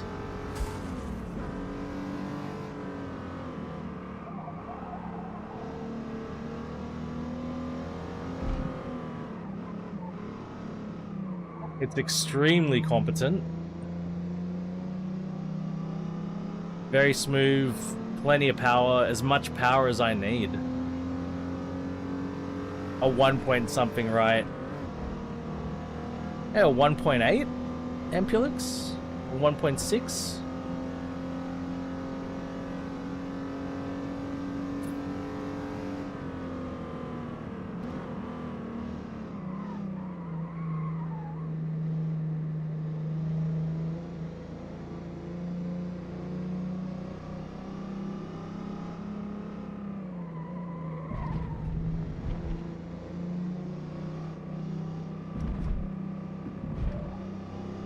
It makes sense. That does make sense, RJ.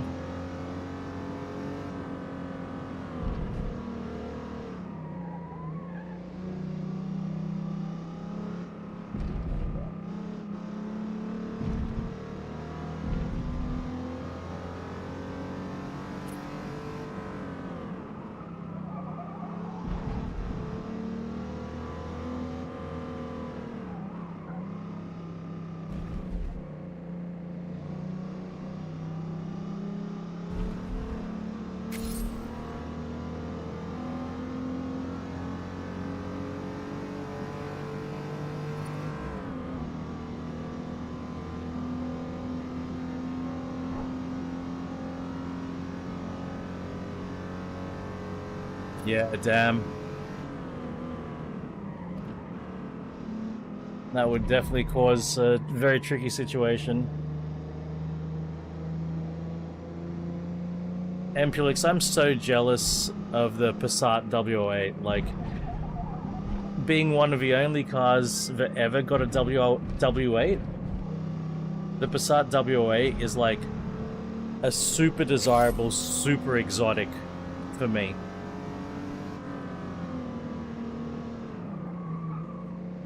That's a unicorn car for me, man. I don't think the W8 was ever made in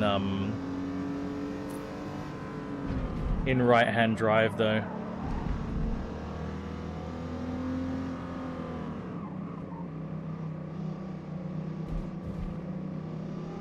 There was a W8 Phaeton, wasn't there?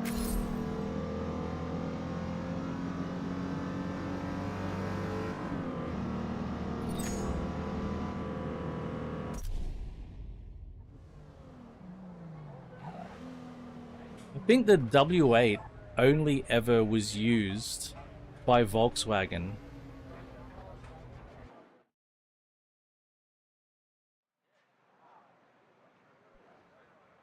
Was the Phaeton was a W12? Have a good weekend, Reem. Thank you, man. Was the Phaeton really W12 like the Bentley? W12 twin turbo, right? I'm specifically interested in the naturally aspirated W8 more than the twin turbo W12. The naturally aspirated W8 is really intriguing to me. I've heard the twin turbo, the turbo W12. To me, to my ears, it doesn't sound as good as the W8. It was an NA in the Phaeton, because that means the Phaeton was the only naturally aspirated W12 then, because every Bentley was turbo.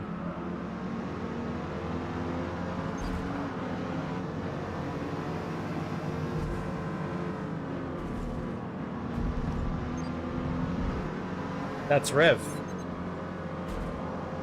Oh, mate, they docked me 8.8 of a second.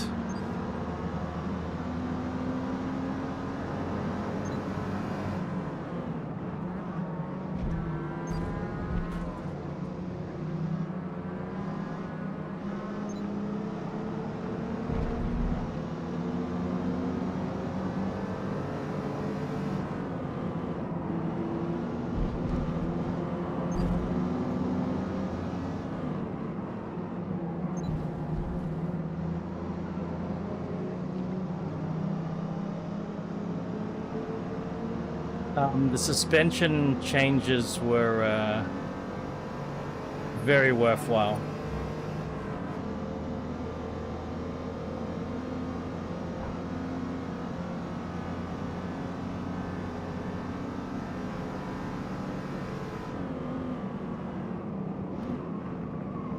Cars handling very predictably.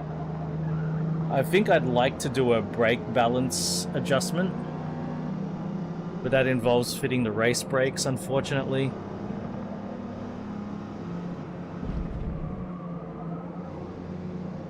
Hey, welcome back, Rev.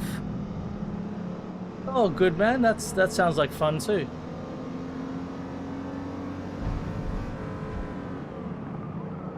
You're in this race, by the way, Rev. But this is the final one.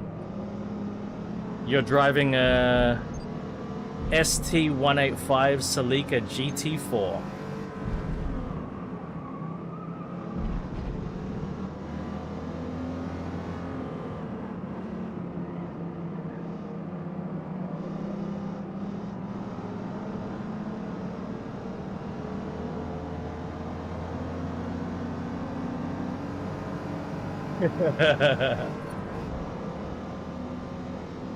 Hurag W12, naturally aspirated?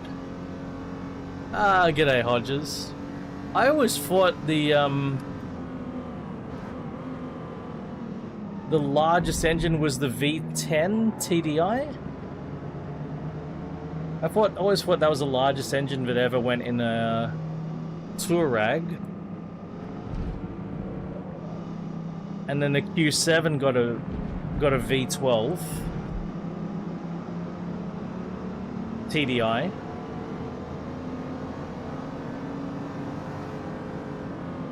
Actually, that is a curious one.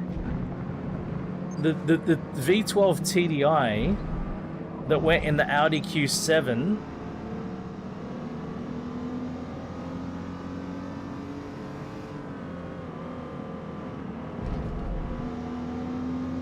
was that used in any other car? Diesel V12.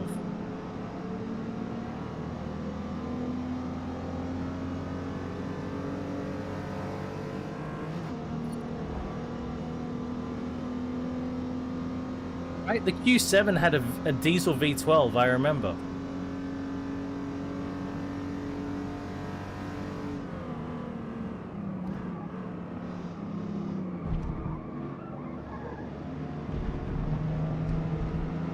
And Volkswagen got a turbo diesel V10.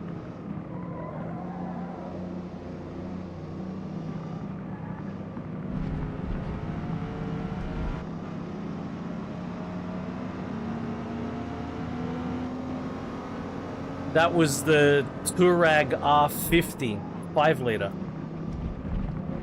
Touareg R50.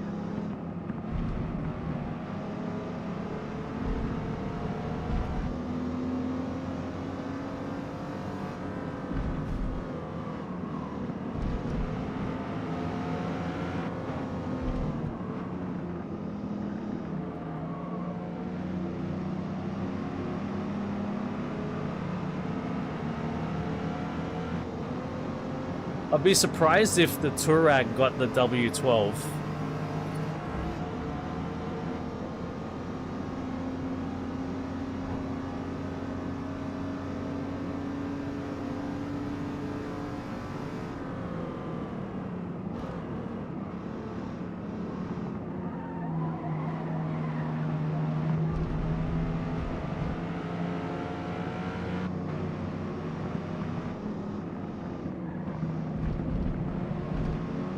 These Corvettes, I can get them on corners, but fuck. V12. Not W, just a V. Audi Q7 had a turbo diesel V12.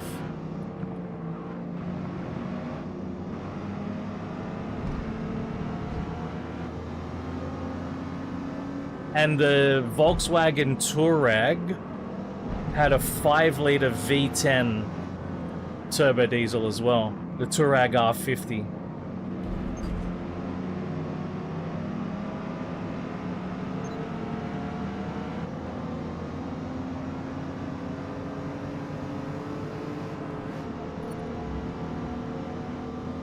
Yeah, Golf is Golf versus fucking. Look at those C3 Corvettes. Look at them go. And then the corners. Up to the corner.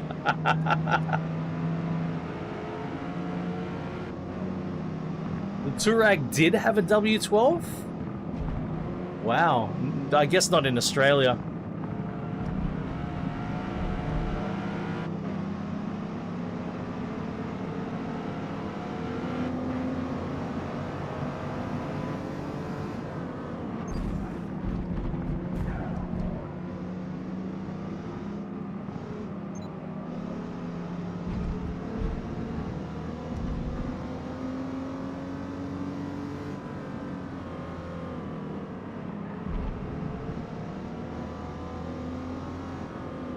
Yeah, we didn't get the Phaeton either. So it did get there was a naturally aspirated W12. I want to hear that, man. I need to hear that naturally aspirated W12.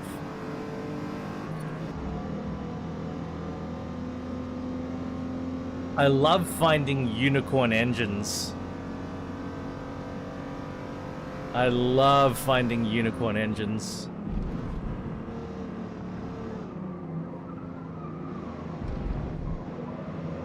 Final lap.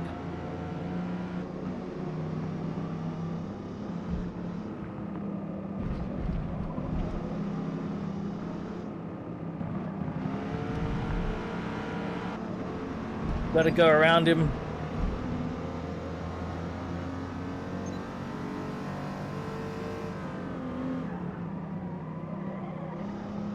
I don't think I'm gonna get that MX-5.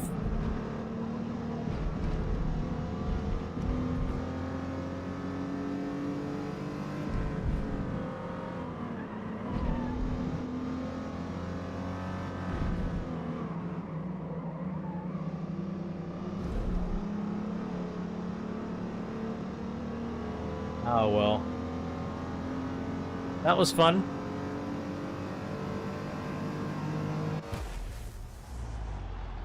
My hands are fucking...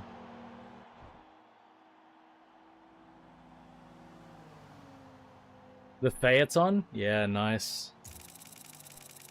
You know...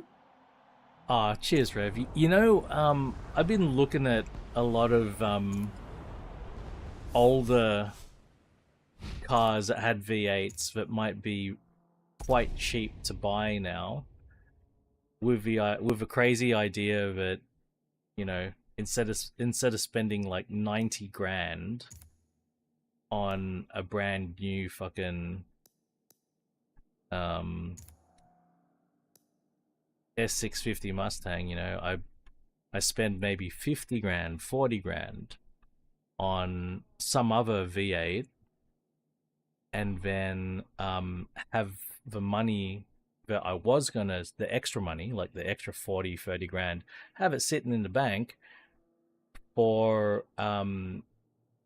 fixing up any issues that all right, car meet, take it easy, man. Enjoy the car meet, Rev. Thanks, buddy. Yeah, so I've been thinking about that a lot.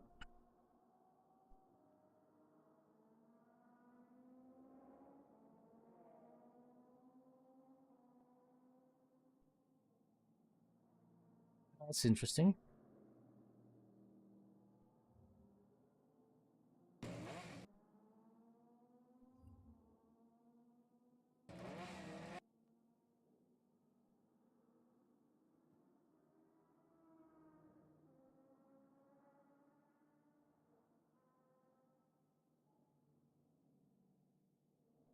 Oh, right. So this... No, it's not. This is a Formula One engine. Also, this is not the same type of W setup as the Volkswagen W engines. So this is a W12 that has 3 banks of 4 cylinders. So the Volkswagen group, the Volkswagen group W motors are a little bit different. So here's a good this picture. See this picture? Oh shit.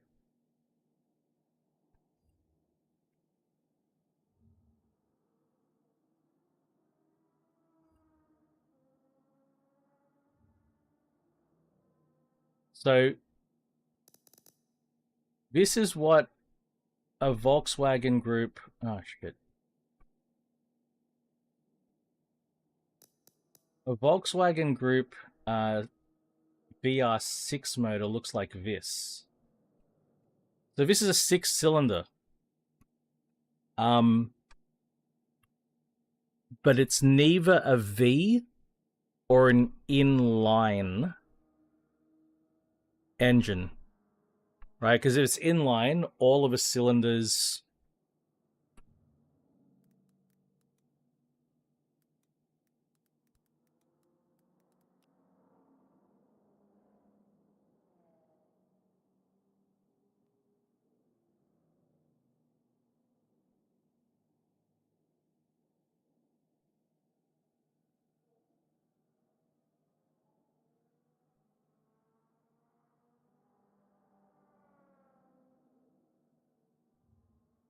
an inline 6-cylinder. That's why they're called inline. All of the cylinders are inline, right?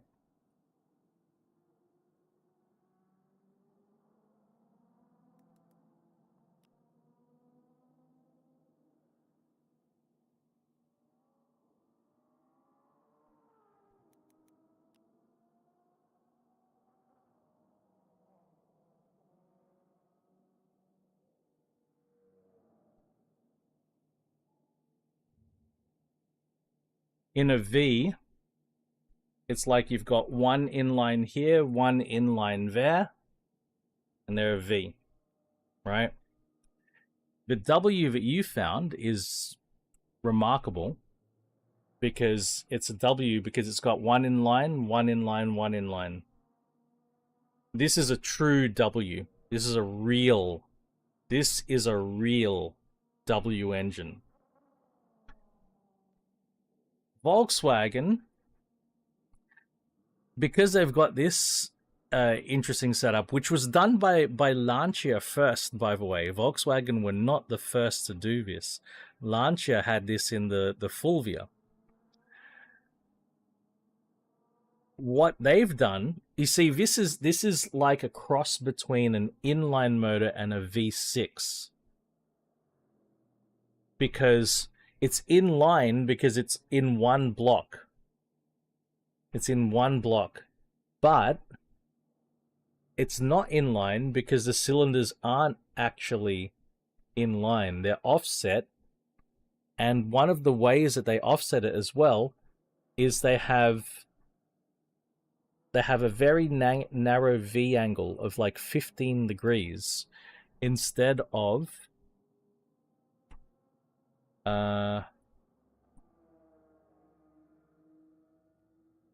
that's your typical 60-degree V. 60 degrees is the angle between the two banks. All right, so Volkswagen, they use a very narrow angle of 15 degrees, and they offset the cylinders so that they can get closer to each other. They only have one cylinder head, unlike a V engine, which would need a cylinder head above each cylinder block. You can have one cylinder head covering everything. So then if you take that concept and do that with it, just like you have with a V6,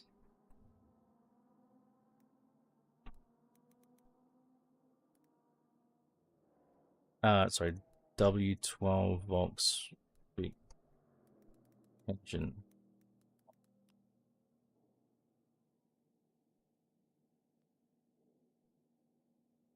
Then you end up with that.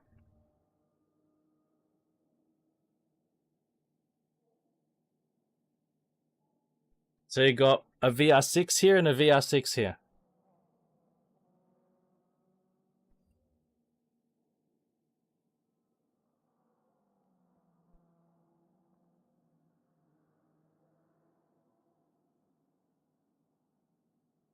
Oh, this is a 10. This is a 10. W10. That's a 10. There you are, Volkswagen W12. It's not really Right? Not really, but in a way it is. That's a real W, like what you found. That's a proper W. There's some proper W's there. These are ancient motors. Ancient motors, you see. You can see the kind of motors, what kind of cars, and what era these W's are from. Ancient W motors. Here's a W18. Daimler Mercedes W18 aircraft engine. You see, it's got 3 blocks like that. 3 blocks of 6. One in the middle, and so that's a true W. This is your Volkswagen W. So they're being a little bit creative in the W because it doesn't look like a W, but internally it sort of is, but it isn't. It is what it is because it's like that. It's not like this. It's like that. It's sort of not a W.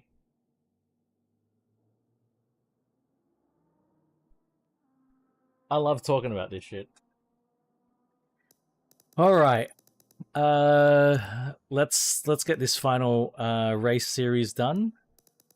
C class, we are not buying a car. Let's have a look at what we've got.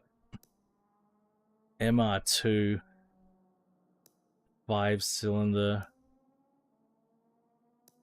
Got a Miura, got that Ghibli. Got a V8 there.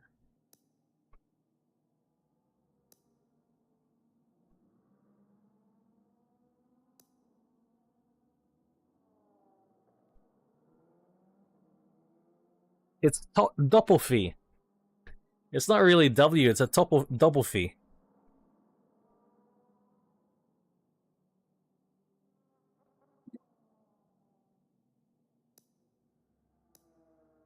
Do you mean the Easter egg when it spins around and around and around, Impulix?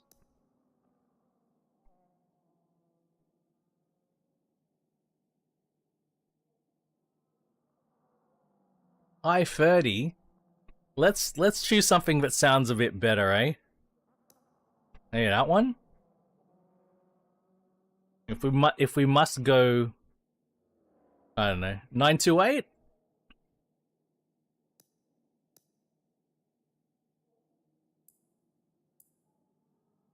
Oh, that's the 5.4 too. It's a 93. It's the last one, 928 GTS.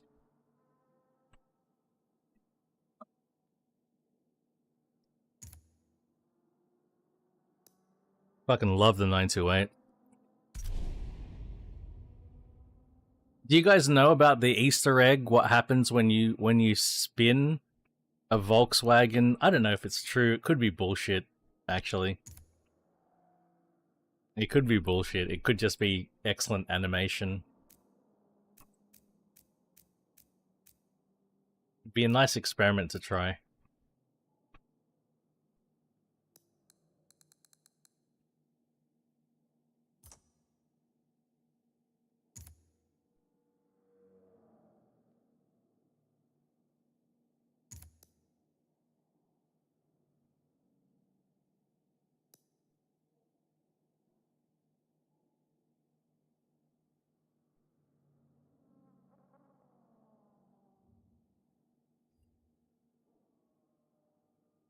It could be alright because it's on YouTube, isn't it?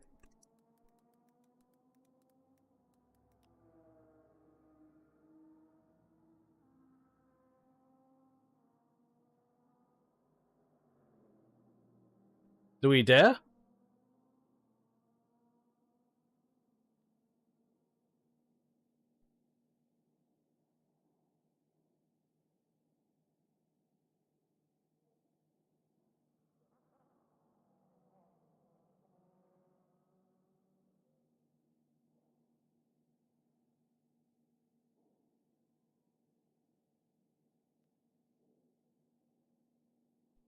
Maybe because it's shiny, it's hard to see.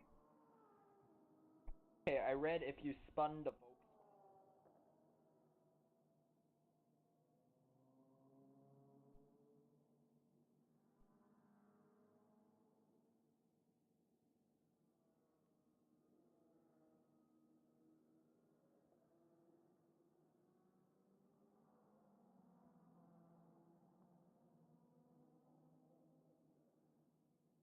I don't see anything. Didn't see anything. Didn't see anything. So maybe it's bullshit.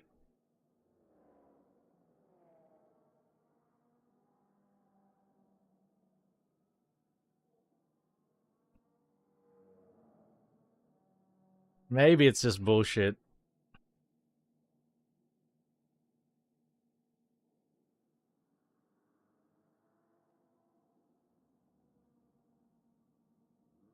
Maybe it's just some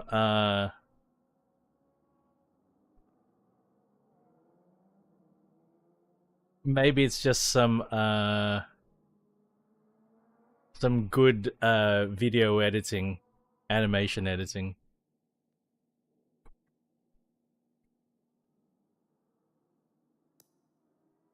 Yeah. All right. We'll do the same. We're gonna do air filter.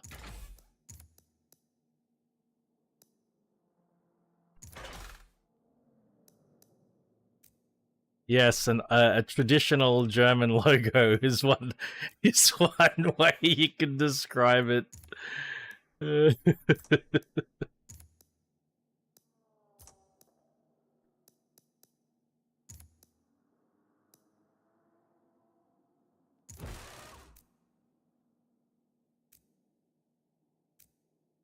Wow, I don't even have a. Oh, we got to put the sport diff on. Let's back up a bit there.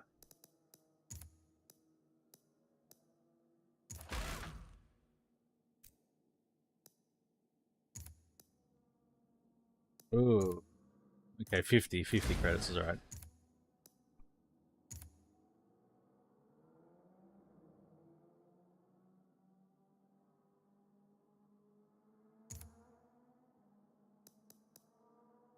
A modified modified Buddhist logo.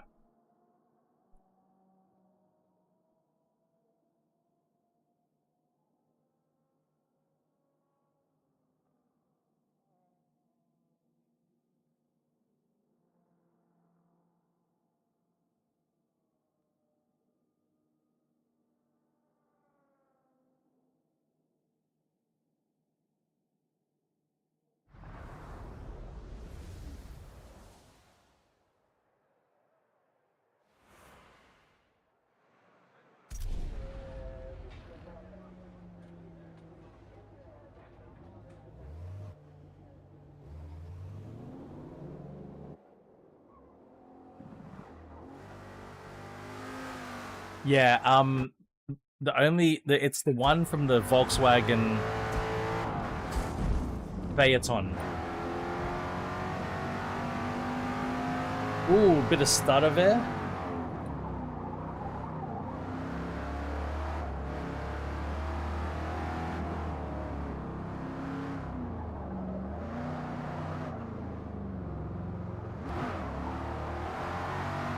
Oh my god, getting stutter.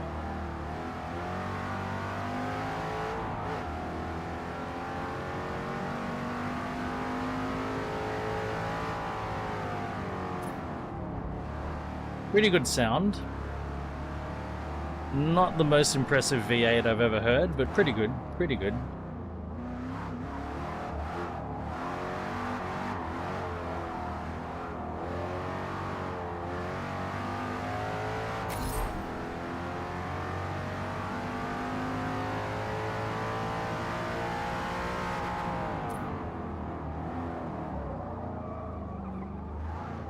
Oh, we need a tire upgrade so bad.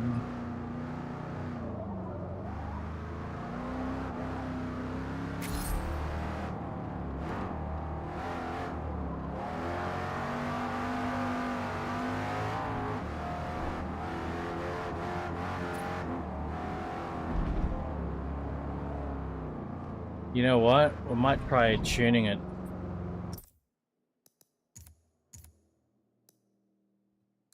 The front just does not turn in nicely.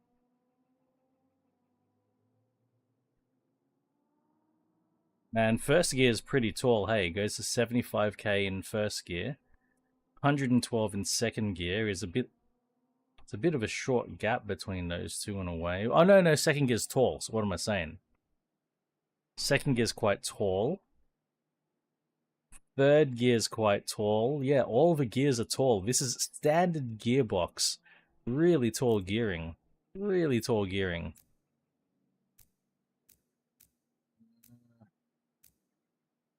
Okay, brake balance. Let's push it back a bit.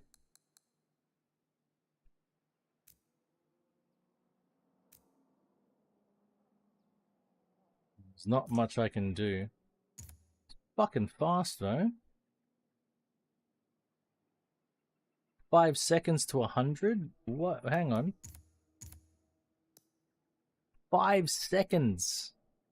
13.5 second quarter miles. This is not a slow car.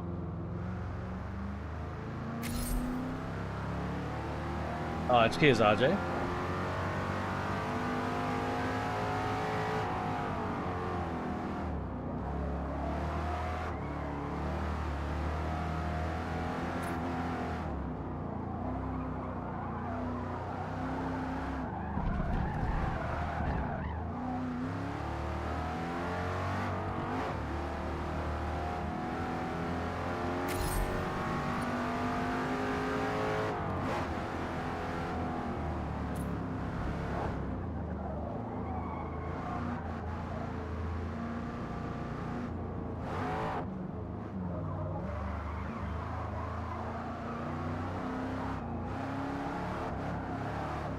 Well, I've created a drift car.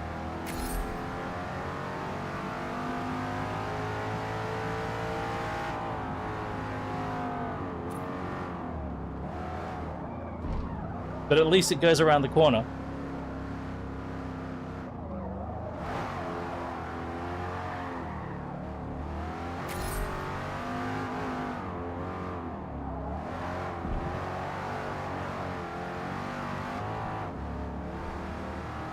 Alright, this thing drifts every single goddamn corner.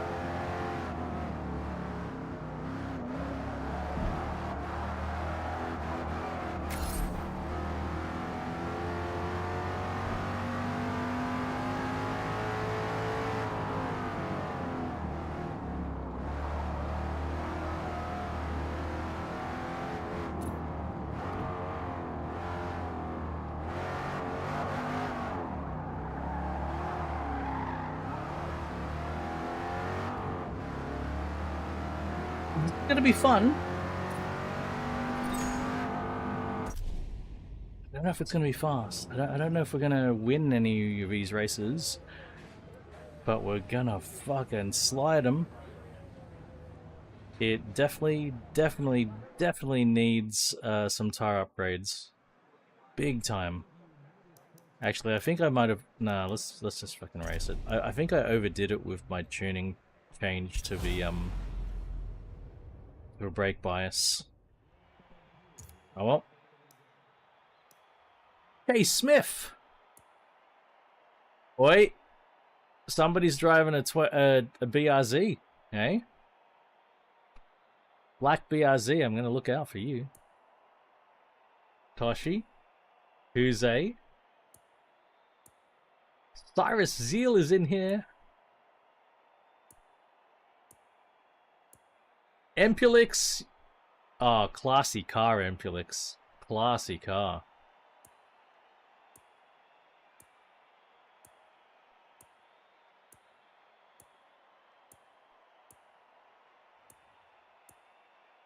Double time. Through. That's Oj. Now the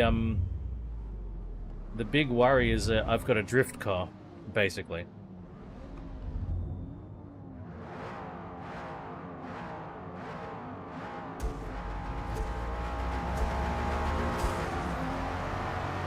That's Empulix. That's Empulix.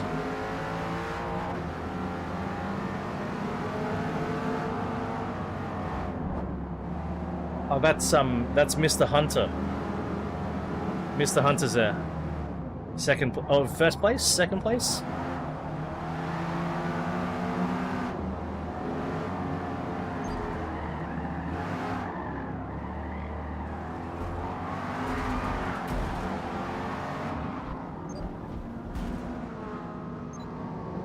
So that was my concern with having a drift car in the race.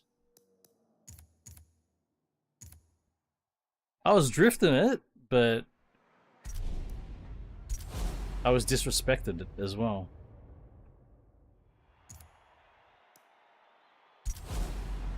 I kept my slide going. Ampulix. I did. That's the someone. I wasn't getting bumped. I was holding it.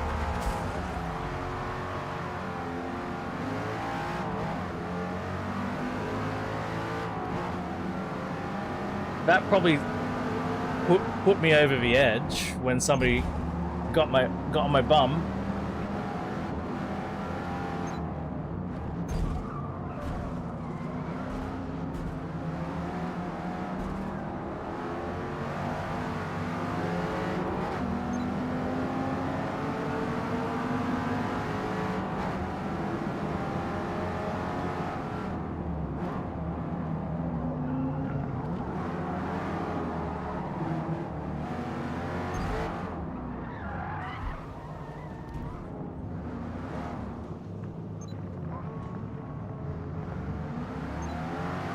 Thank you for giving Nightblade a 1 second penalty. That's really helped me.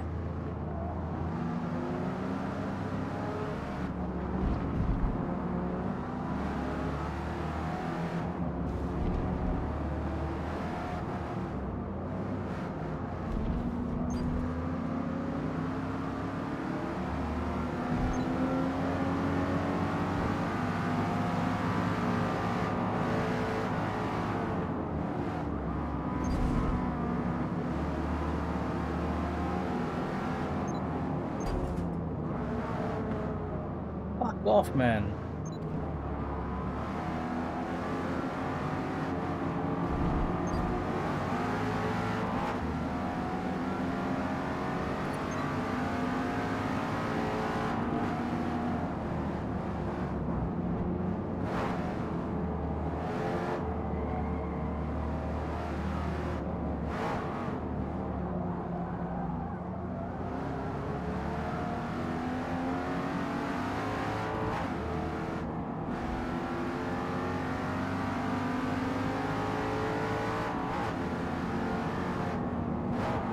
There's Ampulix.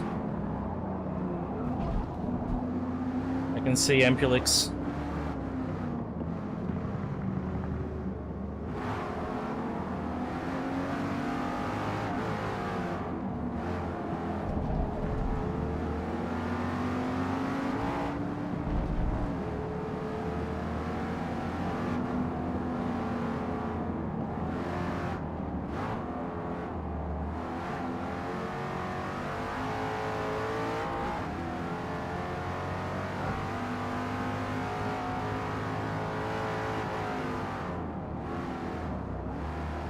There's Ampulix.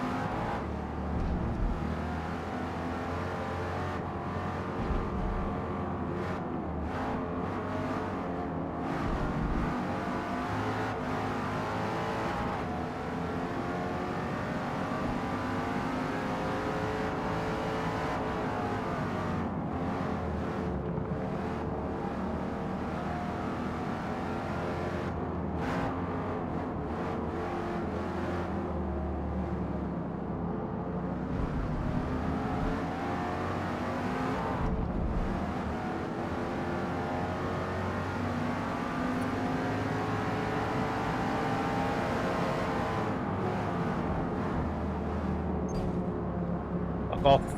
Fuck off.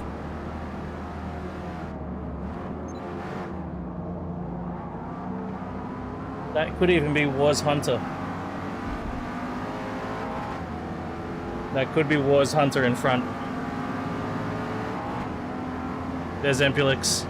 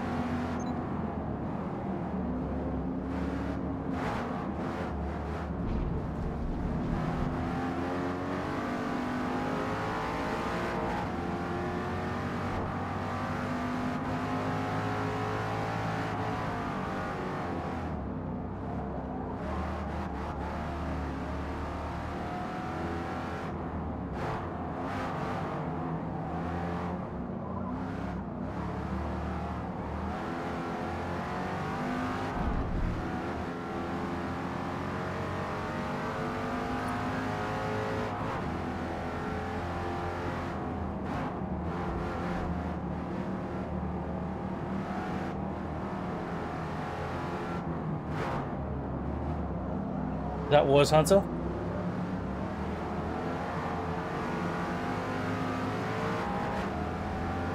I think that's K. Smith in front.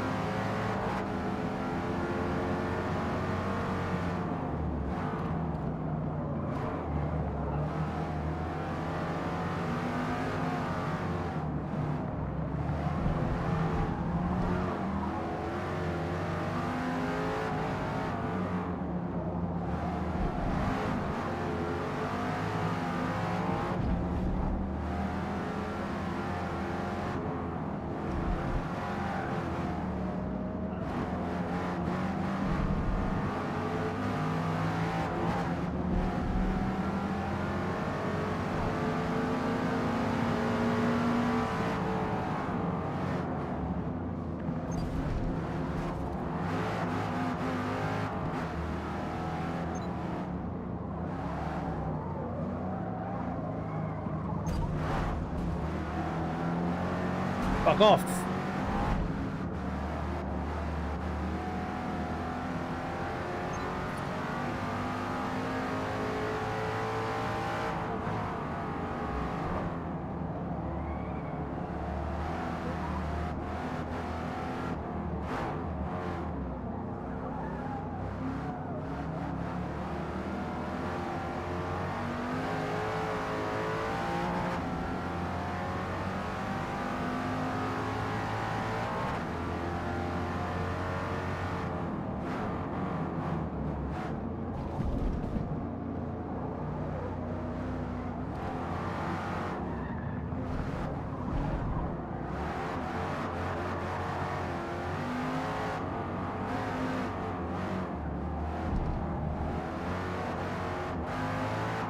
Fuck.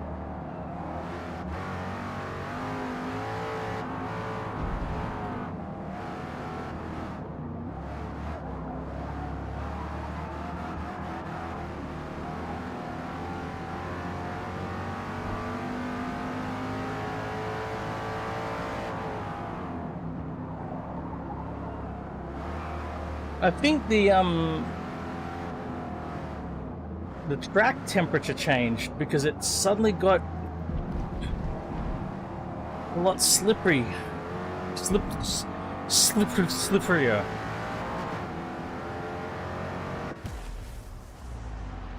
What a wild fucking ride. Nah, Wars Hunter took the win. Yep. God damn it.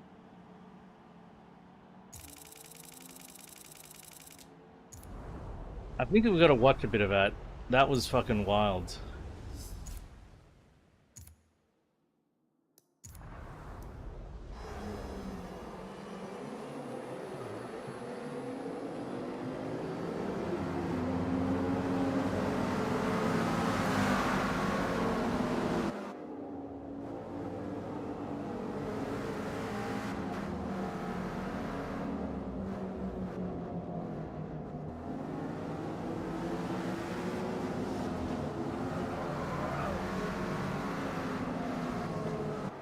Here's RJ.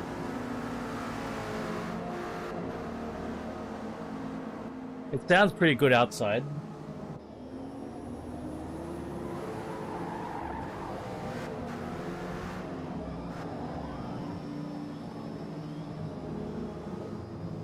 Fuck, I love these cars. So much, the styling is just so perfect.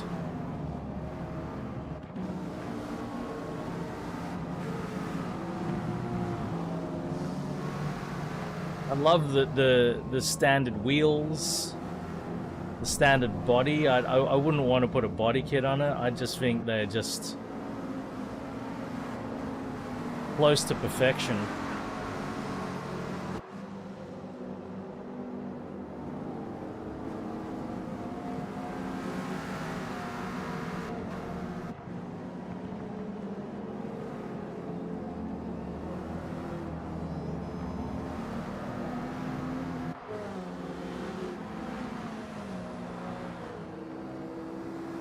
Yeah, that last lap, man, it got so hairy.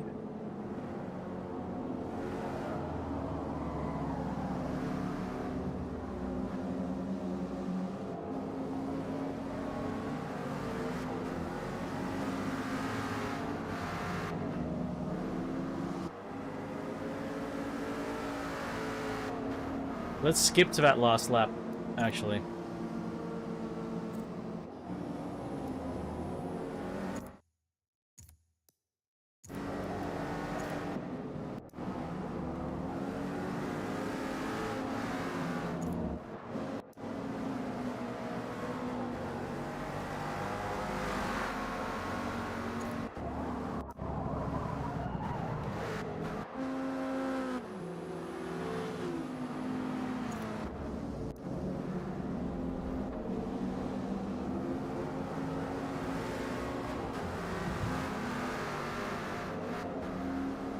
Yep.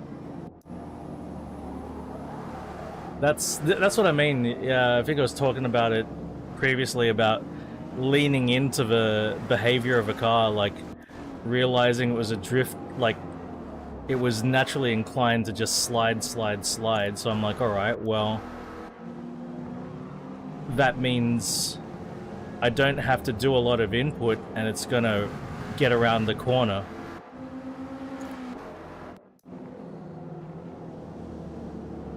So I actually let it do a little bit of understeering, like there. I'm understeering it.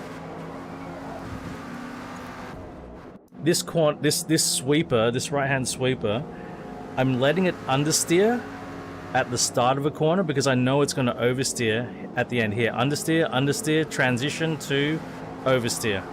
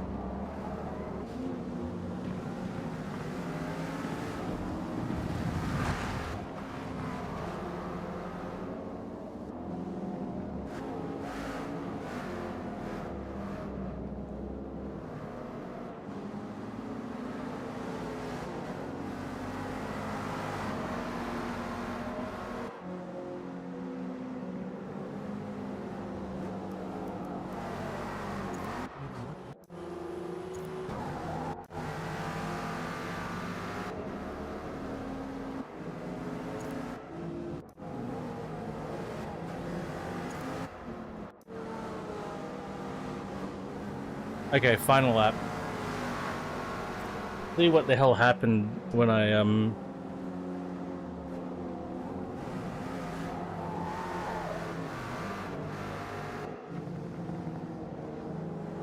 started getting into that tank slapper. Oh, big slide there.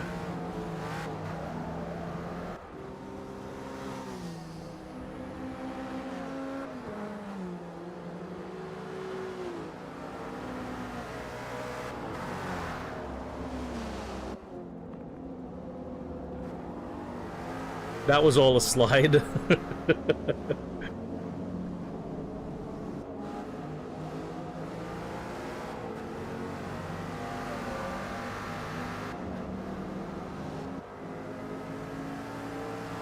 It sounds a lot better outside than in, I think. Inside is like, it's nice, but it's just lacking a little bit. Yeah, there it was, there it was, there it was. Still sliding. Still sliding.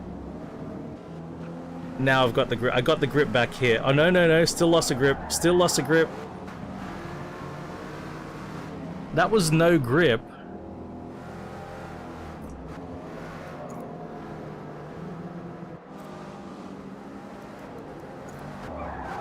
God damn. It was from here. Yeah, it was from here. Slide, yeah. Still had no grip, still had no grip. Still had no grip, still had no grip. And I got it back there. Yeah, I've got grip back now, but fucking hell. Oh, there's that one too.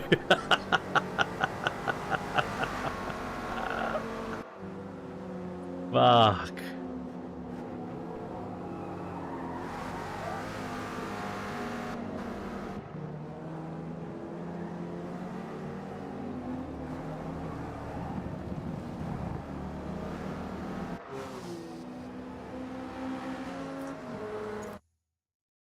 We gotta get the grip back. We need tires. We desperately need tires. We can't put tires on. Fuck. Can't even go to street tires. Well, maybe we can. Maybe we can.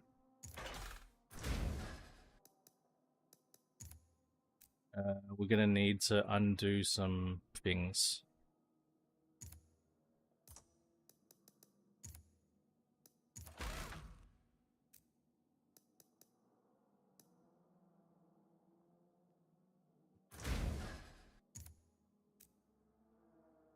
You know what we have to do?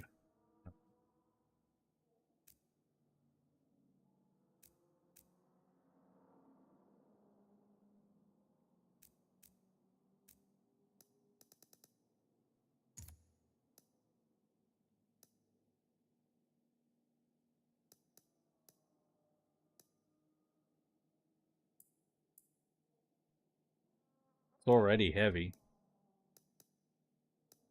80 kilo of ballast? That's too much. Okay, 40 kilo of ballast. And then one thing we're gonna have to change, the brakes, maybe.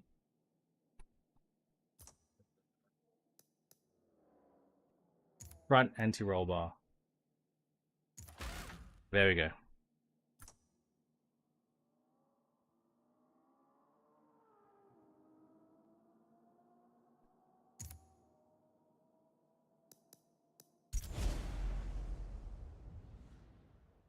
That's a good compromise. Get good tires. Unlighten the flywheel. 60 kilo ballast. No front anti-roll bar. Good compromise. I think that grip is gonna... The extra grip's gonna be very beneficial. Oh. Oh, I can still tune. I have a feeling that...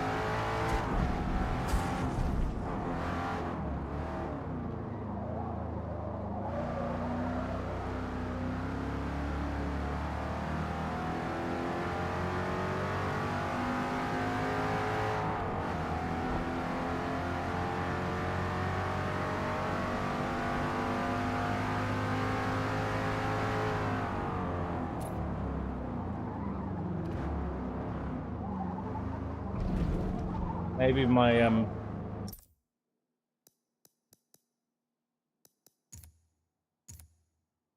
might be able to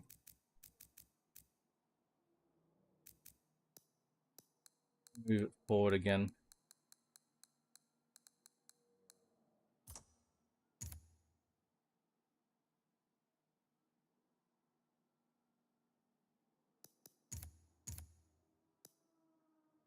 Still very fast. 5.1 second quarter mile, 113.6 quarter mile.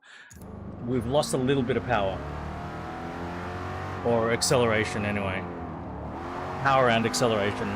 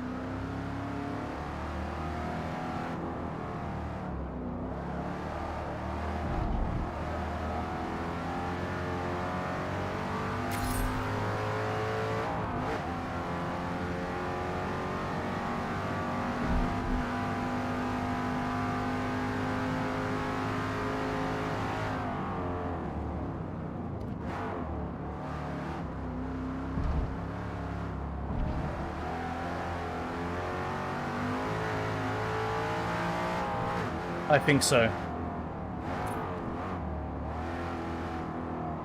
I do think so. Much better grip now.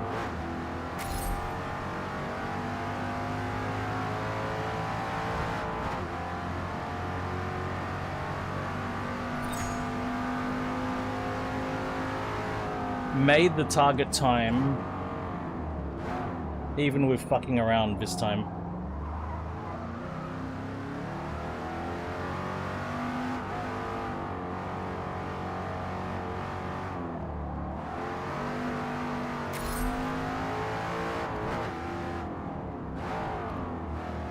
Then again, it is Nordschleife. Nürburgring, sorry. Nürburgring GP.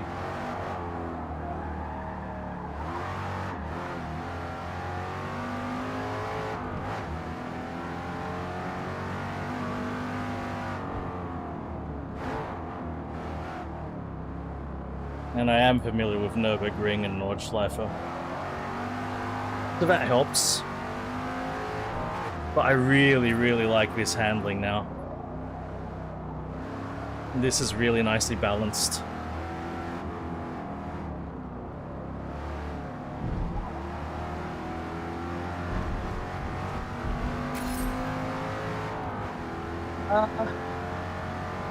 I reckon we could have won the last one, if not for the drivatars.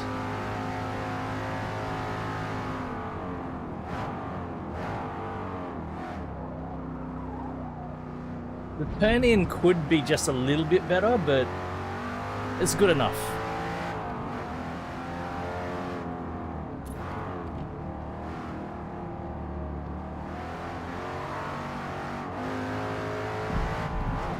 It is too much on the... There is a bit much understeer on corner entry, but it's alright. It's alright, it's manageable. It's acceptable. Yeah, that's it. They spun me out, so... Will the same happen here?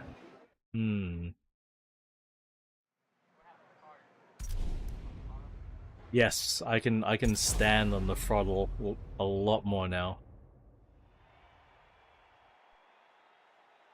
But yeah, I would like it to bite and turn in on the front a bit more.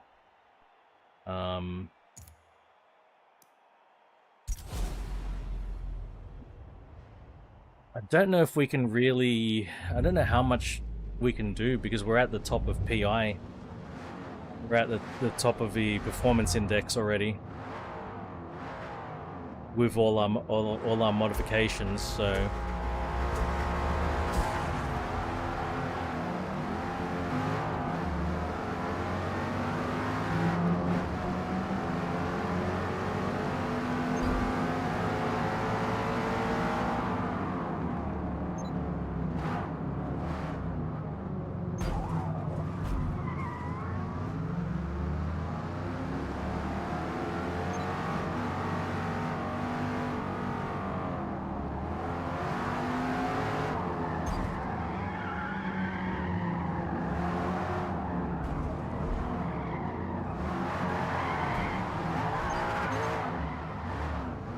And I get 2-second penalty.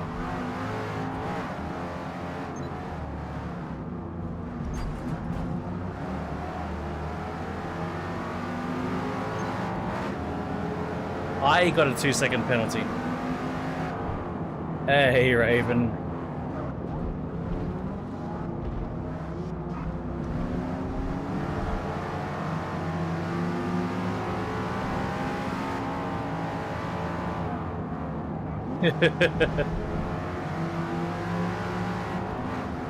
Hope your weekend's going well, mate.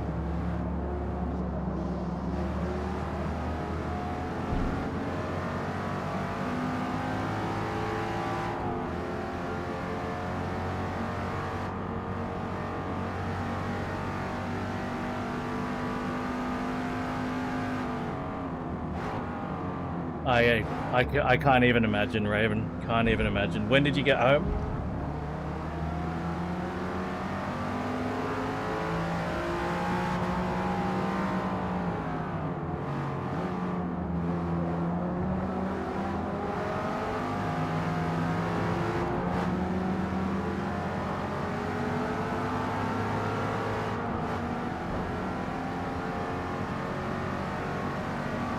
No, man.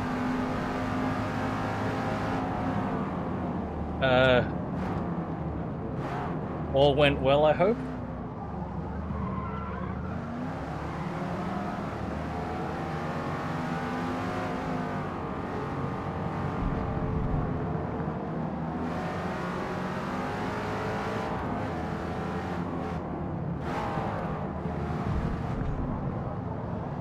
I'm going for it. I'm going for it.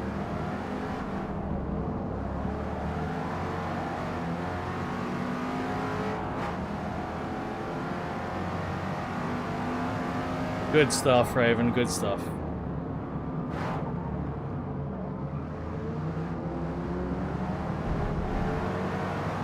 Was that Wars Hunter, or was that the other BRZ?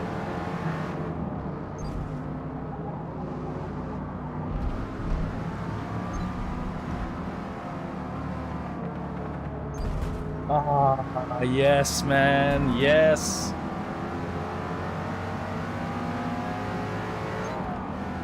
We were talking about bolognese and lasagna the other day.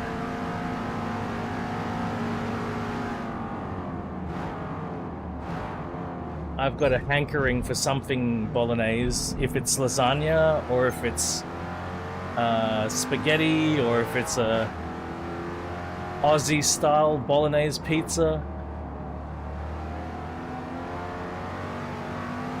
I definitely have a hankering for something like that. Ooh, is this Wars Hunter?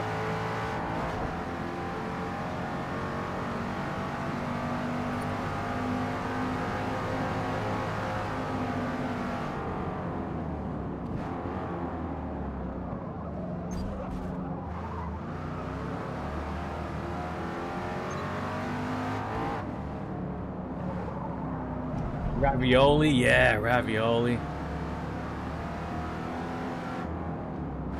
A very cheesy lasagna, and that sounds good. That does sound good.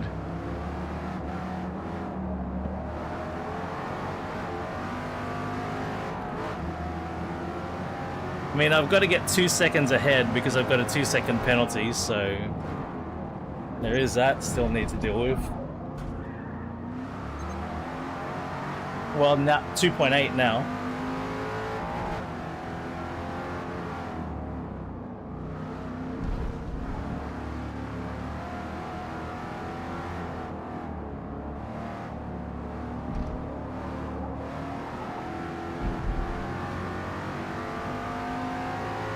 Oh yeah. Oh yeah. I also love bechamel sauce on my lasagnas. Lots and lots of bechamel sauce. Like it just adds something.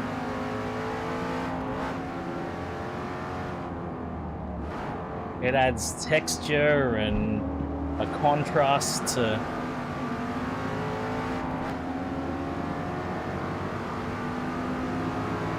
I've had it without bechamel. It's very disappointing every time I get it. Every time I get lasagna without bechamel, deeply disappointing.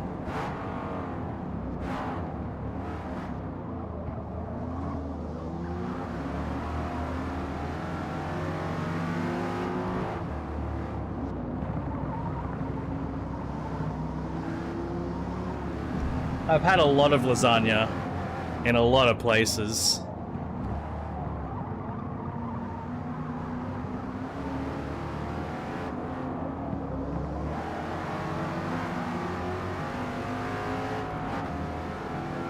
Nice, Daniel. Very nice, man.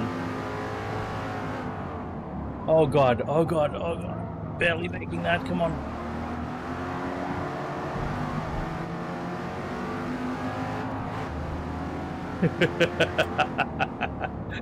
Oh yeah, you bet. I'm so used to it now that I expect I've built up defenses.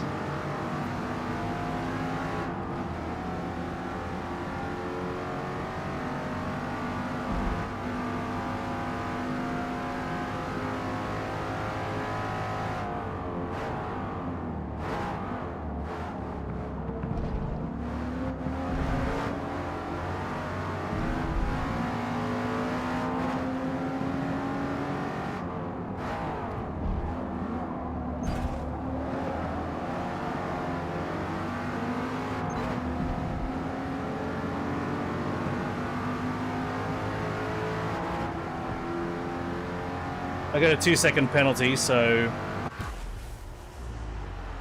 2.8, yeah.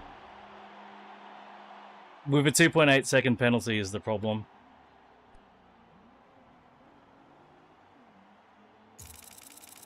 Which was bullshit. Wait, hang on, what was the result of a race? I still got ahead of Wars Hunter, that race.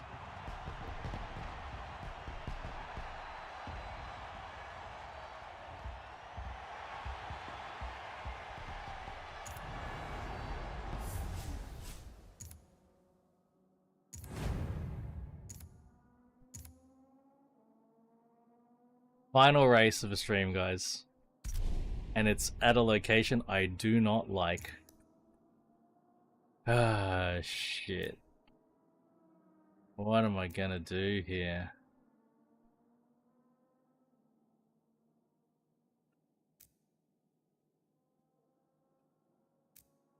How can we do this?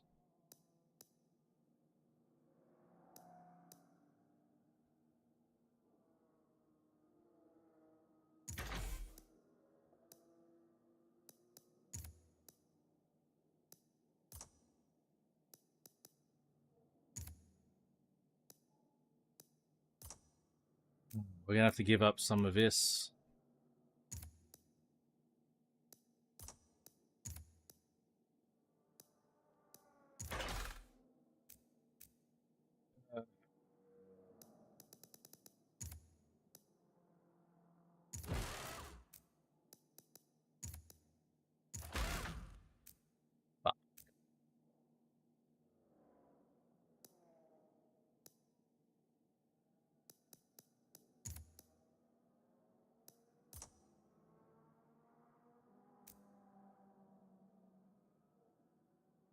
Ah, right on, right on.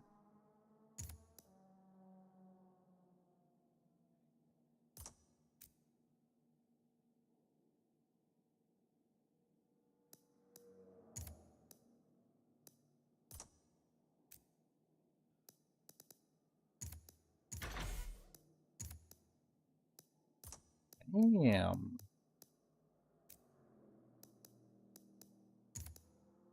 Nope.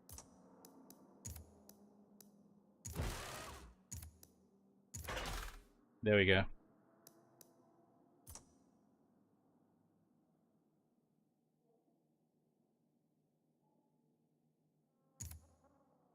Now.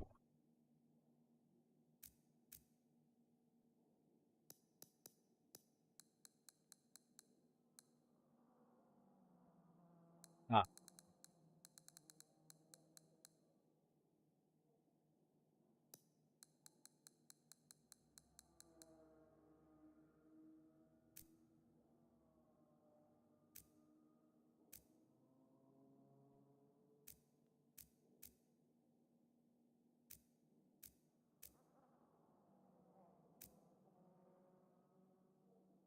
Alright, let's give that a try.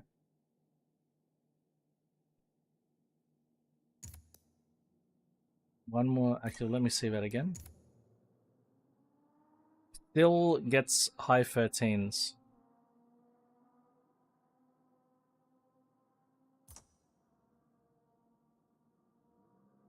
I was so obnoxious with my R33, man. I was in my 20s.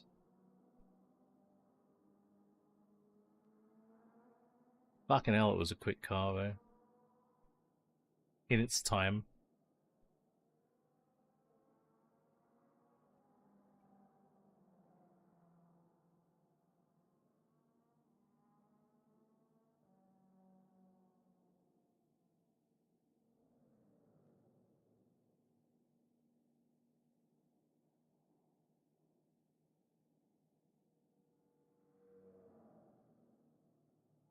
Exhaust, a bit of boost, and what a fucking terror it was, man.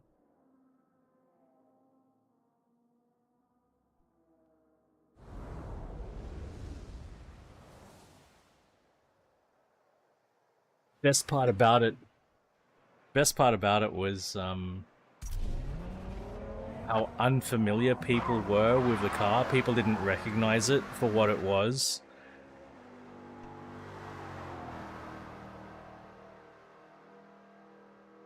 Sounds cool.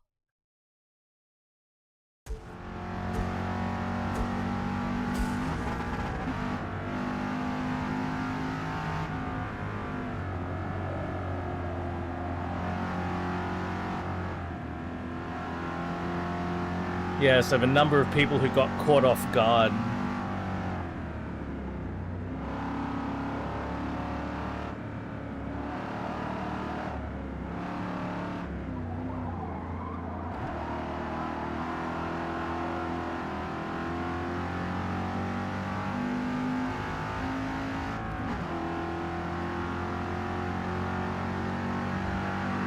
I think... Oh, fuck. It was probably equal measure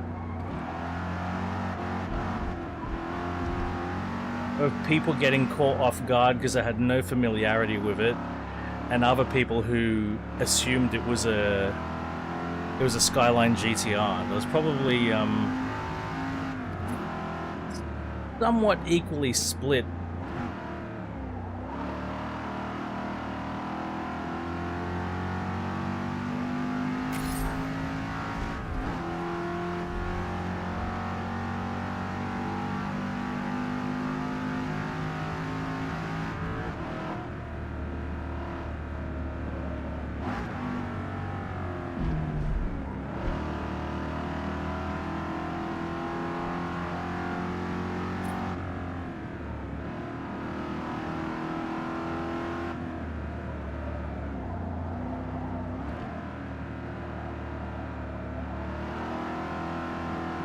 I don't know how I'd feel driving a...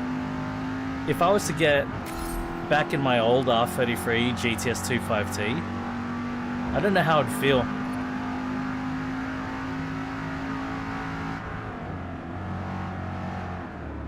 I reckon in many places, it would feel like a 30-year-old car. In my memory, or I'm already remembering how certain things were, and I'm like, that would feel fucking old now.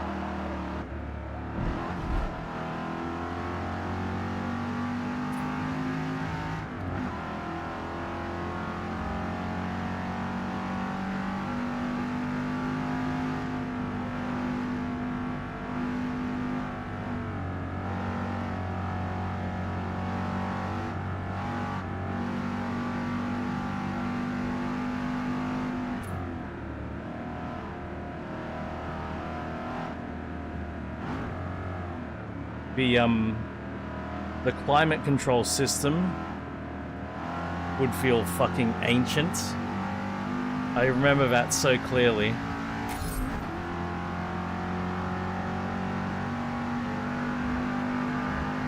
the windows, the powered windows were slow, even at the time.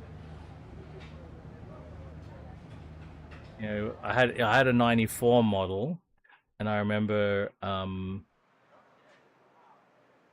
when would it have been?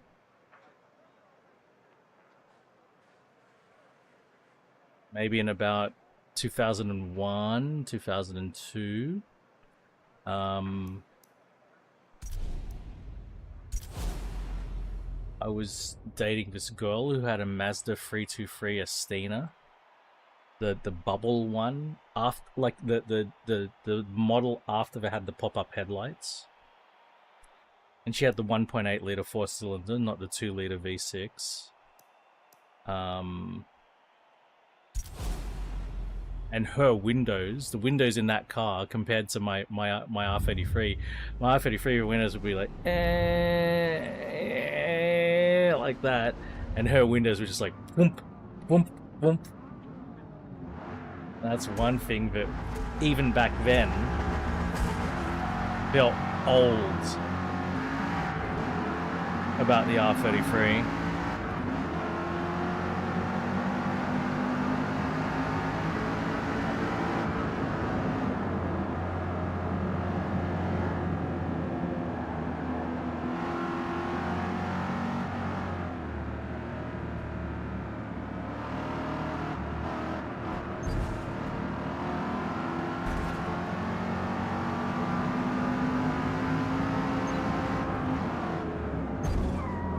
I'm sure this chassis would still feel fucking awesome.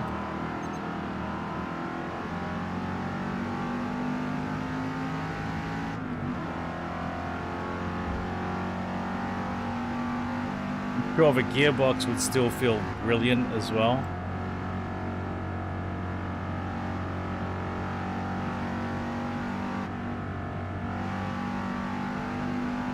That's one area the R33 definitely has it all over the Megane. The feel of the shifter through the gearbox. I do miss that. That felt so good.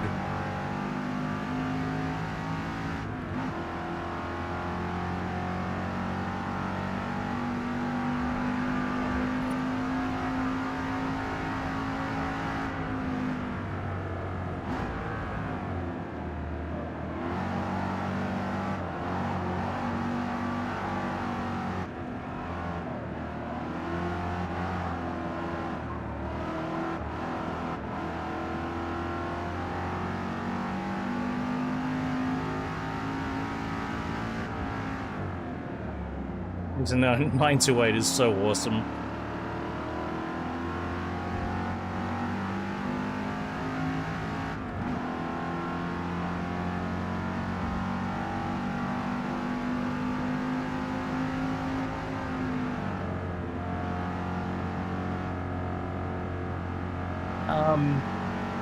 Both.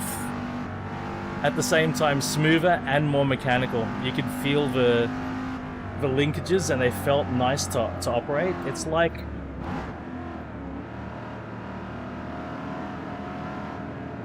if you've ever operated a bolt action rifle and you feel how a good bolt action rifle and the way that the bolt moves feels so satisfying. Moving the shifter through the gates felt so good.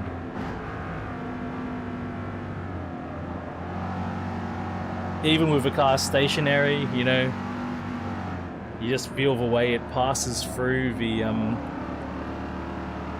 gates, the way that the linkages interact with each other. Oh, pleasure. Absolute pleasure to move it around.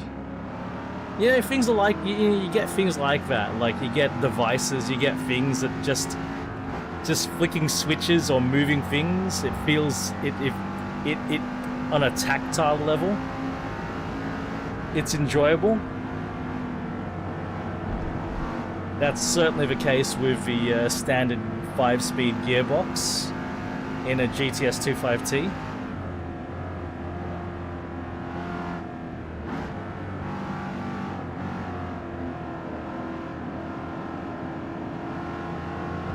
And the 6-speed in the Megane actually does feel good.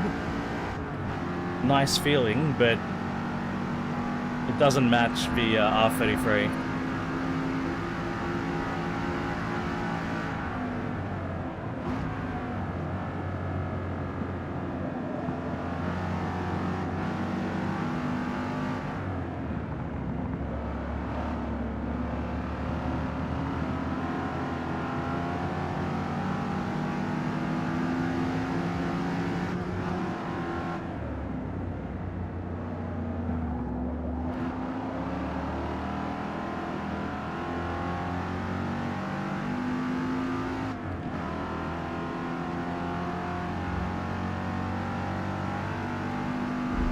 %. There you go. That's a great example.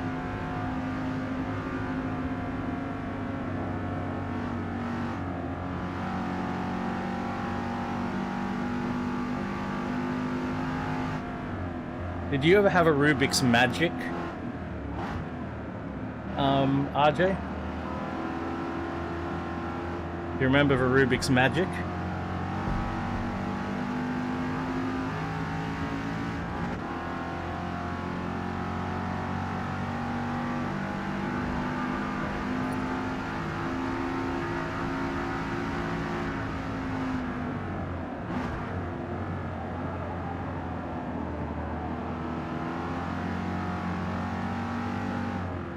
Do you remember what that was?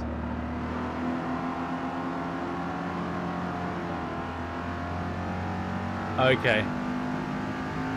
So the Rubik's Magic was like a follow-on to the Rubik's Cube that he tried to do. And there were like these interlocking tiles held together basically by fishing wire. And they had it was interesting because a Rubik's Magic wasn't just stuck to a single shape. It wasn't just it wasn't a cube, so it wasn't like you're dealing with faces of a cube.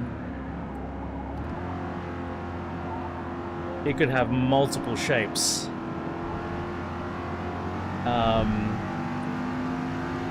But it was thin bits of plastic, and the plastic itself felt alright, but there were thin bits of plastic connected together by swivel joints and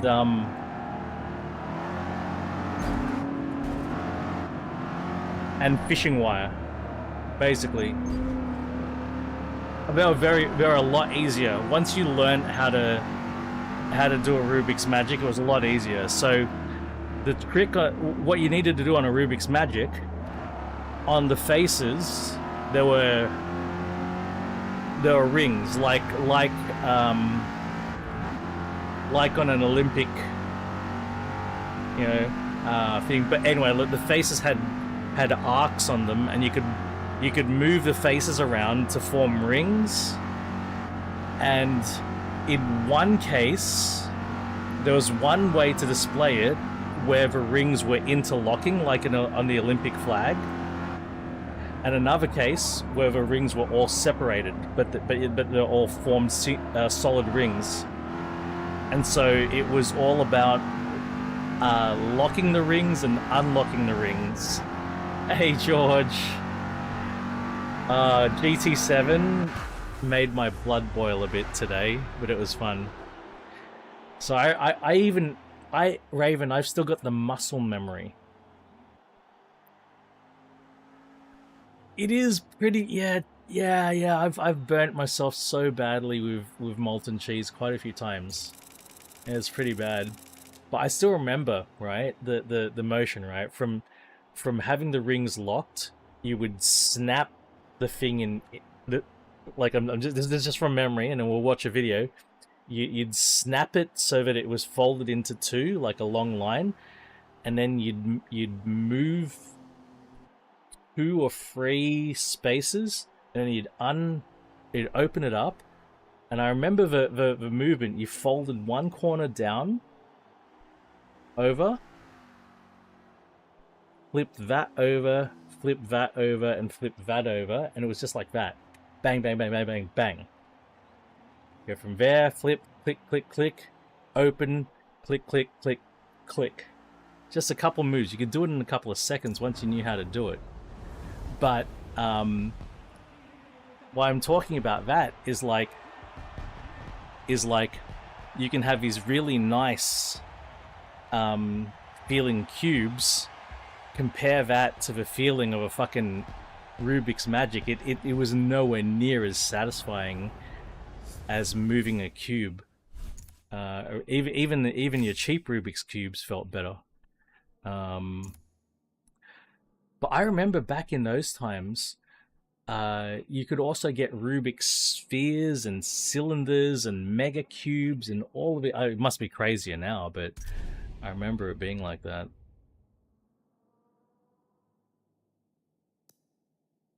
All right.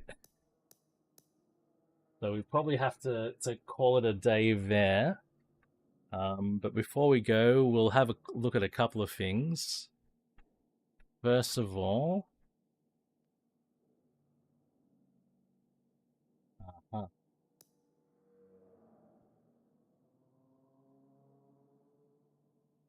this is a Volkswagen Phaeton.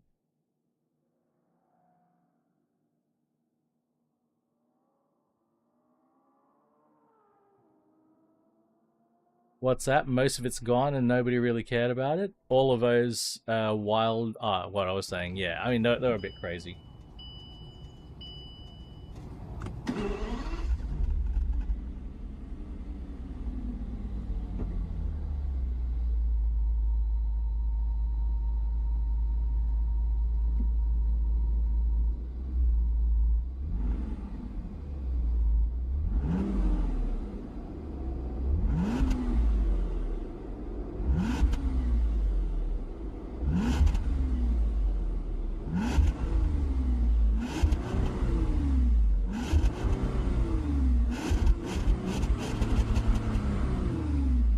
I think it's got a soft limiter.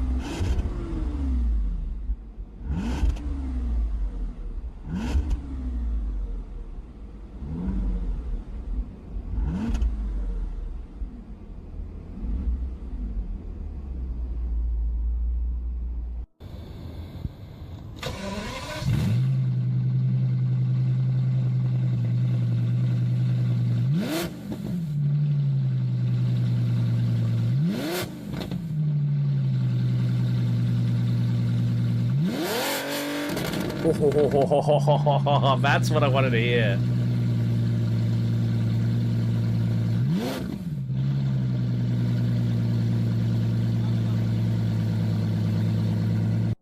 That's what I wanted to hear because there we go. Here.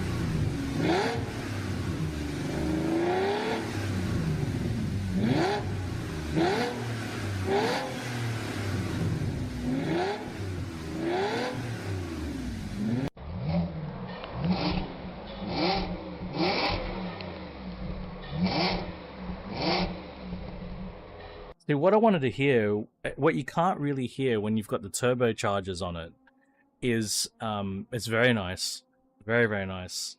But what gets lost when you've got turbochargers in the exhaust path is that nuance in the syncopation, because all of those different exhaust pulses and the way that they're syncopated, instead of coming straight out the exhaust, what ends up happening is they're all hitting the impeller wheel of a turbocharger, right? They're all hitting that, and they hit that, and the impeller spools, and then the exhaust gas, goes through, but it's already been the travel has already been interrupted, and it gets interrupted enough, it gets slowed down enough that the next pulse can blend into it, and you don't get the nuance of the syncopation. That's the issue that happens in not all, but very, very often when you put a turbocharger on the exhaust path of the engine. You end up blending a lot of that syncopation that can make the engine so characterful, and you end up, you know. But one more thing I want to check out, just to show.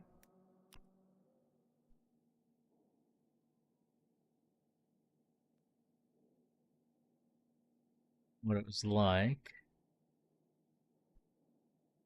Wait.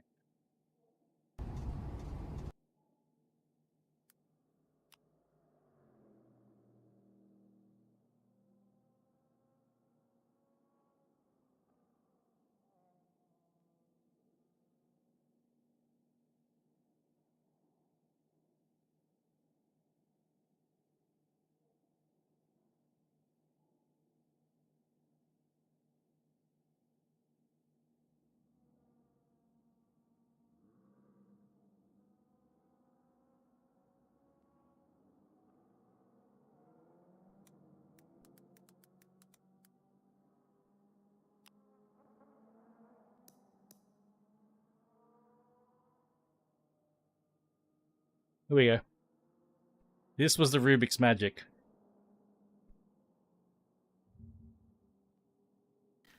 This is the beginner level solve for the Rubik's Magic Ring puzzle. As you can see, we're in the starting formation, which is where the rings aren't linked to each other, and you can see that the logo is on the bottom here. On the newer puzzles, the logo is at the top and the rings are red coloured. So just check and make sure that you're working with I had one of these. right, Look at that weird, those fucking cubes like that, see? Down, See, you fold it, one over to the click, side, click a couple of times. and then Oh, open once. up, and you should see the ring split in Just half. once. Pull the two sides in, rotate and open out from the back. And you Yep, can see we've and then already got click, some click, rings click. that are linked here. Now we Click, do the click. move that will change it from the 4x2 On the right. to Click, click, the, click, click. almost like a V configuration with the rings all linked. So here we go. Click, click. Open it up. Open it up. Open it up. Okay. And then the rings are Now linked. to reverse it, we just do the same in reverse. So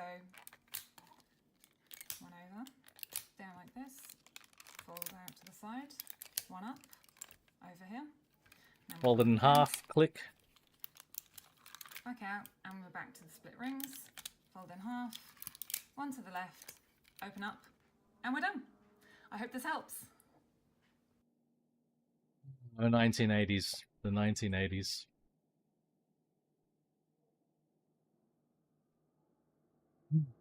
That's what we did before we had the internet. I'm happy to have the internet. Folks, thank you all so kindly. Good times today. I've got, of course, Forza Horizon, Convoy tomorrow. Otherwise, next YouTube stream should be this one next week. I wasn't able to get a YouTube video recorded last week, but maybe this week. Maybe I would like to get some YouTube videos recorded. But otherwise on Twitch next. On the Monday roller train with brothers Chris, Wolvie, and doing EA Sports WRC. I hope you all have a good weekend. Thank you again, and bye for now, guys. Have a great weekend.